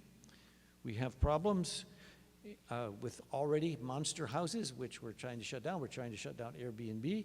And what we are creating now with the intention of very good multiple housing for those who don't have housing, we're going to create a market that's going to make it where people move in with the money, and all those who are the ones, the 15,000 leaving every year, are going to even leave more and quicker. Having said that, Mr. Speaker, I see you've given me the timeout sign. Or is that for somebody else? Matsumoto. Oh, Mr. Speaker, I yield my time. Mr. Speaker, you say I pay very close attention to you, sir. Having said that, my community is totally against this particular bill, and as the good gentleman from the North Shore has coined a term, keep the country country. Hawaii Kai says to me to say to you, to say to all of our colleagues, keep Hawaii Kai, don't pass this bill. Thank you, sir. Representative Martin, In opposition, Speaker. please proceed. This bill has caused a division between certain parts of our state, and I have always tried, when legislation comes up that is specific to a neighbor island or a particular community, to defer to the representative from that area and trust that they and their constituents understand the situation on the ground and what their needs are and what might harm there. We've heard from many suburban districts on Oahu, from neighborhood boards, from residents, from our city council, that they do not like what this bill would force them to do. They have been working very methodically with a lot of public input on Bill 64, which would allow 1 Ohana unit and 1 ADU. This would force 2 ADUs, and it's being done in the name of intergenerational housing, which I can say we already have in my district with our Ohana units. And it's also being done in the name of affordability. And we heard in testimony on Maui when they instituted a policy to allow 2 additional ADUs that prices went up. I would ask this body to follow the old saying, do unto others as you would have them do unto yourself, and, you know, leave the communities that do not want to be part of this, that want to make their own way along a similar path, but with their own nuances. Let them do their own thing. Thank you, Speaker. Okay, further discussion. Representative Matsuyoshi, Thank you, Mr. Speaker. In opposition. please proceed. I won't bore everyone too much. I know I've spoken a lot on this bill. To me, I actually agree with the housing chair on a lot of things, that we don't want to continue to expand into agricultural areas. We don't want to keep converting ag or conservation land into residential zones. But I think the fundamental disagreement is where the development should take place. I think that we did figure out whether we should be expanding horizontally or vertically. And the plan that I thought we had was transit-oriented development along the rail line. Now I can only speak for Oahu. I cannot speak for the neighbor islands. And honestly, I'm just another representative coming from a suburban district. But I have been listening to my constituents, and I've been thinking about this and how this would apply to Kaneohe and Kailua, and it disturbs me. It seems like this bill is trying to expand horizontally without expanding the bounds horizontally. It's trying to pack in more houses into our neighborhoods where that was never the intention, and that would change the fundamental nature of our communities. And that I cannot support. I think that we should be building more housing. I certainly think that building more housing would be good and would drive down prices. I think that should be vertical housing along rail stations. That's why we're building this rail in the first place for Oahu. Again, I can't speak for the neighbor islands. Maybe the neighbor islands want this. I can say that Oahu and the suburban districts definitely do not want this. I wish there was another way. I honestly wish that we had the space in Hawaii to expand like a Las Vegas, like a Los Angeles, that we could continue to expand into wide open deserts, that we had space to build houses for everyone who wants to live here, and everyone could have a single family house. It's just not that way in Hawaii. And if we try to do what this bill is intending to do, I really fear that we're going to reach a point where we can't turn back, where the nature of our communities is going to be so different, so dense, so compact, that and have so many more cars and people on the streets that it's going to be irreversible. I agree with the representative from Kailua that if we allow more ADUs, it's not necessarily going to make housing prices go down. I mean, anyone here who has tried to buy a house in the past has seen that housing prices for a large lot that could possibly have room for expansion for other homes, that they go for more, because the home buyers know that they can expand, that they can perhaps build a rental unit, get more income from that. This bill would make every lot that. And expecting the price to go down when you're adding, for all the lawyers in here, when you're adding more sticks to the bundle, I think is just fallacy. So I stand in strong opposition to this bill. Thank you. Representative Cochran. Thank you, Speaker. In opposition, Please proceed. and to add comments into the journal, please. So ordered. Thank you. Representative Hussey Burdick. Thank you, Mr. Speaker. In respectful opposition. Please proceed. I appreciate that the chairs did remove the most controversial portions of the bill requiring the counties to approve significantly smaller minimum lot sizes. However, this bill still requires the counties to approve additional ADUs without any kind of mechanism to prevent outside investors or companies from buying up all these properties, adding on ADUs, and renting them out at top dollar. This, Mr. Speaker, is urban sprawl, and it is not the answer to our housing crisis. Most of our districts are already struggling with overburdened sewer systems and roadway congestion. If every lot could suddenly generate an additional 2 to 3 times the rental income by adding on ADUs, it will actually increase the cost to buy the whole lot and push the dream of home ownership even further away from our younger generations. This bill ensures that people like me will only ever be able to rent tiny rooms in crowded houses surrounded by dozen roommates. There are so many easier and better ways to reduce the cost of living, like imposing a steep vacant homes tax to incentivize the existing 20 to 25% vacant units to go back on the market and bring prices down, investing in high-density transit-oriented development in the urban core, or fixing the unacceptable permitting backlog that is caused by corruption, bureaucracy, and outdated technology. The passage of this bill would almost certainly result in a flood of new permit requests to build ADUs, exacerbating the existing backlog to unprecedented levels. Flooding the market with new ADUs might temporarily reduce the cost of those units until the market adjusts, but this bill will not actually reduce the cost of housing. It only benefits the developers and the construction industry. Thank you. Representative Garrett. Thank you, Mr. Speaker. Rising in opposition with brief comments, please. Please proceed. Mr. Speaker, let me preface my remarks by saying how much I appreciate the Housing Chair's commitment to solving the affordable housing crisis. As a fellow freshman, I've gotten to know him quite well during our first term together, and I know he's very knowledgeable and passionate about this issue, and I feel we're very fortunate as a body to have someone with his expertise serving in this capacity. Mr. Speaker, the legislature is designed to be a marketplace of ideas, a place where reasonable minds can differ. As much as I respect the representative from Lihue, I'm afraid that's where we are today with this bill. Two reasonable people who happen to disagree. As someone who represents a community within Honolulu proper, I know that we do not have the sufficient infrastructure in place in older neighborhoods like Manoa to support the type of densification being proposed by this bill.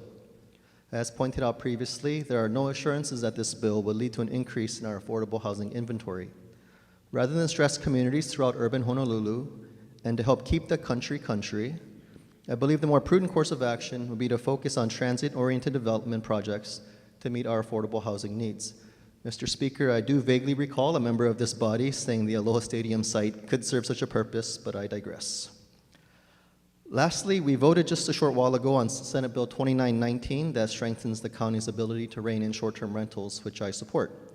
In that conference committee report, we noted how that bill reinstates and supports home rule authority relating to zoning.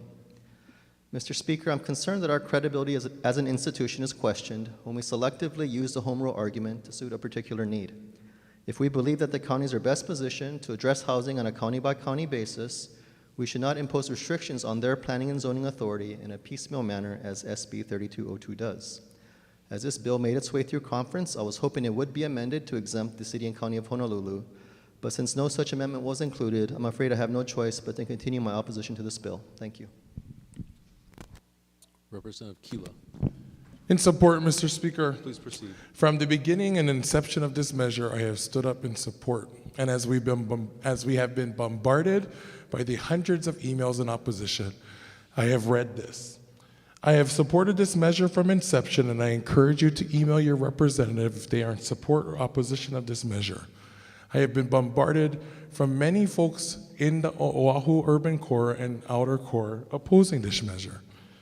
I've received one email from one of my constituents in support. Mr. Speaker, if folks had the time, money, and opportunity to rally around this measure the same way folks in opposition has, I'm sure there'd be a much different email outcome.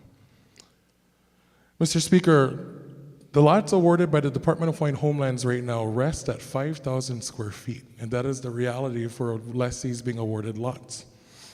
To the comments of being squeezed into houses and not affording rent, that is the reality of folks right now. In House District 44, from my house to the nearest H1 access without traffic, it takes 20 minutes. On a commuting day from the H1 corridor Kapolei exit to Maili, on any given day it can range from 45 minutes to an hour on the already extenuating travel that folks must take.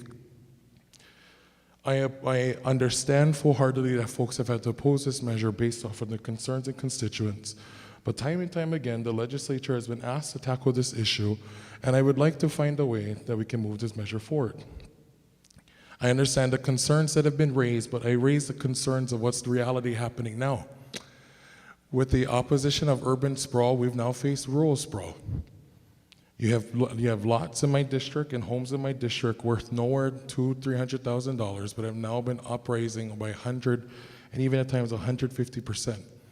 These homes are not affordable to the folks in my community, but they're affordable to the folks who cannot afford a home in the urban core. Mr. Speaker, my residents and my constituents are being priced out of their own neighborhood that they can no longer call home. So to the arguments raised of keeping their neighborhood, I have said time and time again, I cannot keep my district if the folks who make this character my district leave. I hope that there's a better way we can find a path forward, and I understand that housing is a contingent issue, but in respect to the resolution that was posed by the city council, my council member was the only one to vote in opposition. So for the districts that she represents, from Makaha all the way to Kapolei, I stand in support of SB 3202. Representative Bellotti, Thank you, Mr. Speaker. In opposition, please proceed. request to adopt the words of the representative of District 51 and Manoa, District 22, striking being a freshman. So Thank you, ordered. Mr. Speaker. Further discussion, Representative Lowen, Thank you, Mr. Speaker, in support. please proceed.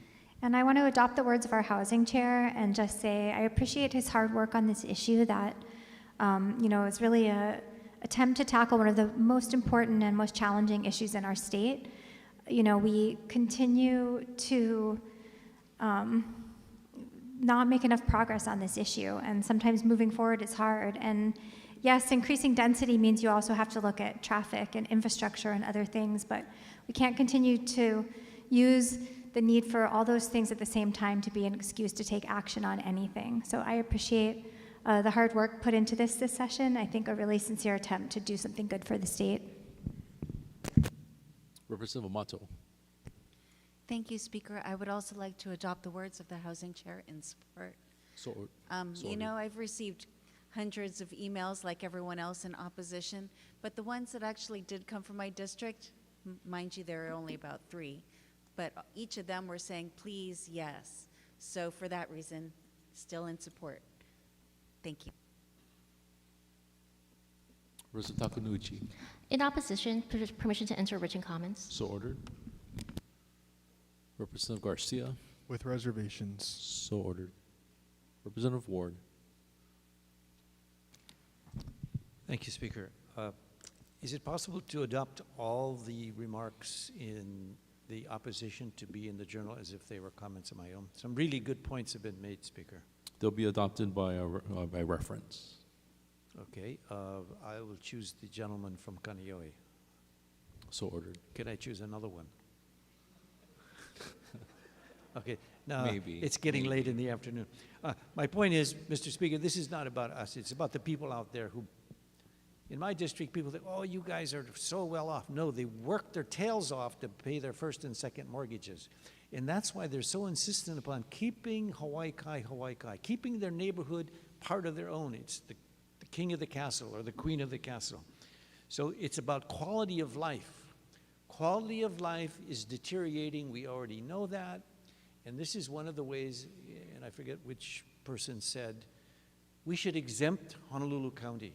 It should be, the neighbor islanders love that. I don't think there's one neighbor island, Mr. Speaker, who doesn't love this bill. And if probably I was on the neighbor island, they wanted, I would probably say the same. The point is, it doesn't belong on Oahu, it doesn't belong in our districts.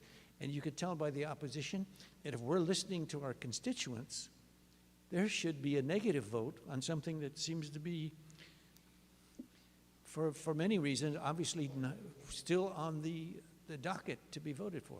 For those reasons, Mr. Speaker, I would hope we would continue to listen to the people of Hawaii and know this one size fits all, and we're going to let the deterioration of the quality of life continue, is not going to be the best way as policymakers for the future of our, not only our state, but for our individual districts.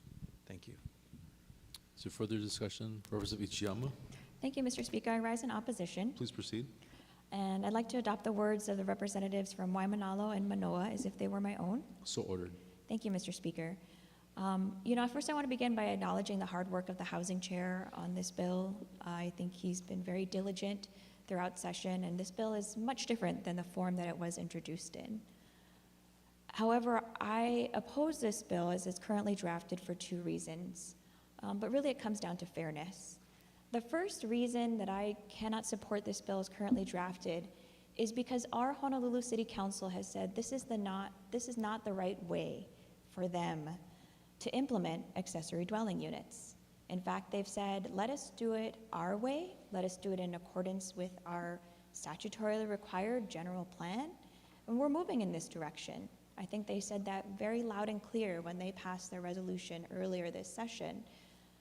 And ultimately, it's the City Council and the counties that will have to deal with the impacts of this legislation. They're the ones who are going to have to look at increasing sewer fees, at additional burdens on our first responders, our police, fire, ambulance, on increased demands and uses on our parks, complaints about parking and traffic. We at the state legislature do not have to deal with the consequences of that will result as of this bill. It's the counties. And to me, it's a matter of fairness if the counties say, let us do this in our own way. We agree with you on the goal, let us work together to reach that goal, then I think that as a matter of fairness, they should be allowed to do that.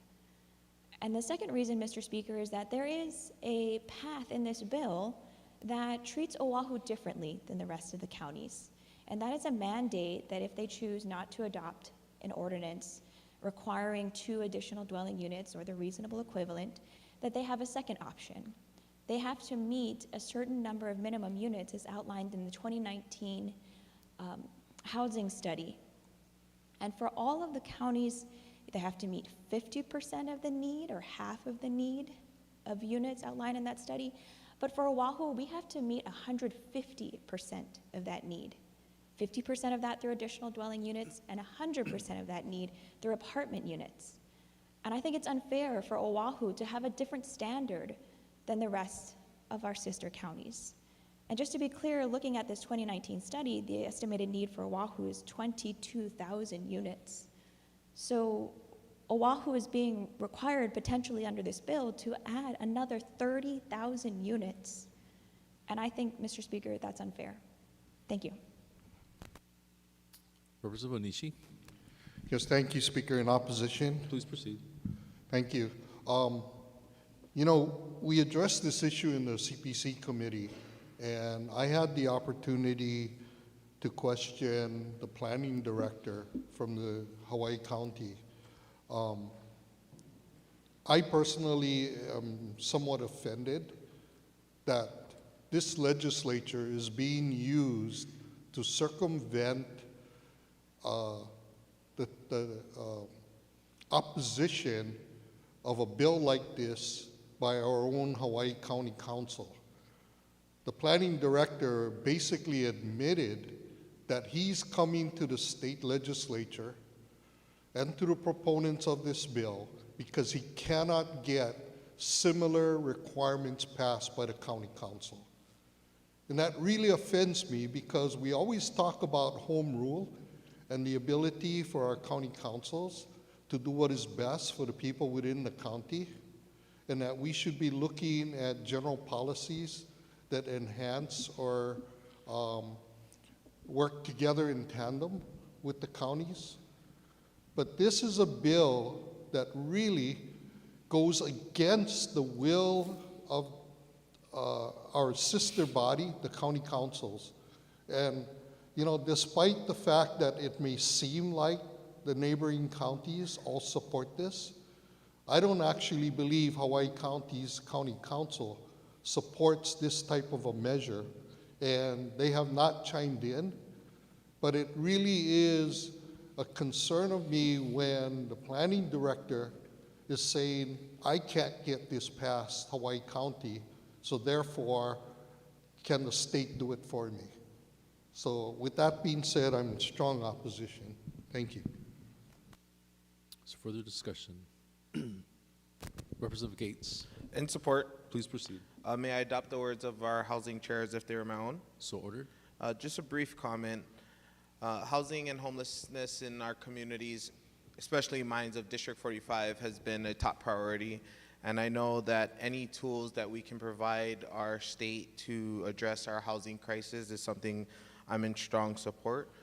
For my generation, I believe it's getting increasingly harder to envision calling Hawaii home in long term.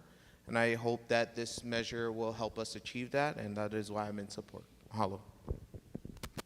Representative Chico. Mr. Speaker, in support. Please proceed. This measure, I really feel, is one of those, you know, mahalo to Hawaii, our housing chairs for leading this charge, but I feel that this is one of those measures that really puts the, gives the opportunity and empowers our families to build their own housing within lots, you know, that they currently reside in. I know it still gives the counties the authority, to the development authority, to approve or reject those applications. But, you know, somebody was born and raised in the Philippines. We have long adopted this concept of housing family compounds where families can live side by side, sharing meals, hosting parties, and being this support system for one another. And not saying that this is what's going to happen here in Hawaii, but I just don't believe that we're suddenly going to see an influx of all these developers that are going to come in and buy our homes and turn them into these expensive, like, luxury homes and, you know, and raise rents. It's really a solution for our local family, so that when the family expands, you know, when their kids choose to have kids of their own, they don't have to be outbid for another home. They don't have to sell their home to afford another, or they, you know, and they won't have to move to the mainland in search of a more affordable option.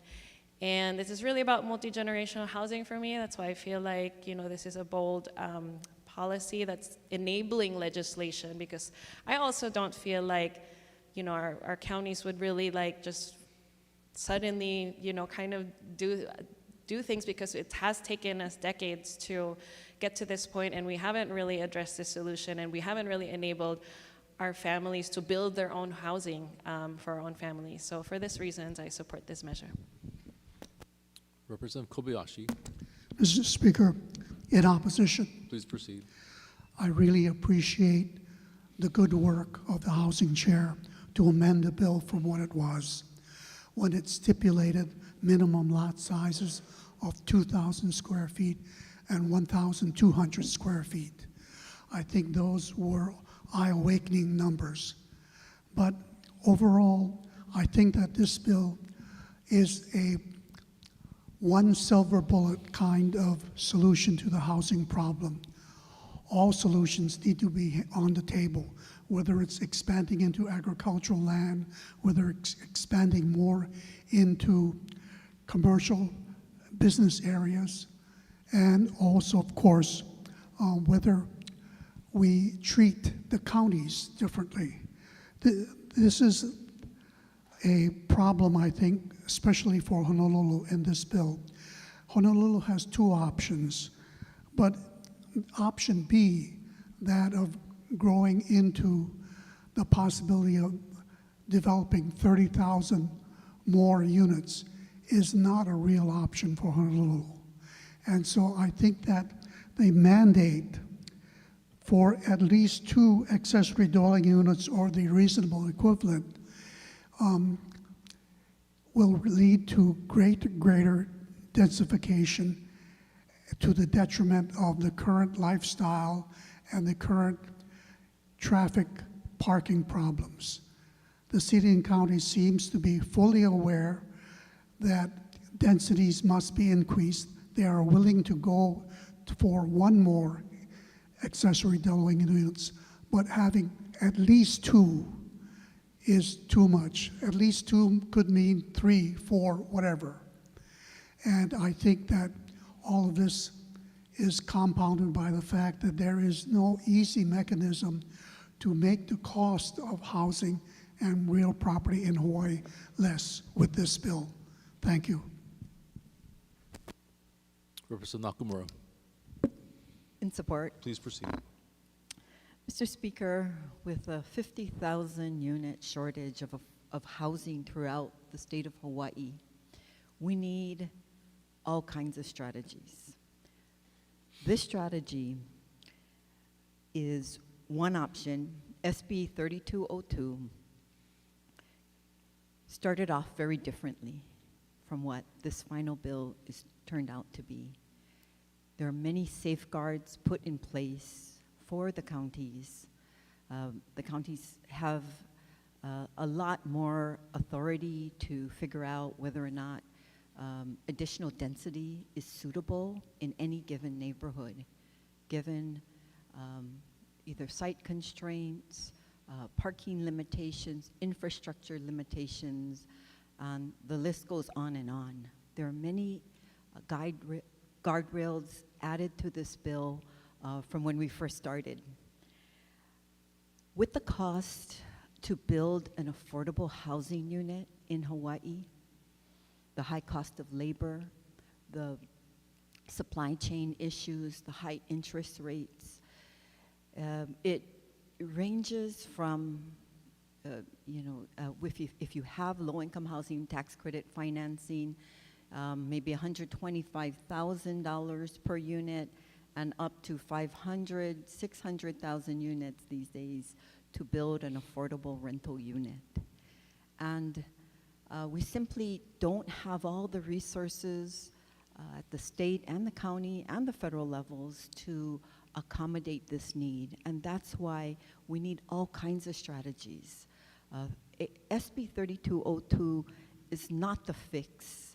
It's not the silver bullet, but it is one strategy that will make sense for some families who have a desire to increase densities on their lots.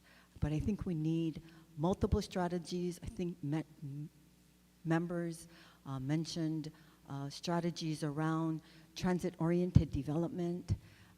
On the neighbor islands, it's development around our bus stations. We need to do smart growth. We need to partner with our counties to decide where that growth is going to occur. And we need to be at the table to help finance these improvements as well. So standing in support and thankful for the voices on both sides of the fence because we know that we need multiple strategies to help the families in Hawaii. I move to recommit this to the Housing Committee. Second the motion. Okay, is there any discussion on the motion to recommit? If not, we'll take a... Mr. Speaker. Representative Ward. I rise in favor of the recommittal. Please proceed.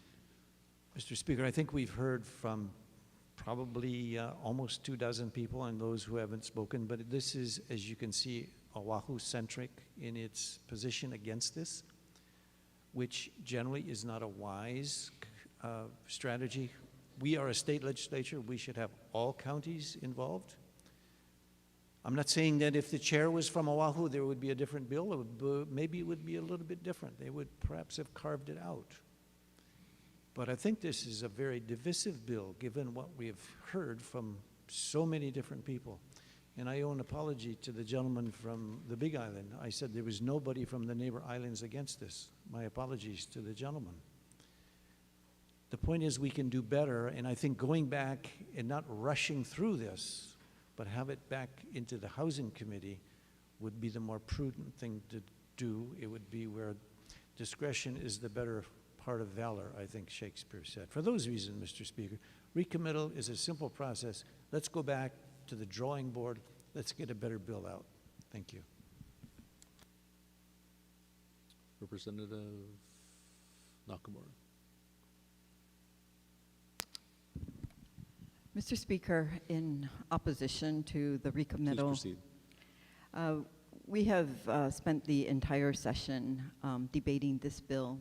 Clearly, we have members in support and in opposition to this bill. Clearly,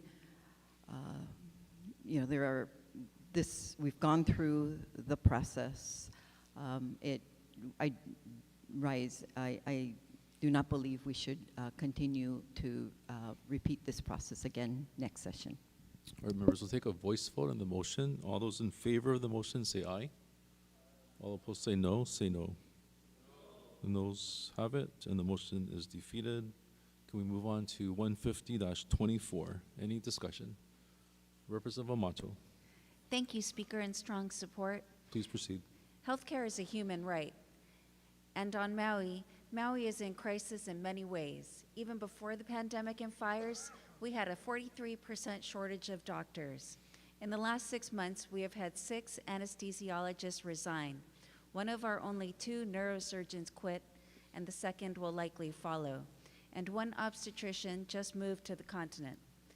The Big Island is losing an anesthesiologist, forcing their surgical center to stop procedures. The only urologist on Kauai just put in their resignation. Maui's current operating room capacity is only 40% of international standards. In Hawaii, we are at much less than a third world capacity in many things that are health related. And we have an aging population. The only beneficiaries to this whole dire situation are big insurance companies and hospital executives with high pay. Investing in our healthcare industry is crucial for economic diversification and resilience. One fix is encouraging leaner operations. By nurturing efficient private practices, we are helping everyone. This bill provides an exemption to the regressive GE tax, which is a good start in a positive direction. I thank both the Health Chair and the Finance Chair for their wisdom in bringing this excellent and much-needed bill to the floor. Is there further discussion? If not, Representative Ward. Speaker, may I adopt the words of my colleague from Maui and a couple of comments in addition, please? Please proceed. Mr. Speaker, what I like about this bill is that my side of the aisle has been trying to get a GT tax exemption of services for probably as old as many of us in this particular room. This is obviously music to our ears. It takes not only the medical services, but also dental services. The bottom line is this section has not really focused on reducing the cost of living for our people. This one does. Not a whole lot, but it's a beginning.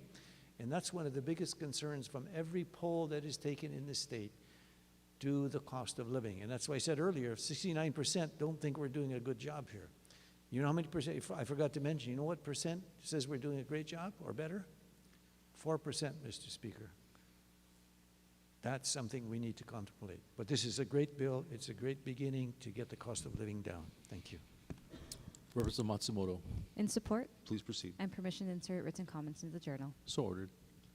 Representative Garcia, In support, please proceed. I just want to say that, like Rep. Ward mentioned, our caucus has pushed for the exemption of medical services for a long time, and so this is music to our ears. I think hopefully next session we'll go one step further and exempt all medical and dental service, not just those reimbursed through Medicaid, Medicare, and TRICARE.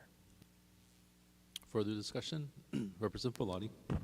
Thank you, Mr. Speaker. In strong support, brief comments. Please proceed. Mr. Speaker, your Committee on Health advanced numerous GET exemptions around the issue of doctors and medical services, particularly around Medicaid, Medicare, or TRICARE. So this bill before us is welcome to me. But I would add one caution, in asking the Director of Taxation the anticipated revenue loss due to this GET exemption, because we had been told earlier that there was not going to be revenues to be able to really do these kinds of exemptions. I would note that what the Director of Taxation informed me of is that in fiscal year 2026, this particular measure will be a $33.6 million loss. In fiscal year 2027, $77.5 million loss. When we go further into fiscal year 31, it's $92 million. So this, again, I'm in very strong support of this exemption for the GET, but it raises the question as we move forward with all of our tax policies, as we look at lost revenues, what are we going to be doing with the majority of our tax policy to address cost of living, tax relief for working families, and to ensure that we have an economic system that benefits working families. Thank you, Mr. Speaker. Representative Ayu. Mr. Speaker, in support. Please proceed. I was actually the only one that voted in opposition to this bill when it came to for third reading because of the reasons stated by the previous speaker on the tax loss, but I just want to thank the finance chair for figuring out how to make this work in the budget and giving this tax relief to much needed medical services. Thank you. Representative Yamashita.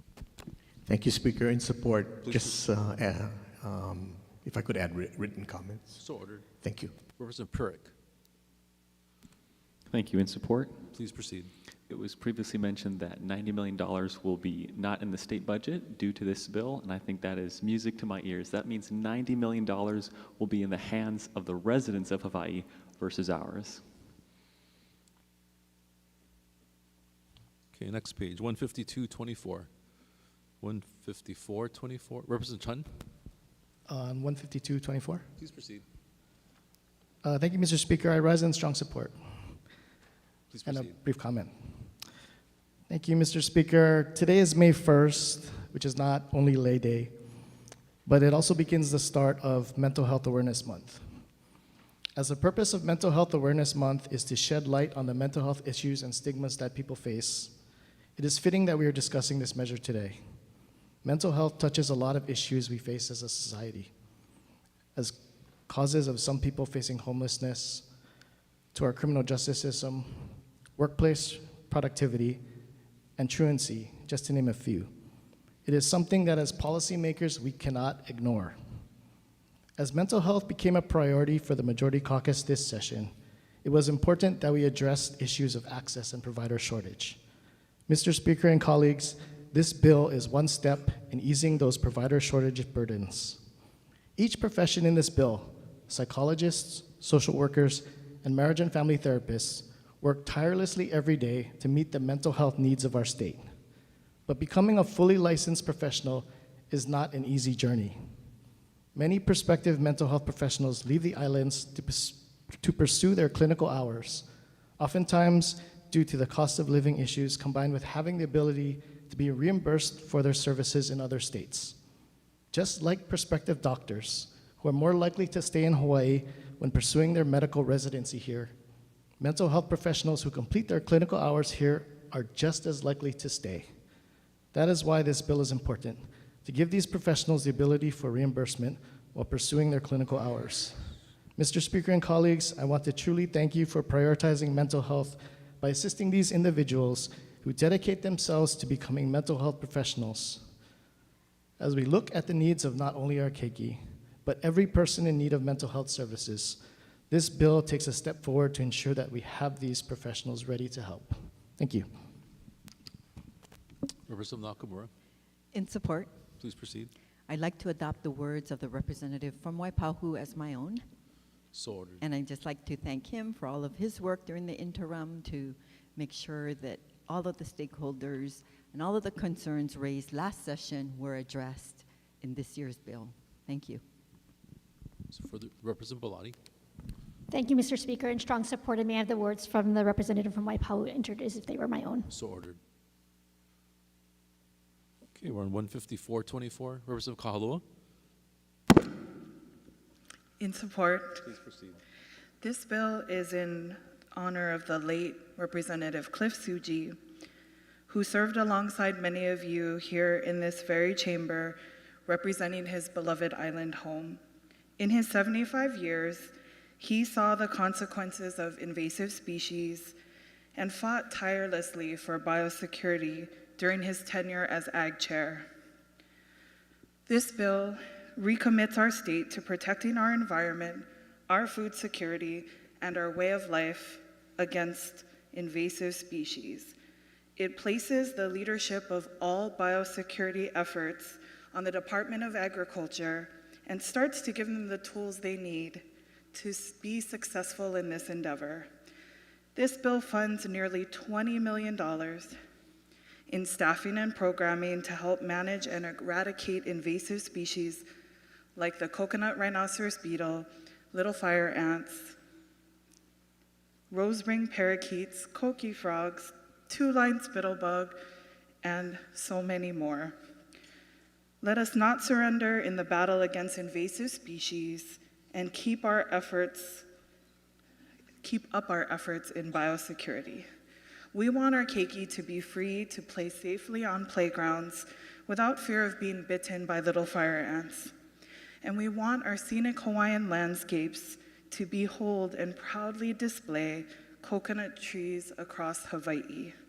Let us honor the memory and work of the Honorable Cliff Suji by passing this bill, and thank you to the Chair and Vice Chair of Finance and the Chair of Agriculture and Food Systems for making this happen. Mahalo. Representative Gates. Thank you, Mr. Speaker. In strong support. Please proceed. May I adopt the words of the Vice Chair of Agriculture if there is my own? So ordered. Thank you. Representative Ward.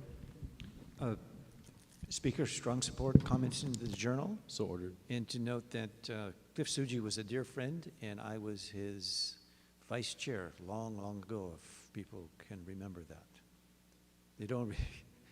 I was a vice chair. You can ask Cliff Suji. Thank you. Representative Kitagawa. Thank you, Mr. Speaker. In support. Please proceed. In January of this year, there were 49 little fire ant active sites on the island of Oahu, including 14 in Kaneohe. Over the last few months, the number of active sites has grown. This bill includes $2.5 million for little fire ant response and $2 million for a public awareness campaign that will help to educate the public about the many invasive species in our communities and the threats they pose to our natural environment and the safety of our people. I'd like to thank the Chair of Finance and the Chair and Vice Chair of the Agriculture Committee for their work on this biosecurity bill that will help to address the spread of little fire ants across our state and in my community. Thank you very much. Okay, 155-24. Representative Yamashita. Yeah, thank you very much, Mr. Speaker. In support, and may I adopt the words of the Vice Chair of Agriculture and the Vice Chair of Finance, except for the part thanking me. So 154-24. Please Yes. proceed. Mr. Speaker, this is a very, very important bill that, for the first time in our state history, does a comprehensive look at biosecurity. Not only that plant quarantine is actually doing the work, but that it is coordinating between departments, between different entities to make sure that we are using technology to have mapping oversights of where there are spraying and that we do not duplicate that spraying that would compromise our environment. These types of things that are being put in place are very, very important. We have to protect our environment, but at the same time, we have to make sure that we keep our communities safe. The bill also allows the department to do actual research into what type of pesticides to use for our unique kind of environment that we have, the unique shrubbery and plant life that we have throughout our state, that we don't harm them going forward. And because there are a lot of things that are not allowed in our state that could work, but they need that kind of work done so that we can make sure that it fits, not only for agriculture and for our communities, but for different kind of crops that are, I think, going to be important that we kind of look into all those things. I actually should have wrote all this down before I started speaking. But anyway, Mr. Speaker, I'd like to add additional written comments into the journal. Thank you. So ordered. Further discussion? Representative Nakamura? I'd like to, in support, Please I'd like proceed. to adopt the words of the Vice Chair of Agriculture as they were my own, and thank the Ag Chair and Vice Chair, Finance Chair and Vice Chair, and members for adding the Rose Ring Parakeet funding and pilot program to this bill. Thank you. So ordered. Further discussion? If not, 155-24. Representative Perrick, In opposition? please proceed. So this bill would basically create policies or best practices that can be perceived as soft on crime. Waipahu has crime, and we don't want crime in Waipahu, so to counteract that crime, we want tough on crime policies, and this bill wouldn't do that, so I'll be voting no. Okay, 156-24. Representative Holt, Thank you, Mr. Speaker, and strong support. please proceed. First, I'd like to mahalo the chair of the Education Committee and the chair of the Finance Committee for getting us to this point. This measure is very important to many members. It's been evidenced by this being the #1 priority for the Native Hawaiian Caucus in the House, and also by the numerous testimonies provided by organizations and individuals in every step of the way. For Hawaiians, the life of our language, Olelo Hawaii, is tied to the health and well-being of our people and culture. Kapapahana Kaiapuni is an important program that both advances the revitalization of our language and educates the next generation of students. Its success supports the health and well-being of Native Hawaiians, our language, and our culture. Kapapahana Kaiapuni programming has also been and continues to be integral to the state fulfilling its constitutional obligations. Article 10, Section 4 of the Hawaii State Constitution gives the state the duty to promote the study of Hawaiian culture, history, and language. Further, the Constitution states that the state shall provide for a Hawaiian education program consisting of language, culture, and history in the public schools. The Department of Education has experienced a significant growth in the demand for Hawaiian language immersion education to be provided in Hawaii's Kaiapuni schools. Over the past decade, enrollment has grown by approximately 1,400 students, and yet resources have consistently declined since 2008. This act is to address the immediate and long-term requirements in response to the growing demand for Kaiapuni education access by appropriating funds to establish multiple full-time equivalent Kaiapuni staff positions. This funding will support positions distributed at the state level, reinforcing educational support to ensure the successful cultural, linguistic, and academic achievements of the Kaiapuni students. And additionally, at the school level, these positions will be designated to provide new Kaiapuni program school sites and classrooms with faculty necessary to facilitate daily student instruction, thereby strengthening the overall educational foundation. So for those reasons, I'm in support. E ola mau kolelo Hawaii. Representative Kahaloa, In strong support, please proceed. may I adopt the words of the chair of the Native Hawaiian Caucus? So ordered. Thank you. Representative Garcia, In strong support, same request. so ordered. Okay, we're on 157-24. Representative Martin, On the previous measure, please. please proceed on 156-24. I'd also like to adopt the words of the chair of the Hawaiian Caucus, and I'd like to note that one of the positions that is funded is the immersion teacher in our DOE high school. So it's just to keep her there, it's not to expand the program. And we can expect to have similar bills trying to actually expand the program, especially as our younger students, where we have full classrooms, move up. We'll need to keep adding teachers. Thank you. Representative Amato, Thank you, Speaker. On 156, Aola, in support, Aola Ka'alelo, Hawaii. Representative Souza, In strong support, I would like to adopt the words of the chair of the Native Hawaiian Caucus. Thank you. so ordered. Representative Woodson. Same request, please. So ordered. Okay, we're on 15724. Next page, 15924. Representative Takayama. In strong support. Proceed. Mr. Speaker, more than 20 years ago, my father, who was suffering from dementia, wandered off while on a shopping trip with my brother in Kaneohe. Simply wandered off, and that is what happens with people who suffer from Alzheimer's and other related dementias. My brother and I spent several hours driving through Kaneohe town and had the help of Kaneohe police in searching for him. Fortunately, we found him several hours later, safe and sound. Fast forward 20 years later, and circumstances really haven't changed for families with kupuna or developmentally disabled who wander off. They're on their own in terms of organizing a search for their loved ones. If they can convince police to join them, they'll have the help of police. This bill advances us to the modern age in terms of enlisting the public by alerting them to missing persons who are vulnerable.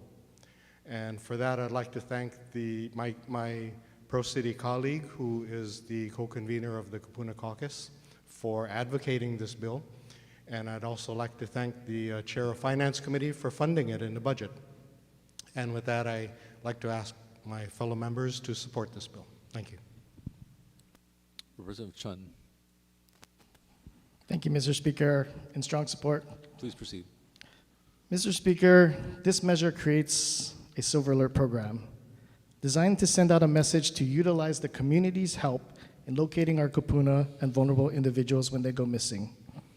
When someone suffering from dementia or a cognitive impairment wanders off, they can forget where they are, become confused, and end up severely injuring themselves or, in worst cases, leading to their untimely death. This was the case for Mililani resident William Burr, a Vietnam War veteran who was diagnosed with dementia. He went missing last October, and his body was unfortunately found many months later. One of the advocates for this bill was Joseph Burr, William's brother, who testified at nearly every public hearing from his home in Ohio, sharing the belief that if this program was in place, his brother might have been found alive. This is the story of countless others who go missing every year, and how this program can help bring them home safely.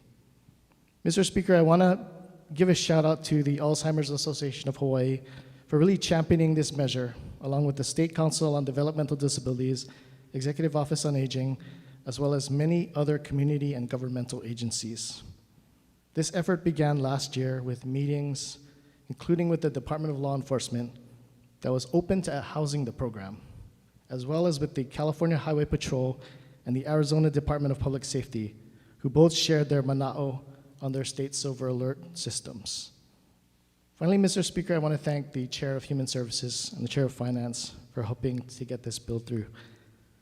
And I also want to thank this body for prioritizing safety for our kupuna and our vulnerable individuals. Losing a loved one who wanders off can be the most terrifying situation for families and caregivers. But today we are not only giving them hope, but we are also providing the help needed so that their loved ones can be found. Thank you. Representative Kilo. Mr. Speaker, declare potential conflict. Please state your conflict. I may have to use this measure to locate you sometime in the future. Mr. Speaker, in support. Probably no conflict. In support. May I adopt the words of the previous speaker, please? So ordered. Mr. Speaker, I have appreciated watching the Honolulu Police Department evolve their position on this measure. When it was first introduced, Honolulu Police Department vehemently opposed this measure, constantly pointing to the fact that they would not be able to implement this. Today before us, SB 2305, Honolulu Police Department is now willing to come to the table to help enact this measure. Mr. Speaker, this body last year committed to the $1 million to the Alzheimer's Association by funding a public awareness campaign around this disease. Mr. Speaker, this body has been friendly to our older population, but we've also been acting to support our aging population from the appropriation last year to the measure this year, we continue to work to make sure our aging population is continued to looked after and cared for. So I'm very grateful to have watched this measure evolve, and I look forward to one day having the safeguards in place to really help the families who will really benefit from this bill. Thank you. Representative Cochran, Thank you, Chair, and in strong support. please proceed. Thank you. So this is during the fire, sitting at the hub that I had up on Highlander Road. There was an uncle that would, with sundowners, and he'd walk by several times a day, just in the afternoons, and especially in the evening hour when the sun's going down, hence sundowner. And I want this silver alert to be activated, yes, but also to look into the families, because we had to call and find out if the family needed help with oversight, you know, to prevent him from actually leaving the yard, going through the gate and walking down the street a half a mile. So, you know, there was hardship within the family unit to have oversight on their loved one who's afflicted with Alzheimer's and sundowners. So I'm hoping that in conjunction with a silver alert that we look into the families where we see, you know, the constant, you know, person being lost and going through this situation. So, mahalo. Okay, we're on 16024, 16224, 16424. Next page, 16524. Representative Bellotti, Thank you, Mr. Speaker. In strong support of this measure. please proceed. Brief remarks, Mr. Speaker. First, I'd like to thank the Vice Chair of the Committee on Health and Homelessness, who took on the Herculean effort of negotiating numerous health bills, very complicated issues, and Senate Bill 2837 CD1 is one of those complicated measures. I'm grateful that she was able to help, and the conference committee was able to negotiate language that states that the Maui State Veterans Home shall be assimilated into a state agency having a Maui affiliation. I think this is a good compromise that really affects the intent of ensuring that any state veterans home on Maui will be having its revenues go back to the island and the residents of Maui, as we know that the State Veterans Home on Oahu does that very thing here with the Oahu Regional System. Mr. Speaker, I'm also in support of this measure because I think, and as I stated when we were talking about the budget, how I wanted to talk about where we have been, what we will be doing with this bill in front of us, and the future work that we have to do with this legislation. What this legislation highlights is that we have to grapple with understanding what Oahu Regional System, what Maui Regional System, what the entire HHSC Corporation looks like as we move into the future. So again, as this bill looks at making sure that Oahu will start the process of getting the State Veterans Home on Maui, we need to ensure that the commitments that were made to the Committee on the of Health and Homelessness, that the Maui Health System Regional Board will be reconstituting itself, because we have very serious serious issues that we need to deal with all of these regional systems. You know, in another bill, Mr. Speaker, and I'll just touch on it really briefly, Senate Bill 3128, we left the transfer of Oahu Regional Health Systems back into DOH up in the air. So these are the kinds of issues that we will need to grapple with in the future. You know, in the past, and I look to my colleague to my left from District 20, who represents Kahala, Kaimuki, Kapuhulu. You know, he was in this House from 1978 to 1994 as a House member and a Senate member. In 1995, he left and HHSC was created. In 1995 to 1997, he was administrator of HHSC. In 2012 to the present, he has served in this House, and he has seen us go through regionalization, the public-private partnership that created the Maui health system. We are going to have to grapple with these issues of what does Oahu Regional Healthcare look like, what do all the other regions look like, and what does HHSC Corporation look like. So that is the work for the future that is hinted to by this bill. Thank you, Mr. Speaker. Representative Amato. Thank you, Speaker, in strong support. Please proceed. It is high time we did more to respect, honor, and support our veterans. Today, I am proud to support this bill, which will ensure that we do not add even more delays to building a much-needed and much-deserved veterans home on Maui. Maui needs to control its health care. Having a state agency with a Maui connection is a good start, yet we should all watch this project to ensure control of Maui healthcare stays on Maui and that our veterans get the support I know we all want them to have. Thank you, Vice Chair of Health and Homelessness, for your excellent work in negotiating this. Okay, we're on 16624, 16724, 16824. Representative Matsumoto, Thank you, Mr. Speaker. I stand in support of HB 2790. please proceed. Thank you. Again, I would like to thank everybody who worked on this bill over this session. Hawaii has the third lowest rate of home ownership in the entire nation, and we all know that providing pathways to home ownership is imperative for our state. And this bill relates to the Wed May program, which is a first-time homebuyer program that existed in our state for many years, but hasn't been utilized since 2013. And I've been pushing for this bill for many, many years because I know firsthand what an impact it can make in the lives of those in our community. My husband and I were able to buy a home in 2013 with the Wed May program, and we wouldn't have been able to do it without it. The Wed May program offers a very low interest rate, 2.95 at the time. It required us to live in our house for 10 years. We've been there for over 11.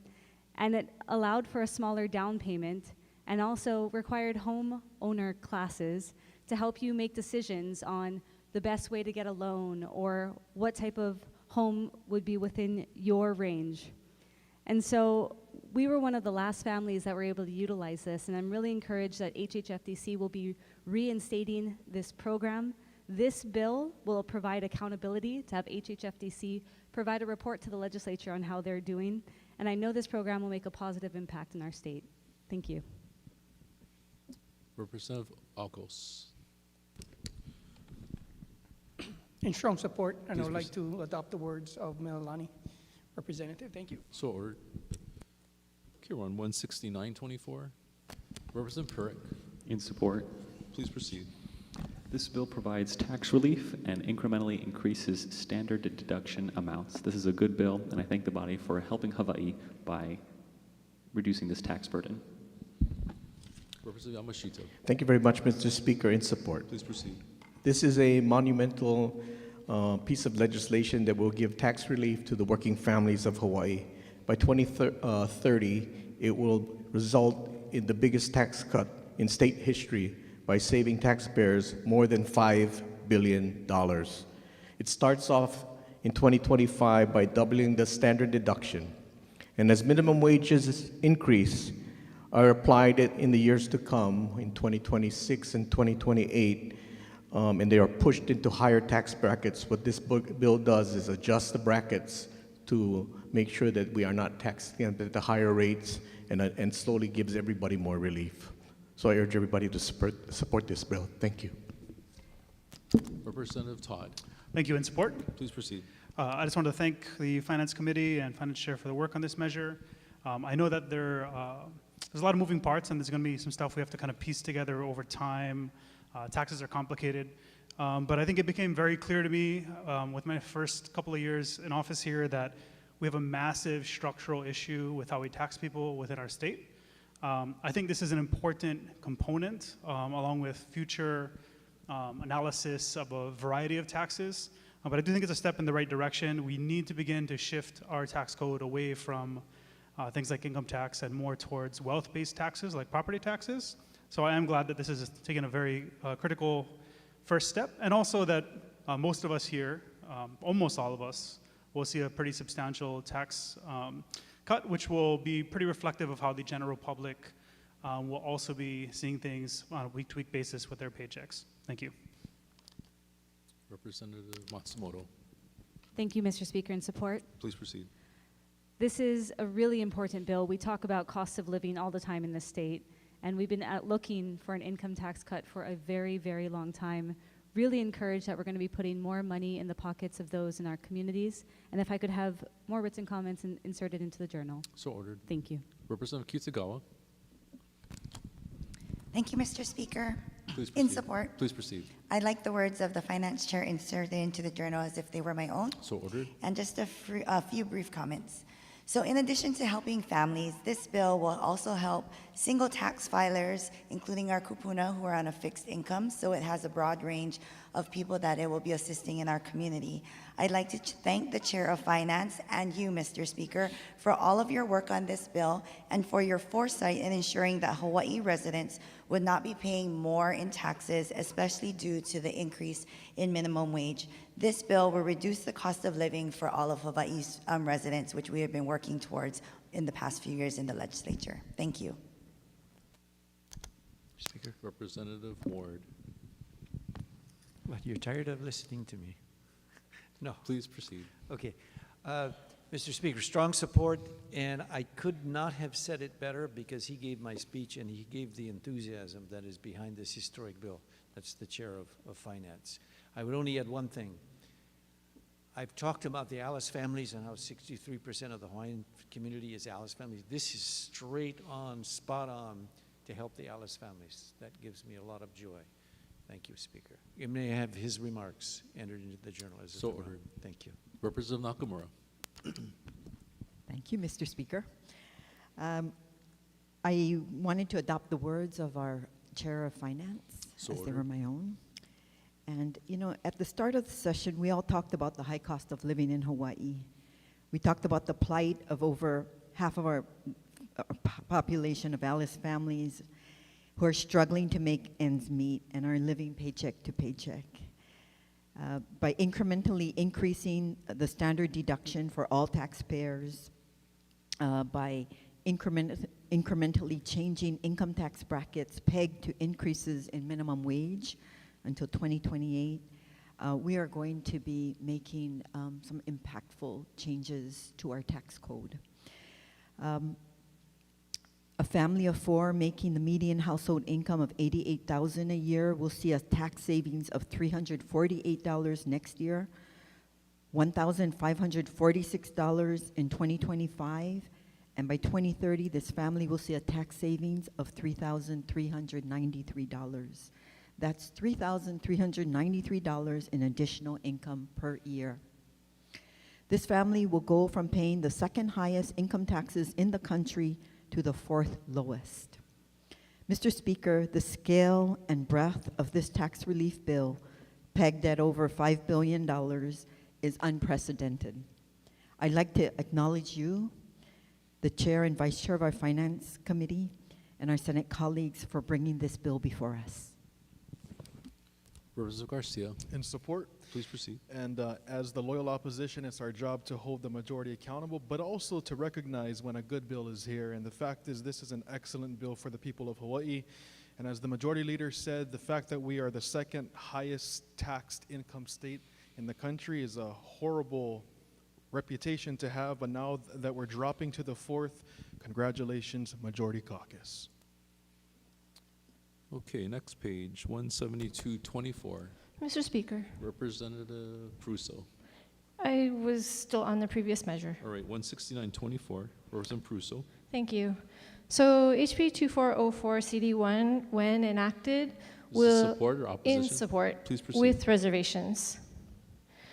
When enacted, will significantly alter Hawaii's tax landscape, as previous speakers have mentioned, primarily through two mechanisms. One, a substantial increase in the standard deduction, and second, a consolidation of tax brackets through the elimination of the bottom brackets. This policy, while seemingly beneficial through a broad lens, disproportionately favors higher income earners, therefore exacerbating existing inequalities within our state.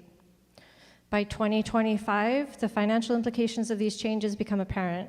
According to the Institute for Taxation and Economic Policy, the state stands to lose $656 million in revenue, a substantial fiscal shortfall. However, the distribution of these tax breaks under this bill are of even greater concern.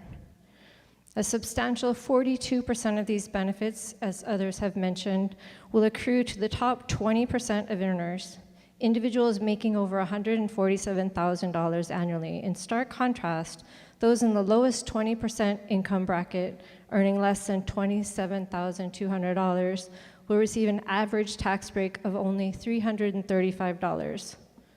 This discrepancy highlights a clear skew towards benefiting those who are already well off.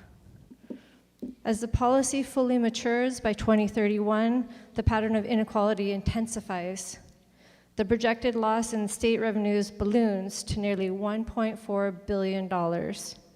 The tax breaks continue to disproportionately benefit the wealthy, with 43% of the benefit going to the top 20% of earners. The top 1% of earners with an average income of $1.5 million will enjoy a tax break of approximately $12,800, which starkly contrasts with the $469 tax break to those in the bottom 20%. There are more targeted ways of designing tax policy so as to better support those who are struggling, or working families who are having to move to the continent to survive. I support the taxation of wealth as the foundation of our budgeting policy, but as we are all well aware, the state has no power to tax property at this point in time, and neither chamber passed out any legislation this session that would have advanced that approach. I think that this bill, HB 2404, is a particularly risky approach, forwarding as it does broad substantive changes in tax policy that will have significant impacts on state revenue without any new progressive tax revenue generators. For these reasons, I have reservations. Representative Bellotti, Thank you, Mr. Speaker. In strong support. please proceed. Mr. Speaker, in strong support because I've long believed that we needed to adjust the standard deduction and income brackets.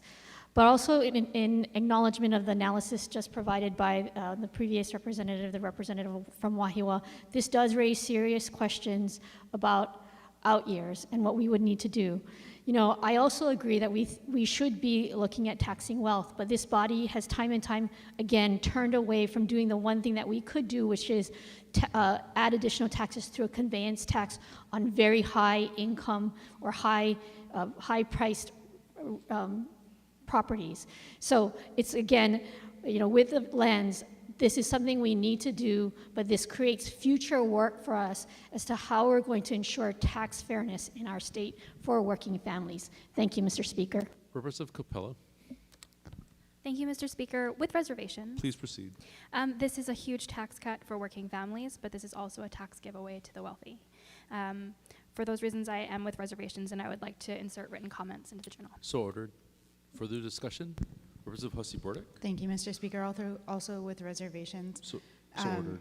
I typically try to either choose a yes or a no on final reading votes, but I think this bill has a lot of good parts in it. Of course, I support tax breaks for our poorest among us. It's desperately needed for working families. But the wealthier tax brackets, I don't think need these same tax breaks.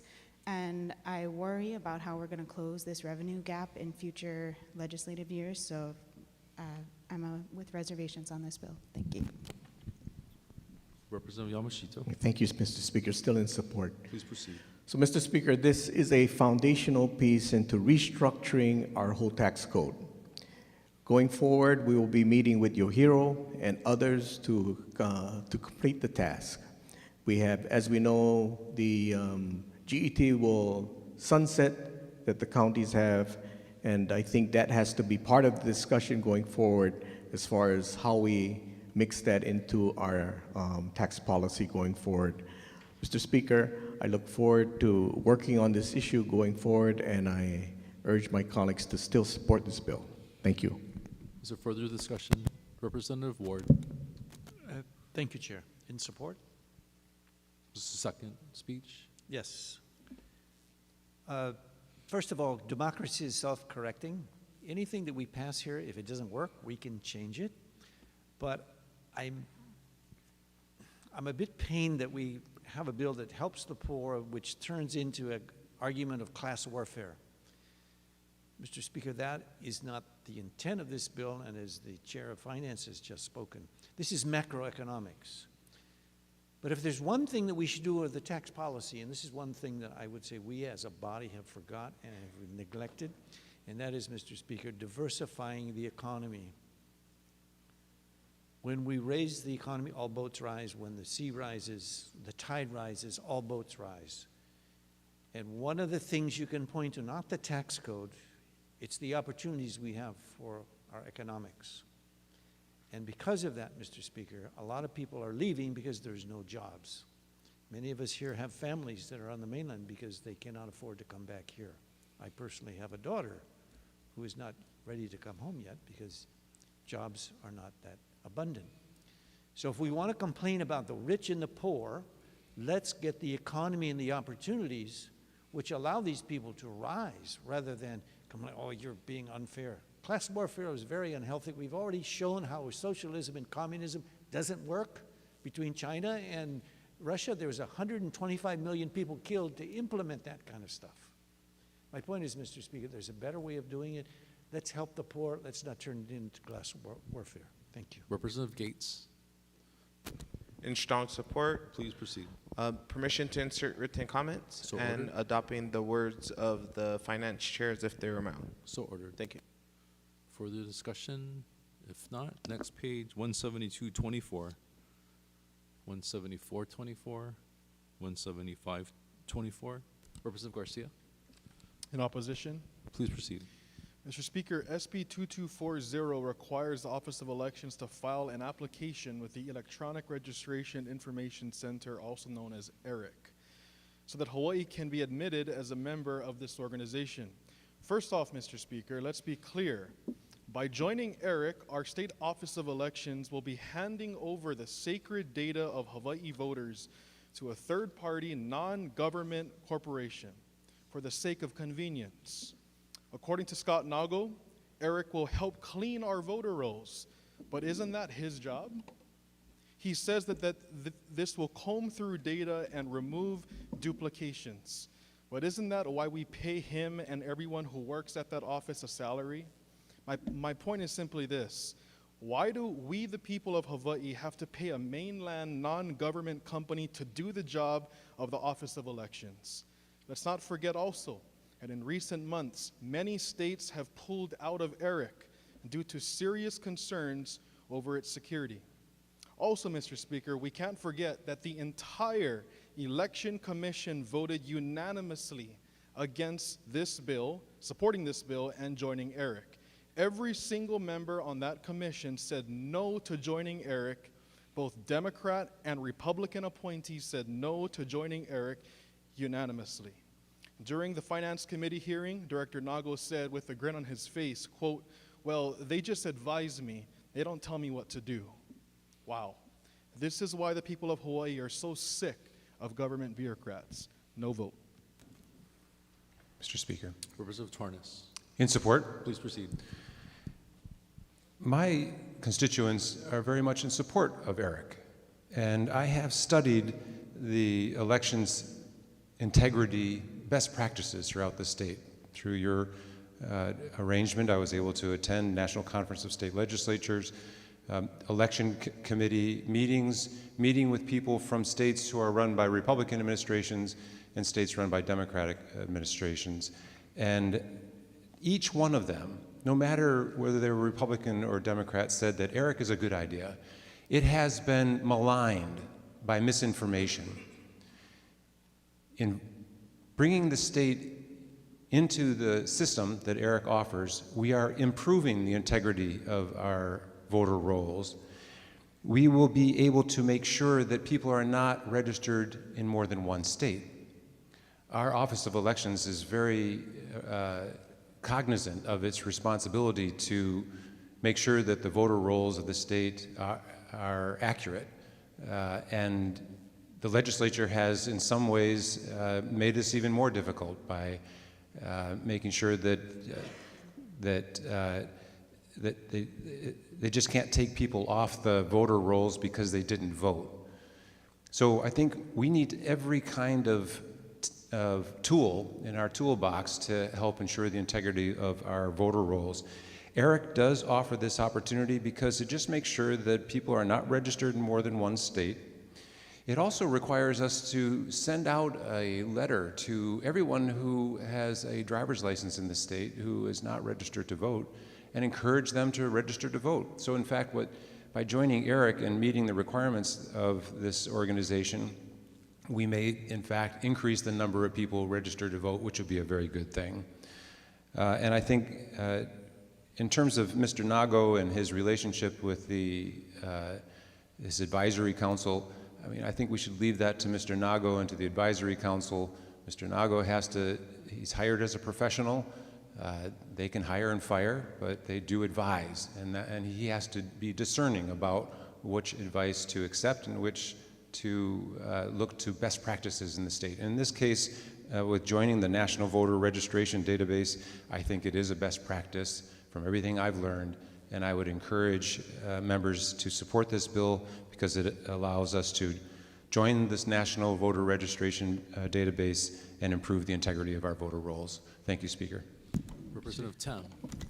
Thank you, Mr. Speaker. In support. Please proceed. I would just like to have the words of the Judiciary Chair inserted into the journal as if they were my own. So ordered. And I want to add that many of the states that have left ERIC are now scrambling to replace it, and that includes forking up hundreds and thousands of their own taxpayer dollars to replace it when they could have just stayed with the program and not have any of this headache. Representative Ward. Thank you, Speaker. In opposition? Please proceed. 96825 is the highest per capita education in the state, Mr. Speaker. I don't brag that because it's Hawaii Kai, but it is Hawaii Kai, and nobody knows about ERIC. To say that we know about ERIC is foolhardy. The point is, Mr. Speaker, what we have is a problem with our voter rolls because we don't clean them, and as my colleague said, that's the job of Mr. Nago. His job is not to go contrary to his board. I mean, it's like the president of the University of Hawaii telling the Board of Regents, hey, you know, up yours, forget about it. We don't want to pay attention to you. I don't know if Mr. Nago is looking for another job or whatever, but his taking this position to jeopardize our constituents who have to give Social Security and for their personal birth dates to these people on a national level who we don't know. I don't care who backed out of it. The point is you got to pay $100,000 to get into the thing, and then even more to keep your membership. So what do we get out of it? Zero. Okay, if you leave the state, maybe we can make sure you don't register in another state. That's not our problem. The problem is when people die, we don't have that on record with Mr. Nago. So, Mr. Speaker, this is a waste of money, and the fact is we don't need this, and particularly if my district will not allow any of these Social Security and birth dates to be done on a whim, just because we've got an ERIC and an option to do that. Let's do our job here and not pay for it to be done by the mainland, which jeopardizes the security of our residents. Thank you. Further discussion? Okay, if not, 17724. Representative Amato. Speaker, at the appropriate time, may we please go back to 172-24? Yes, please proceed. 17224. Thank you, Speaker. I am in strong opposition, and full disclosure, everyone knows this is my favorite bill to speak out in opposition to. Because we should all be wary of the slippery slope of having artificial intelligence cameras networks, essentially primitive robocops, and where it will take us 20 years from now. The quote from a prescient movie I once saw was dramatic.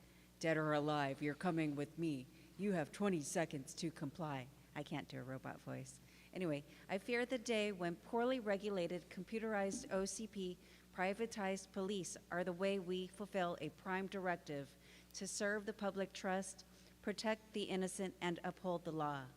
From a purely legal standpoint, the U.S. Constitution's 6th Amendment guarantees an accused's right to face an accuser, specifically to expose biases.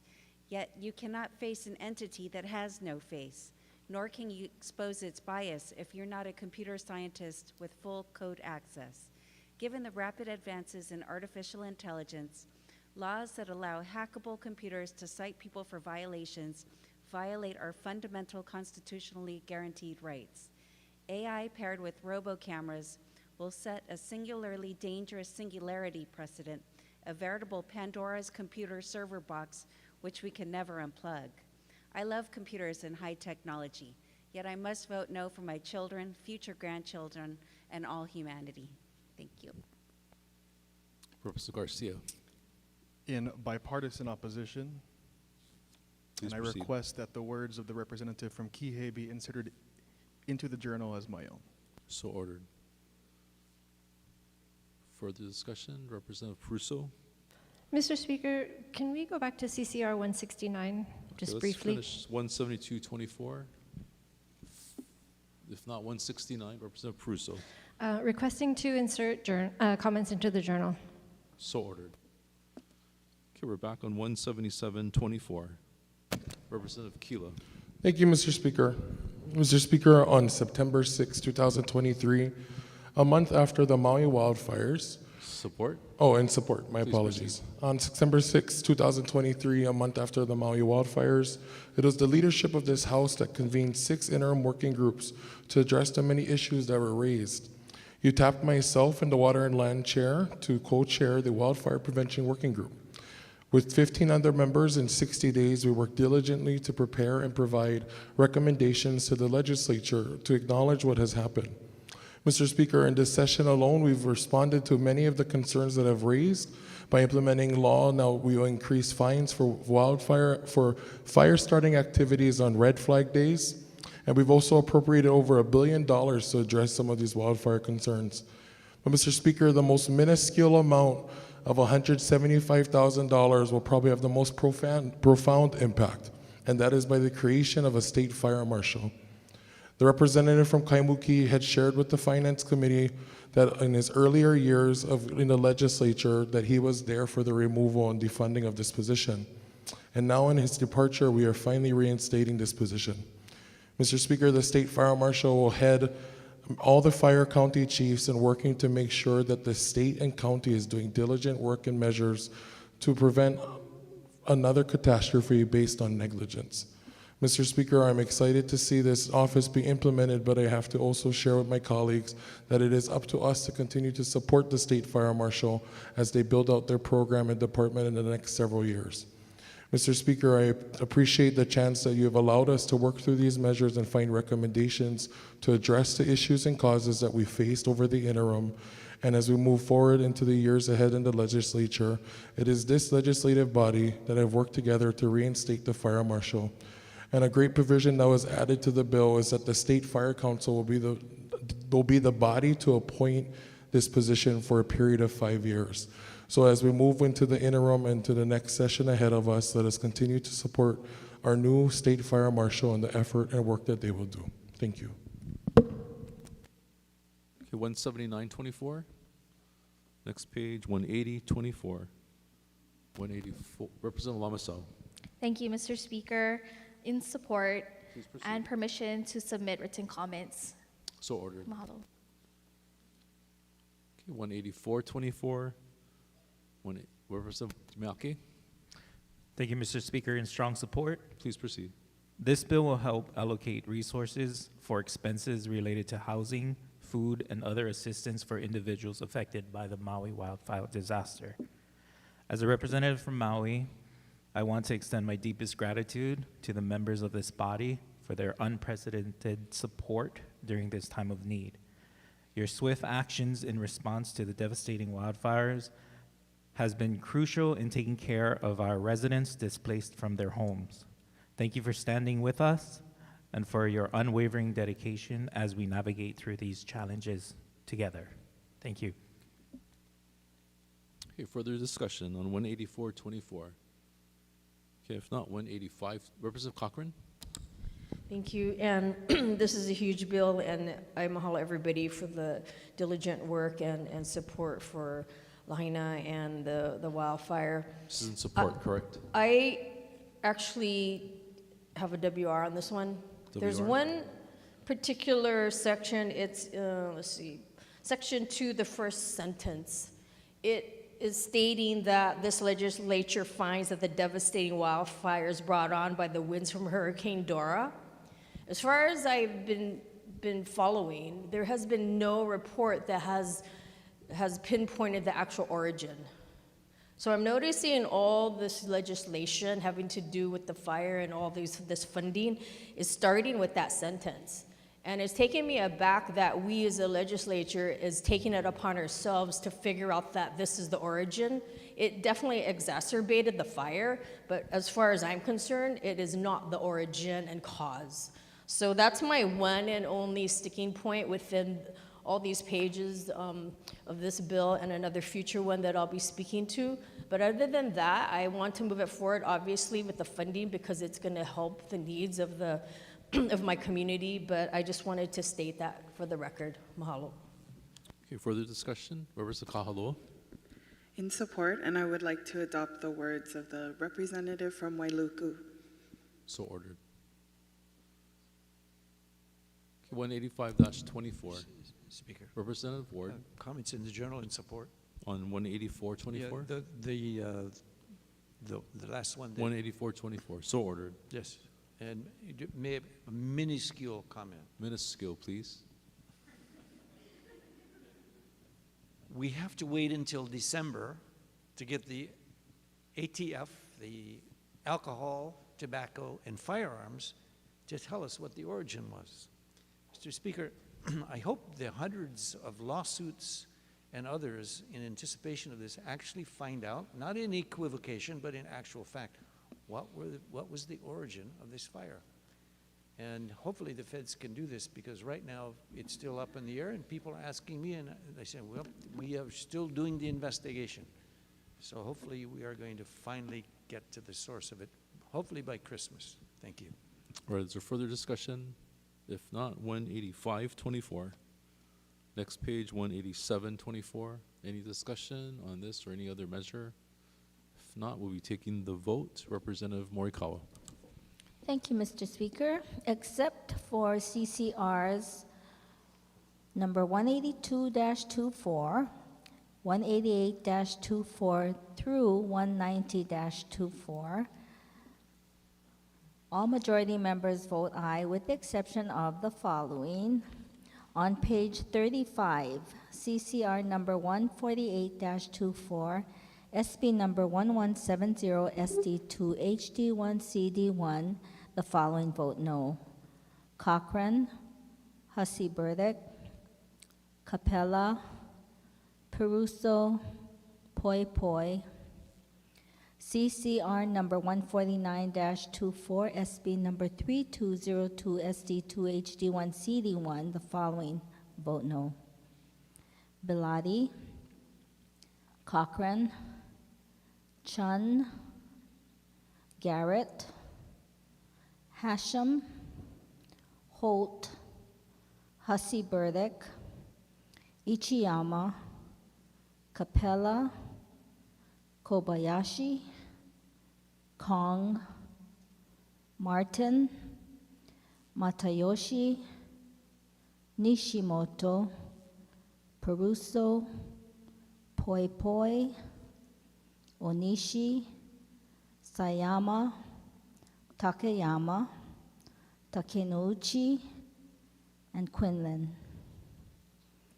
On page 38, CCR number 166-24, HB number 1932, HD2, SD1, CD1, following vote no. Belatti, Hussey Burdick, Capella, Peruso, Poi Poi.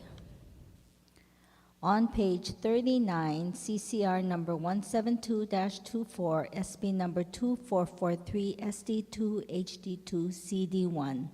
The following vote no. Amato, Capella. For CCR number 175-24, SB number 2240, SD2, HD1, CD1, the following vote no. Ayu, Gates, Keela, Kong. That's it. Representative Garcia. On the measures before us, all minority members vote aye with the exception of the following. On page 34, CCR 140-24, HB 2742, HD1, SD2, CD1, Perrick votes no. Page 35, CCR 146-24, SB 2284, SD2, HD1, CD1, Perrick votes no. CCR 149-24, SB 3202, SD2, HD1, CD1, Rep. Ward votes no. Page 36, CCR 155-24, HB 1953, HD1, SD2, CD1, Reps Garcia and Perrick vote no. Page 38, CCR 167-24, HB 1763, HD1, SD2, CD1, Perrick votes no. Page 39, CCR 172-24, SB 2443, SD2, HD2, CD1, Reps Alcos, Garcia, and Matsumoto vote no. CCR 175-24, SB 2240, SD2, HD1, CD1, Reps Alcos, Garcia, Matsumoto, Perrick, and Ward vote no. Page 40, CCR 180-24, SB 2787, SD2, HD1, CD1, Reps Garcia, Perrick, and Ward vote no. CCR 185-24, SB 3091, SD2, HD1, CD1, Perrick votes no.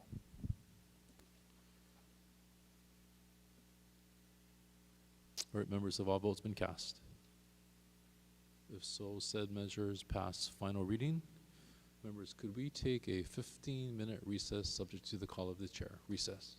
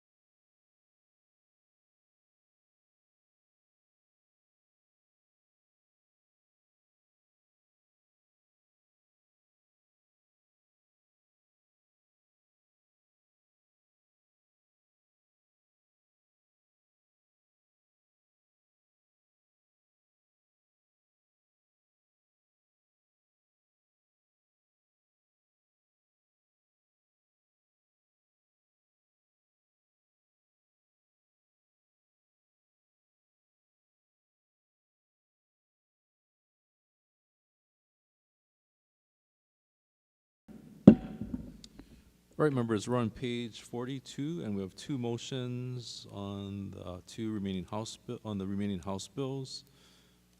So first, Representative Nakamura for the motion to agree. Mr. Speaker, I move to agree to the amendments made by the Senate to House Bill number 1922 HD2, House Bill number 2394 HD1, and House Bill number 2501 HD1. Representative Morikawa. Mr. Speaker, I second the motion. All right, members, any discussion? HB 1922, HB 2394, HB 25. Let me strike that. We have to vote on the motion to agree. All those in favor say aye. All opposed say no. Representative Nakamura. Mr. Speaker, I move that said House bills with Senate drafts as listed on page 42 pass final reading. Representative Morikawa. I second the motion. All right, so now is this time for discussion. HB 1922, HB 2394, HB 25. Representative Perrick. On HB 2394, Please proceed. I was briefed that this was a gut and replace bill. In other words, the original contents and theme of the bill isn't the same as what it is presently, and I believe a bill needs to process through the various House committees and at least one Senate committee. So I don't think this bill has done that in its original form to what we have today, so I'll be voting no. Further discussion? Representative Nakamura.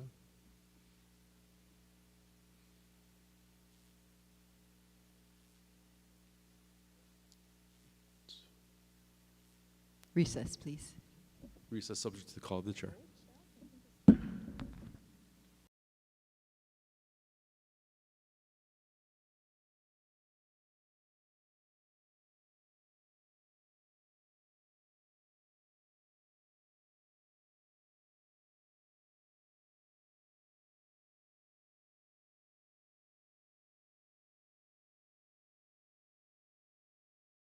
The House comes to order. We're back on HB 2394. Representative Nakamura. Thank you, Mr. Speaker. To respond to the previous speaker, we did check with the Attorney General, and we have gotten clearance that the subject matter is consistent with the theme of the bill, and it can go forward. Okay, further discussion. If not, HB 2501. Any discussion? Okay, if not, I will take the vote. Representative Morikawa. Mr. Speaker, on the measures before us, all majority members vote aye. Representative Garcia. On the measures before us, all minority members vote aye with the exception of the following. On HB 2394, HD1, SD1, Reps Garcia, Matsumoto, Perrick, and Ward vote no. Members, have all votes been cast? If so, said measures pass final reading. Okay, we're on item 6, House Bill 1896. Members, please note that this measure is deferred one legislative day. Okay, on the next page, we have two measures and two motions. Representative Nakamura. Mr. Speaker, I move to agree to the amendments made by the Senate to House Bill number 2218 HD1 and House Bill number 2227 HD2. Representative Morikawa. I second the motion. Any discussion? All those in favor say aye. All opposed say no. Motion carries. Representative Nakamura. Mr. Speaker, I move that said House bills with Senate drafts as listed on page 43 pass final reading. Representative Morikawa. I second the motion. Okay, discussion, members. HB 2218. Representative Ward. Thank you, Speaker. Comments in the journal, please. In support? In support. So HB 2227. Any discussion on this measure or any other measure? If not, we'll take the vote. Representative Morikawa. Mr. Speaker, on the measures before us, all majority members vote aye. Representative Garcia. On the measures before us, all minority members vote aye. Members, have all votes been cast? If so, said measures pass final reading. Members, we have an end of calendar item. This is Conference Committee Report 99-24, House Bill 2361 from page 29. Representative Nakamura, we have a motion to recommit.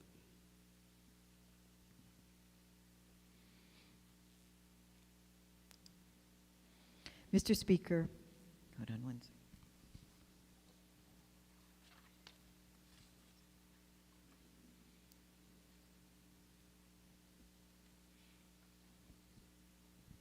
Mr. Speaker, I move to recommit Conference Committee Report number 99-24 and the attached proposed conference draft to Conference Committee. Is that this? Recess, please. Recess subject to the call of the chair.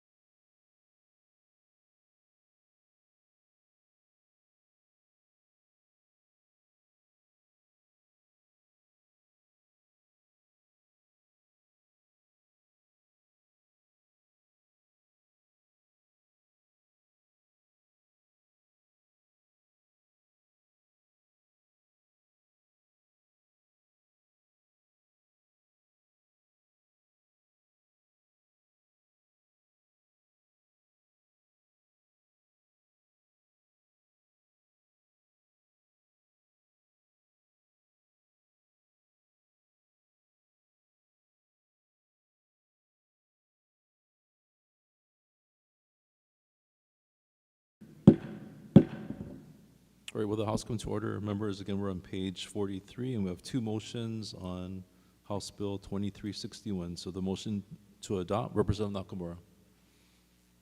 Mr. Speaker, I move to adopt Conference Committee Report number 99-24 and that House Bill number 2361 HD1 SD1 CD1 as amended pass final reading. Representative Morikawa. Mr. Speaker, I second the motion. Representative Nakamura for the motion to recommit. Mr. Speaker, I move to recommit Conference Committee Report number 99-24 and that the attached proposed conference draft to Conference Committee. Representative Morikawa. Mr. Speaker, I second the motion. Any discussion, members? If not, we'll take a voice vote. All those in favor say aye. All opposed say no. The motion is carried. Members, could you please turn to your digital action sheets? We have two motions for two bills. The first is to suspend the rules, and the second is to reconsider. So, Representative Nakamura. Mr. Speaker, I move to suspend the rules to the House to reconsider action previously taken in disagreeing to amendments made by the Senate to certain House bills. Representative Morikawa. Mr. Speaker, I second the motion. All those in favor say aye. All opposed say no. The motion is carried. Representative Nakamura for the motion to reconsider. Mr. Speaker, I move to reconsider action previously taken in disagreeing to the amendments made by the Senate and to give notice of the intent to agree to the amendments to the following House bills as referenced on your digital action sheets. House Bill number 1861 HD2 and House Bill number 2159 HD2. Representative Morikawa. Mr. Speaker, I second the motion. Is there any discussion? If not, all those in favor say aye. All opposed say no. The motion is carried. So members, please note that these two measures will appear on Friday's order of the day for the motion to agree and final reading. Okay, we're on item 7. Are there any announcements? Representative Garcia. Thank you, Mr. Speaker. Just an announcement. Tomorrow, Thursday, May 2nd, the famous Idaho potato truck that is 72 feet in length will be visiting the Hawaii State Capitol on Beretania Street from 12 to 2 p.m. if you want to stop by. Representative Matayoshi. Thank you, Mr. Speaker. I would not be having to waste our time this session if we had people signed up for the blood drive tomorrow. We need 5 more to meet the minimum. We need 15 more people to sign up to get to the level we were at last year. Still have slots open. Please sign up online. Thank you. Are there Representative Keela? Mr. Speaker, I apologize if my colleagues would allow me to wish my father, who's watching at home, a happy birthday as a May Day baby. Thank you.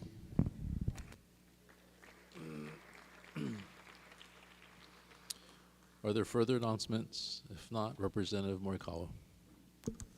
Mr. Speaker, I move that this House stand adjourned until 11 o'clock a.m. Friday. Representative Garcia. Mr. Speaker, I second the motion. All those in favor say aye. All opposed say no. The motion is carried. The House stands adjourned until 11 a.m. Friday.